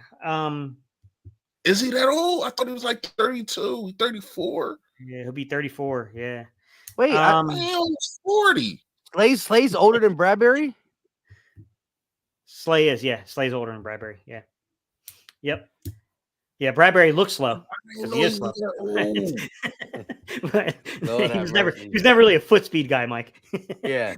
But I'll say this: that I don't think it's crazy, King of the East, to suggest that something could be afoot here with Slay. I know, Mike, didn't you have an opportunity to talk to Darius? Yeah. He knows the contract situation. As soon as we got off the thing, he didn't say it on stream. As soon as we got off my recording and he tried it in the background, he was like, yeah, man. He's like, I'll at least be here for one more year. I was like, you got 2 years left on the contract. He's like, yeah, but at least one. I said, what you mean? You said 2. He's like, yeah, but I got no more guarantee money and the cap hit's going to be high. You know how GMs feel about high cap hits. So he was hitting at me like, it might be his last year in Philly. Yeah, because I mean, I look at it this way with Slay. For the acquiring team, there's a lot. He's a good player. So there's going to be interest just in the fact that he's, if you're a contender, you know what I'm saying? Like, you're going to probably want a shot here, especially if that's a need here. He's 1.2 against the base. And I think the only other thing you have to worry about is that $2 million option, because I think that's tied to a roster. So they may have to incur that. But you're still talking about less than $3.5 million for Slay. The rest of this is all tied up in mostly the signing bonus. So, I mean, if you cut him June 1st, it's about $22 million is what you would sink into the cap this year, which they're not going to do that. But a post June 1st, you pretty much ain't paying crap this year, but you definitely pay next year to come off of your cap next year. Let's see if you trade. Does that change anything? Trade in the post June 1st, you get back about $1 million. I mean, it could potentially happen. You're going to eat some cap in 25 because that would definitely be a post June 1st. So you're going to definitely eat some cap in 25 on that one. But I mean, you kind of look at this situation, Mike. They got, Quinion. Past Quinion Mitchell, they've got Isaiah Rodgers, who we don't know. He's been out for a year. We have to see, but reasonable to suspect that he could have an impact here. Kaylee Ringo was drafted in the 4th round the year prior. Eli Ricks is at least a serviceable backup. And then you got your 2 older guys You know what I mean? Then you got Bradbury, you got Slay. Something's got to give. I don't. It doesn't feel like they're going to keep both. Yeah, I hear you, and it should be interesting. At the end of the day, I look at it like this: Slay's going to be here this year. He's the better corner. I think if it's a trade, then Slay might garner more attention, of course, than Bradbury, especially with his contract. But I think it's going to be along the lines of Slay staying. You got the youth movement of Ringo, Isaiah Rodgers, and Quinyon Mitchell, and Bradbury is on the roster now until otherwise. And I think he at any time past June 1st, if things ain't going according to plans, if they want to get the young guy in, you go ahead and cut bait then. Yeah, and JB's contract is very similar from a trade perspective. They're going to eat a $1.2 million base salary, depending on how that option bonus is structured. If that's a roster, which the Eagles may have already optioned it and picked it up, I don't know. That would be 1.5. So the acquiring team is getting him for less than $3 million. Darius Robinson just went to the Cardinals, edge rusher out of Missouri. So let me see a post June 1st cut. Yeah, you offset it. Go ahead. Trade on a post June. I don't know if anyone's going to trade 1.2 million. So I mean, the contract structures are pretty much the same. The difference being is the amount of dead money. There's way more dead money in Slay's contract than Bradbury's. That's the difference right now. Bradbury's a little younger, obviously, than Slay, but I don't, I think Slay might have a little bit more left in the tank. At least, yeah, I'm about to say, but he's definitely not better than him. Yeah, it is. You know what I mean? Like, it's going to be interesting to see how they structure it all, how they go into camp with this. Facts. Real quick, King Reed 420 with a $2 super chat. He said, "Don't we have a slot corner in Tyler Hall?" Yeah, we signed him. I don't know if we signed him or we put him into a future contract, but he's definitely going to be around fighting for some play, depending on how healthy and productive Maddox is, where we want to use cornerback Isaiah Rodgers. But yeah, I like the little low-key sign of Tyler Hall this offseason. It was definitely underrated. Real quick, he's been trolling in the chat all day or since like the last 10 minutes. How are you not talking about the best cornerback we drafted since Brown/Shepard? Yeah, we did. You just came in here as now we are 8 picks away, probably 30 minutes out, and we slowly start talking about other things and what the chat is asking. At the end of the day, we spent our 30 minutes on him. We all love the pick. It was Terrion Arnold versus Quinyon Mitchell. I think there's a lot more upside with Quinyon Mitchell. We talked about it. First corner ever drafted by Howie. First corner in 22 years by the Eagles in general. Last one was Lito, not Sheldon, but Lito. And we're all excited. We all wanted corner. Nobody thought prior to this draft that he would be there at 22. I was knocking on the door at 16. Move up to Seattle. But shout out to Howie. Stood his guns, LB, fresh, gate. Y'all telling me to shut up and let's stay at 22. I was like, he's going to get taken. And bang, bang, boom. 22. I said, let's move up to 16. Right? And then boom, they took Byron Murphy. The only reason we said that is because of the way the board was falling. Yeah, it was falling good. But I thought, where Byron Murphy went, Dallas Turner, Amarius Mims, Jared Verse, Tony, Troy Fatanu, Chop Robinson. I thought there would be some corners in this. But shout out to the O linemen and the defensive linemen. They went off the board quickly here. Look at this. It went D-line, offensive line, D-line, offensive line, D-line. And Quinyon Mitchell fell right to the Eagles. Gotta love it. Let's see this real quick. You know what's crazy? If one of them was probably Howie, probably would have went offensive line or D-line, man. Like, I agree. I think everything happened for a reason. I love it.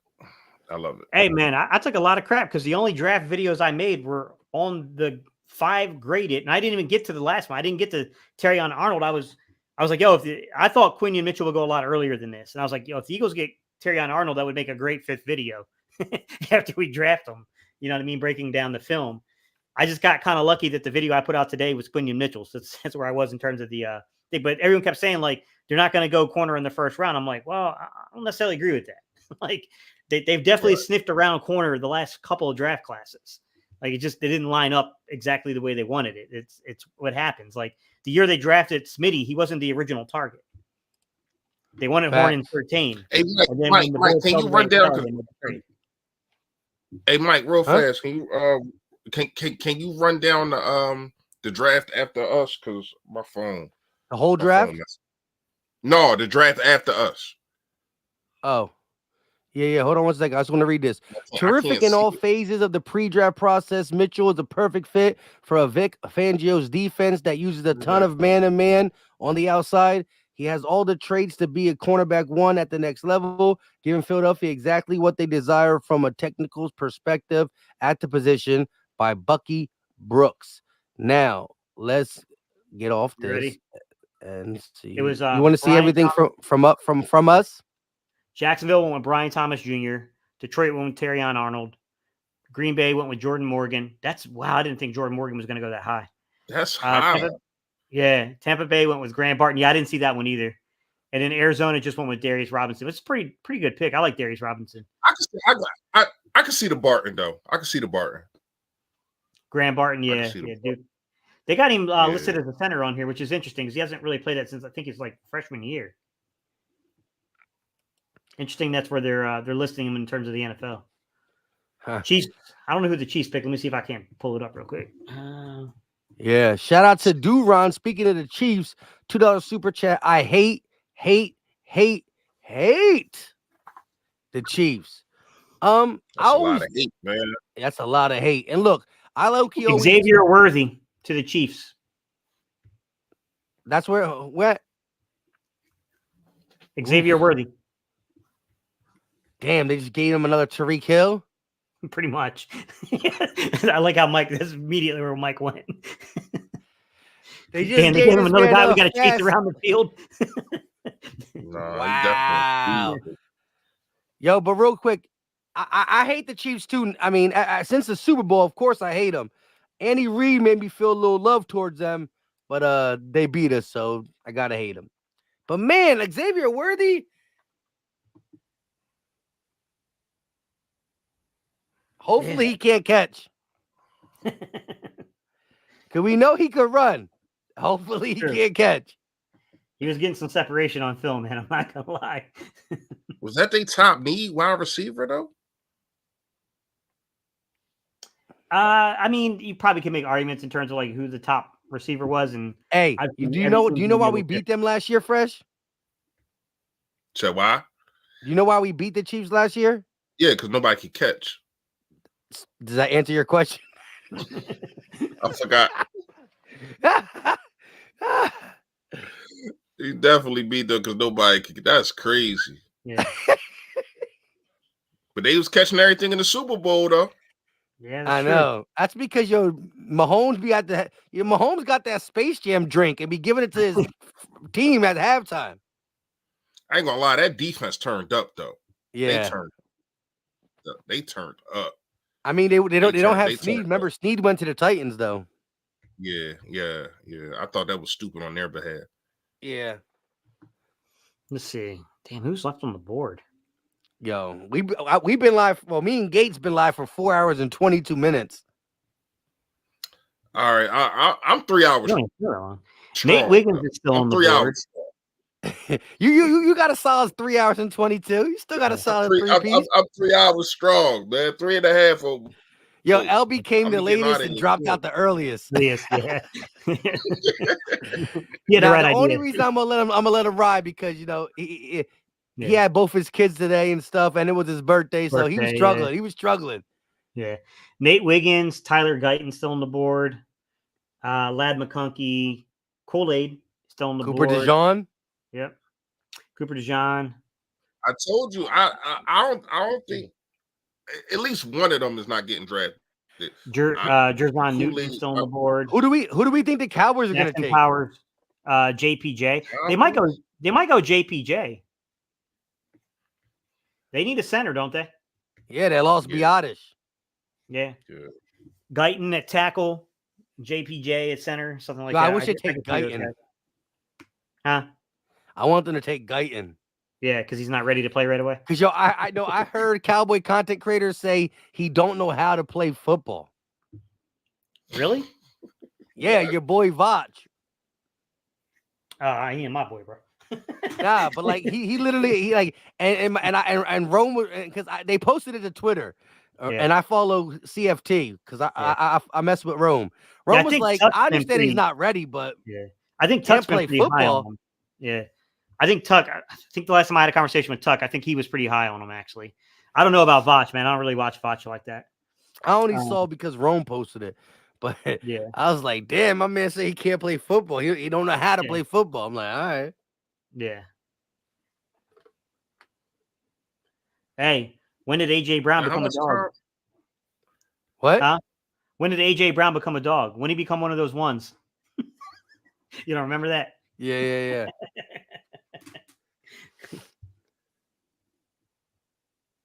Yo, the Chiefs really traded up to take the fastest receiver in the NFL to just they really traded up they traded up to try to get Tariq 2.0. They really did. Yeah.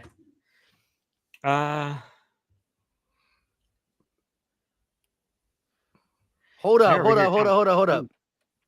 Nah. Shout out to InFlight 215 with a $2 super chat. He said, "Did you see Micah Parsons' reaction to our pick?" No, I didn't, yo. If you follow me on Twitter and you seen the Micah Parsons reaction, send that to me, please.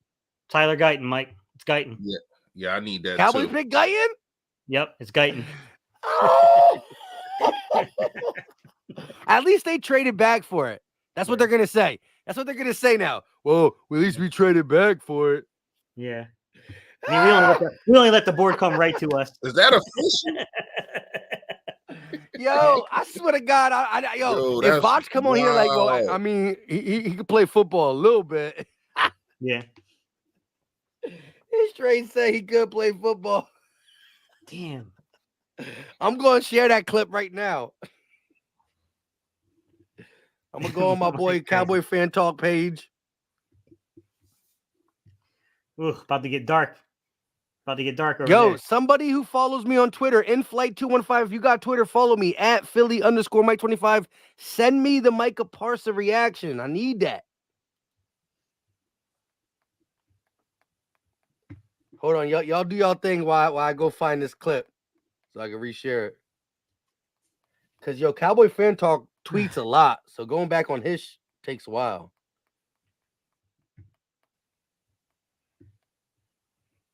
Come on. Yo, why everybody silent? Yo. I was sitting there. Sorry, I'm in here watching some of the Twitter responses. And yo, Caleb, is this you? This is my guy Caleb in here. He reposted someone and said, I don't think AJ Brown plays another snap for the Eagles. That's great. Well, they are on him right now. And pulling all the kids and he played again. So I'm like, all right, Tyler rough around the edges. He lead the country in holding. You see him grabbing people back. Man, when you hear people talk about Tyler Smith, Tyler Guyton is different. Tyler Guyton don't know how to play football. No,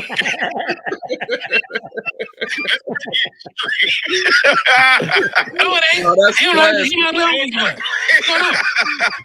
No. Man, when you hear people talk about Tyler Smith, you go, man, that violence, that strength, he moves people. This block. I buckle up Jalen Carter last year. I was talking to Duke Manyweather. He's even using nuanced off. Oh, he's developed this jump set that's elite. And but I was like, hell yeah, he did. That's a black belt and guard right. The guy don't know how to play football. I'm gonna crop that one part out. Tyler Smith, like, hey man, just put your hand right there, with that hand right there, and just don't cross your feet right there. I'm not gonna play it again for y'all. Yeah, that's kind of hard to come back from, man. Yo, I love it. Yeah, that one's gonna sting. That's kind of hard to come back from.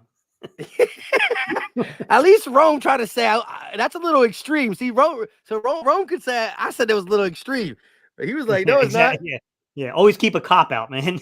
Like, you gotta leave an exit. Yeah, you can't go at a guy like that. That's crazy. You got at least gotta wait till you go to another team or something. Yeah, like you knew there was a chance that the Cowboys could draft. I'm about to crop that out and put that on Twitter right now. Well, he probably kicking chairs right now, man. He threw his remote at his TV. Yo, that's crazy. My man said, dude. And I told you all that before they picked him too, right? So I'm not just saying this because he picked him. Like I was calling that shit. I mean, it don't matter if you did or not. He said it. He said it. He said it. Like, so it don't matter if you said it before or after. He said it. That's wild. Yeah. And here go Elliott Shore Parks already, man.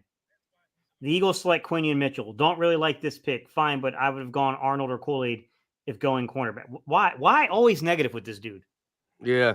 I don't get it, man. Like,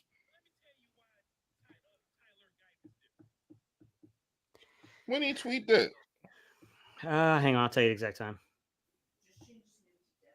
Oh yeah, I see it. I got it. Yeah, this dude, bro. 49 minutes ago. Yeah.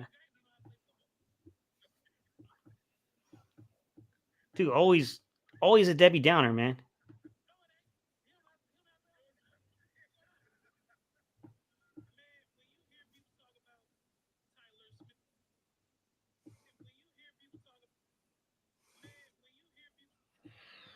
All right, y'all.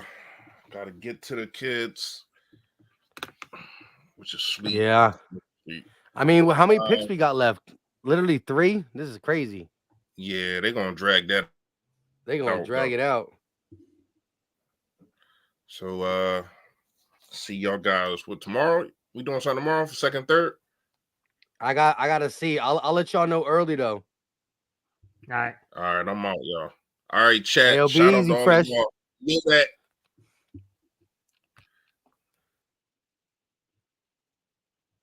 Yo, I'm almost done with this clipping this thing, and then we get back to the regularly scheduled program. Shout out to the 800 people still in here with us.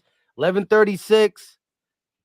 I've been slacking on hosting, because I'm out of it, my dang self.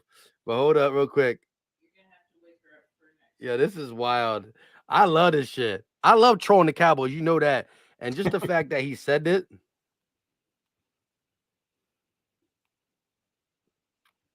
Cowboys draft Tyler. How you spell Guyton? How you spell his last name? G-Y?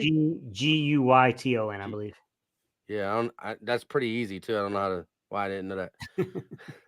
Guy 10. That's how tired I am today, bro. Real quick, shout out to Duran with a $2 super chat. I hate that Jerry loves Oklahoma. I hate Dallas. Yeah, my guy Duran is an Oklahoma fan, so you probably think Tyler Guyton has a lot of upside, and he does. I think he's very, very raw. With the right training, the right developing, he could become a monster for real. So I'm not like and you said the same thing, Gate. But I gotta laugh at just the premise of they didn't want him and now they got him. Yeah, he's definitely considered to be one of the upside guys in the draft, but he's not. For most scouts, don't have him as being an immediate plug and play guy. We'll see. Yeah. I'm saying Cowboys draft Tyler Guyton. Also, Cowboy fans.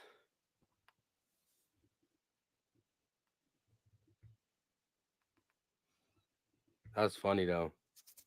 That is hilarious to me.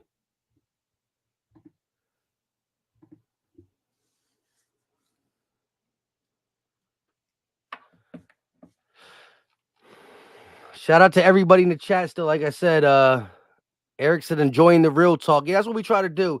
Like I said, I can't believe that the Chiefs moved up to get Xavier Worthy. I thought he might go in early second round, but they went up and got him, man. There's still a lot of talent on the board. Yeah.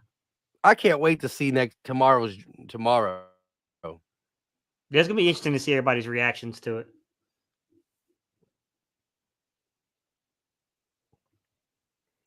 Yeah, for sure. Yeah, I'm definitely tired too. You just tag me on Twitter? Bet.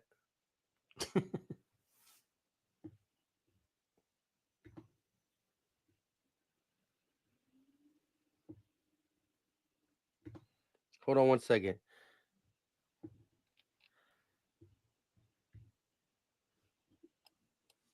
Not gonna lie, I'm glad we didn't take Wiggins. He's the only one of those top corners I wasn't sold on. He went to Baltimore. That's interesting. Nate Wiggins. Some of you guys will remember I put out I was putting out his fits, and I said Baltimore. Yeah.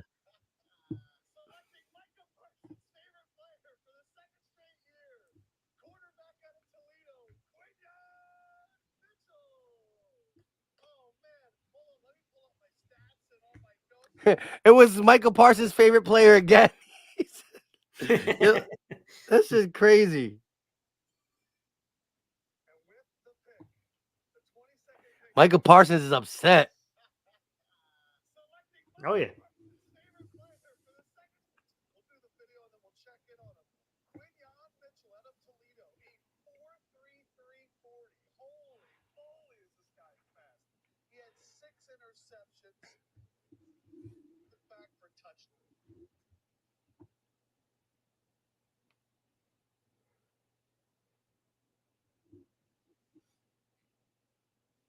Yo, his exact words were, "I'm utterly disgusted."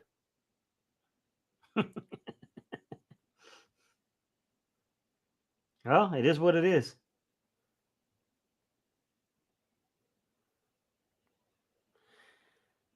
Yo, that's crazy. He was like, "I'm utterly disgusted." Shout out to the Eagles fan who's also in Oklahoma, Bill. Will 2550. Okay, you got to help me out here. I'm dying on this. I'm dying here. My bad, man. Where we at? So I was looking through some stuff.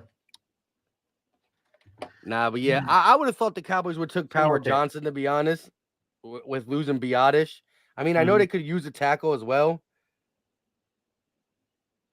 but it is what it is. Yeah. Now it's interesting because I was listing the fits, and I was telling everyone, I said, I felt like honestly like Kool-Aid, and I felt like Terrion Arnold. Like I felt like those were really, really good fits for anyone that's going to run those Fangio type schemes where you're going to use those zone concepts. You're going to use man concepts inside of a zone system. So I was like LA, Philly, those places make sense. And I think I said at one point, I was like, Cooper DeJean is like a perfect fit for, I feel like Pittsburgh. Like he just feels like a Pittsburgh Steeler to me. And then I was talking about, they were asking me about Wiggins. And I said, Wiggins is like, he's an interesting one because you're kind of looking inside of like man systems. Ravens just went Wiggins. Oh, you knew that already. I was like, Wiggins is kind of like, he's got the ability to flip his hips and play inside of a zone, but like he played a ton of man coverage in college. And I think I was like, if you go and you look at that tree that came out of Baltimore that was following like that Michigan coaching tree of the defense, I was like, any of those dudes, that's a good fit for him. And then of course Baltimore takes him. Yeah, of course. You just lead it up to that. Ancestry with a $2 donation. We appreciate all the love and support. Amazing first round for us, huh, Mike? Let's go. It was. We wanted a corner, and we got the consensus top corner in the draft per draft analyst. I know Eagle fans started to like Terrion Arnold, Alabama. Smitty likes him. That's cool. Maybe he could come in and maybe he's more ready week one. But the skill set that Quignon brings, man, we need that. Fangio wants it.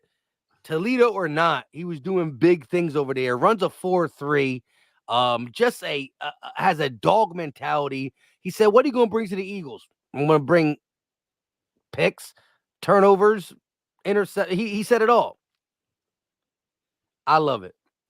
Absolutely loved it. And what I love more about it is any Quinyon Mitchell talk that anyone had meant we had to give up our 53rd pick.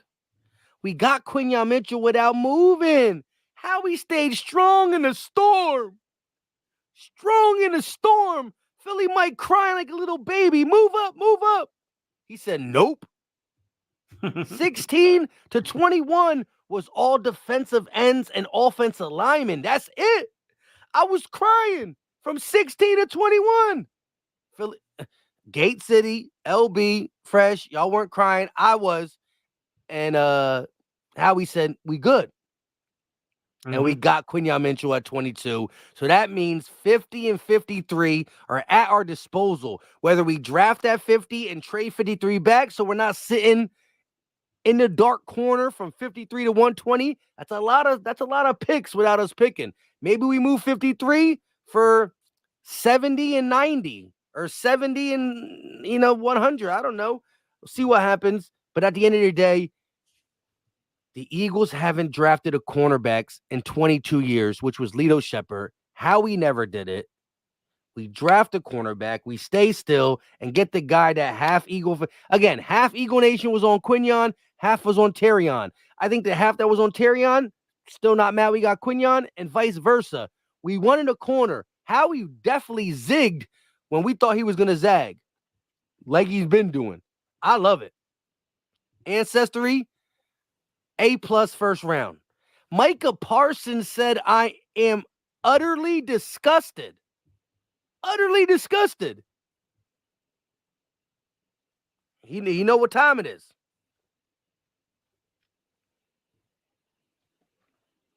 Yeah.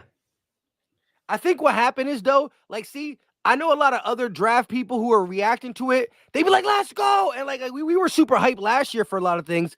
But again, because I was doing I don't know. And then the way the chat kind of just said it, and you were the first one to say we're getting Quinyon, but you got that always soft malotone voice.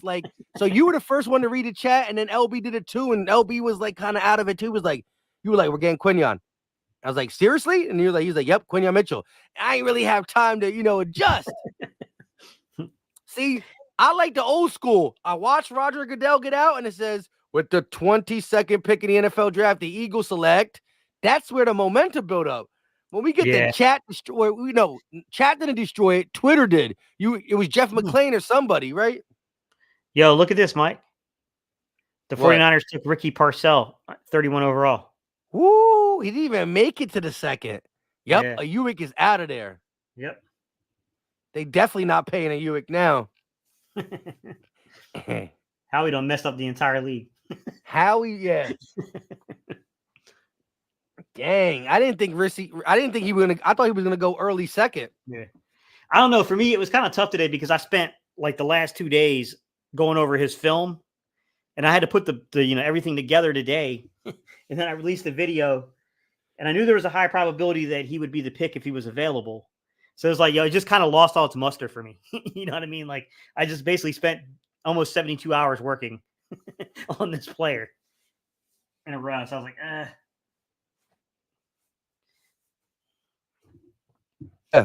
Yeah, that's crazy. Yeah. Did you were talking about Parcells earlier, Ricky Parcell, when someone asked about the Eagles in the second round or whatever. Yeah. You said you need to check more tape on him though, right? Yeah, a lot of spectacular catches on the little bit I saw from him. Definitely had a propensity for making the crazy catch. I'd need to look at him in terms of being a route runner though. You know what I mean? That kind I didn't get that deep into it. Yeah, I had him going somewhere in the second, but for him to be the 31st pick, sneaking into the first round, kudos to him. Yeah, a lot of people are saying, it's kind of crazy that Kool-Aid's still available. Yeah, I mean, there's a couple guys. There's a couple guys because I think because of the injuries, I think are slipping. Can we pull up the prospects that are available? Yeah, hold on. No. How do you check how do you go to the available ones? You're underneath NFL. So I'm underneath so if you go to their tab where it's got the picks up next to it should say prospects. It should say picks. Yeah, when I click prospects. It's not loading for you? It just showed me the prospects that are drafted. So mine shows both.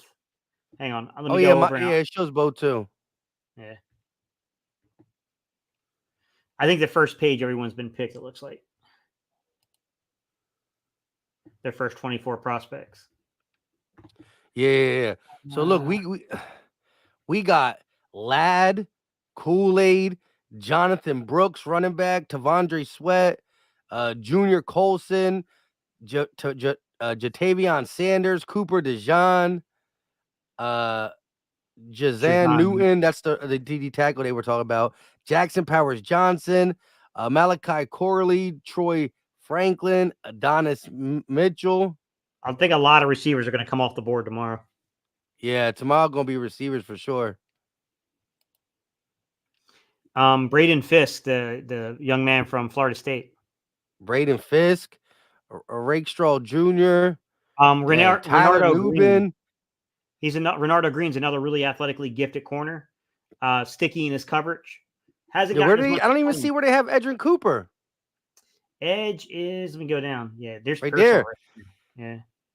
I mean, if they got these guys in order, that's a weird order. Yo, Edrin Cooper really might be an option tomorrow, dog. Yeah, they got him below Trotter. Huh? They got him below Trotter. They got him below Trotter. Yeah. Lord have mercy. What if we really come out with, this fan base will go crazy, man. The Pro Football Focus one that I did time and time again that people said this is so fake was Terrion Arnold or Quinyon Mitchell, one of them two.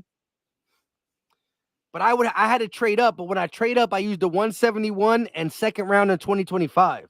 So I still have my second round picks. But imagine if we really might have the opportunity to have Quinyon Mitchell, Edrin Cooper, and Javon Bulliard. I'm curious what goes on with edges because Isaac, how do you say his name, Mike, the Penn State kid? The one opposite of Chop. The one actually was pretty productive in college. Chris Braswell from Alabama, he's still available. Yep. What's his name? The young man from Neyland. I think Neyland. Yeah, Neyland's still available. They ain't take him off the board. This is crazy. This second round about to be wild. Braylon Trice from Washington still available. Like edge rushers, linebackers, receivers. There's still some stuff on the board, man. That's crazy. Yeah. Marshawn Neyland, Brennan Jackson out of Washington State. There's a lot of edges on the board still. Real quick, somebody in the chat asked, I missed it. Where did Jared Verse go? Verse went at pick 19. So two picks in front of the Eagles. 3 picks in front of the Eagles. Jared Verse went to the Los Angeles Rams. Damn, they took Leggett? Who? The Panthers. Xavier Leggett. I didn't think he would go this high in the draft. Damn, these last 2 receivers came off the board. Yeah, you're right. That's the start. Today, at the end of the day, was the start of the receivers. Tomorrow they finish it. Yeah, they're going to fly off the board tomorrow. Which that could be good, Mike. If those receivers fly off the board, not that, we could use a receiver too, I'm not going to lie, but at the same time, Mike, like that just pushes down the edge rushers, the linebackers. Like it puts us in play for some pretty damn decent picks. Safeties. Facts. Man, that's crazy. We went through all 32. We the last man standing. 4 hours and 46 minutes. We've been live for 4 hours and 46 minutes. That's more than half of a full-time job. Sheesh. With that man, I'm about to bounce out of here. I got to feed this kid at 12. Huh? I said I'm about to bounce out of here because I got to feed this kid at 12. Yeah, I hear you. Real quick, listen, we will keep y'all posted. I'm going to drop a video in the morning. And I don't know when it's going to come out. It might come out 11, 12, 1. But it will have all my thoughts on our pick. It will have my thoughts on who's left. Some surprising picks in the end. It will have a lot of stuff. Plus, it will have my decision on what I'm doing tomorrow. Tomorrow's a crazy day. I'll hit you up, Gate and Fresh and LB before then. But of course, I'll hit you up. And then people in the chat, I'll let you know what's going on for tomorrow for round 2 and 3. And even then, eventually for Saturday, the rest of it. But Gate, you got anything you want to say? Nah, man. Look, we know we need a corner. We know we need to get younger there. That was the other thing that tipped me off, Mike, before we jump off here. I'll say this last little part because we've talked this corner thing extensively since from 5 hours now. The one thing we didn't mention was the last few days, they kept making reference of how old we were at corner. And normally when you see the media repeating the same storyline, it's coming from somewhere. Somebody was leaking that. You know what I'm saying? Like that was kind of a giveaway to me too, that like, yeah, they're probably going to go corner if it's available. So like, yeah, I mean, not really shocked they went corner. I'm shocked at how the board fell in that we had our pick of corners at 22. I mean, we got to see who truly was at the top of the board for the Eagles at that position. You're right.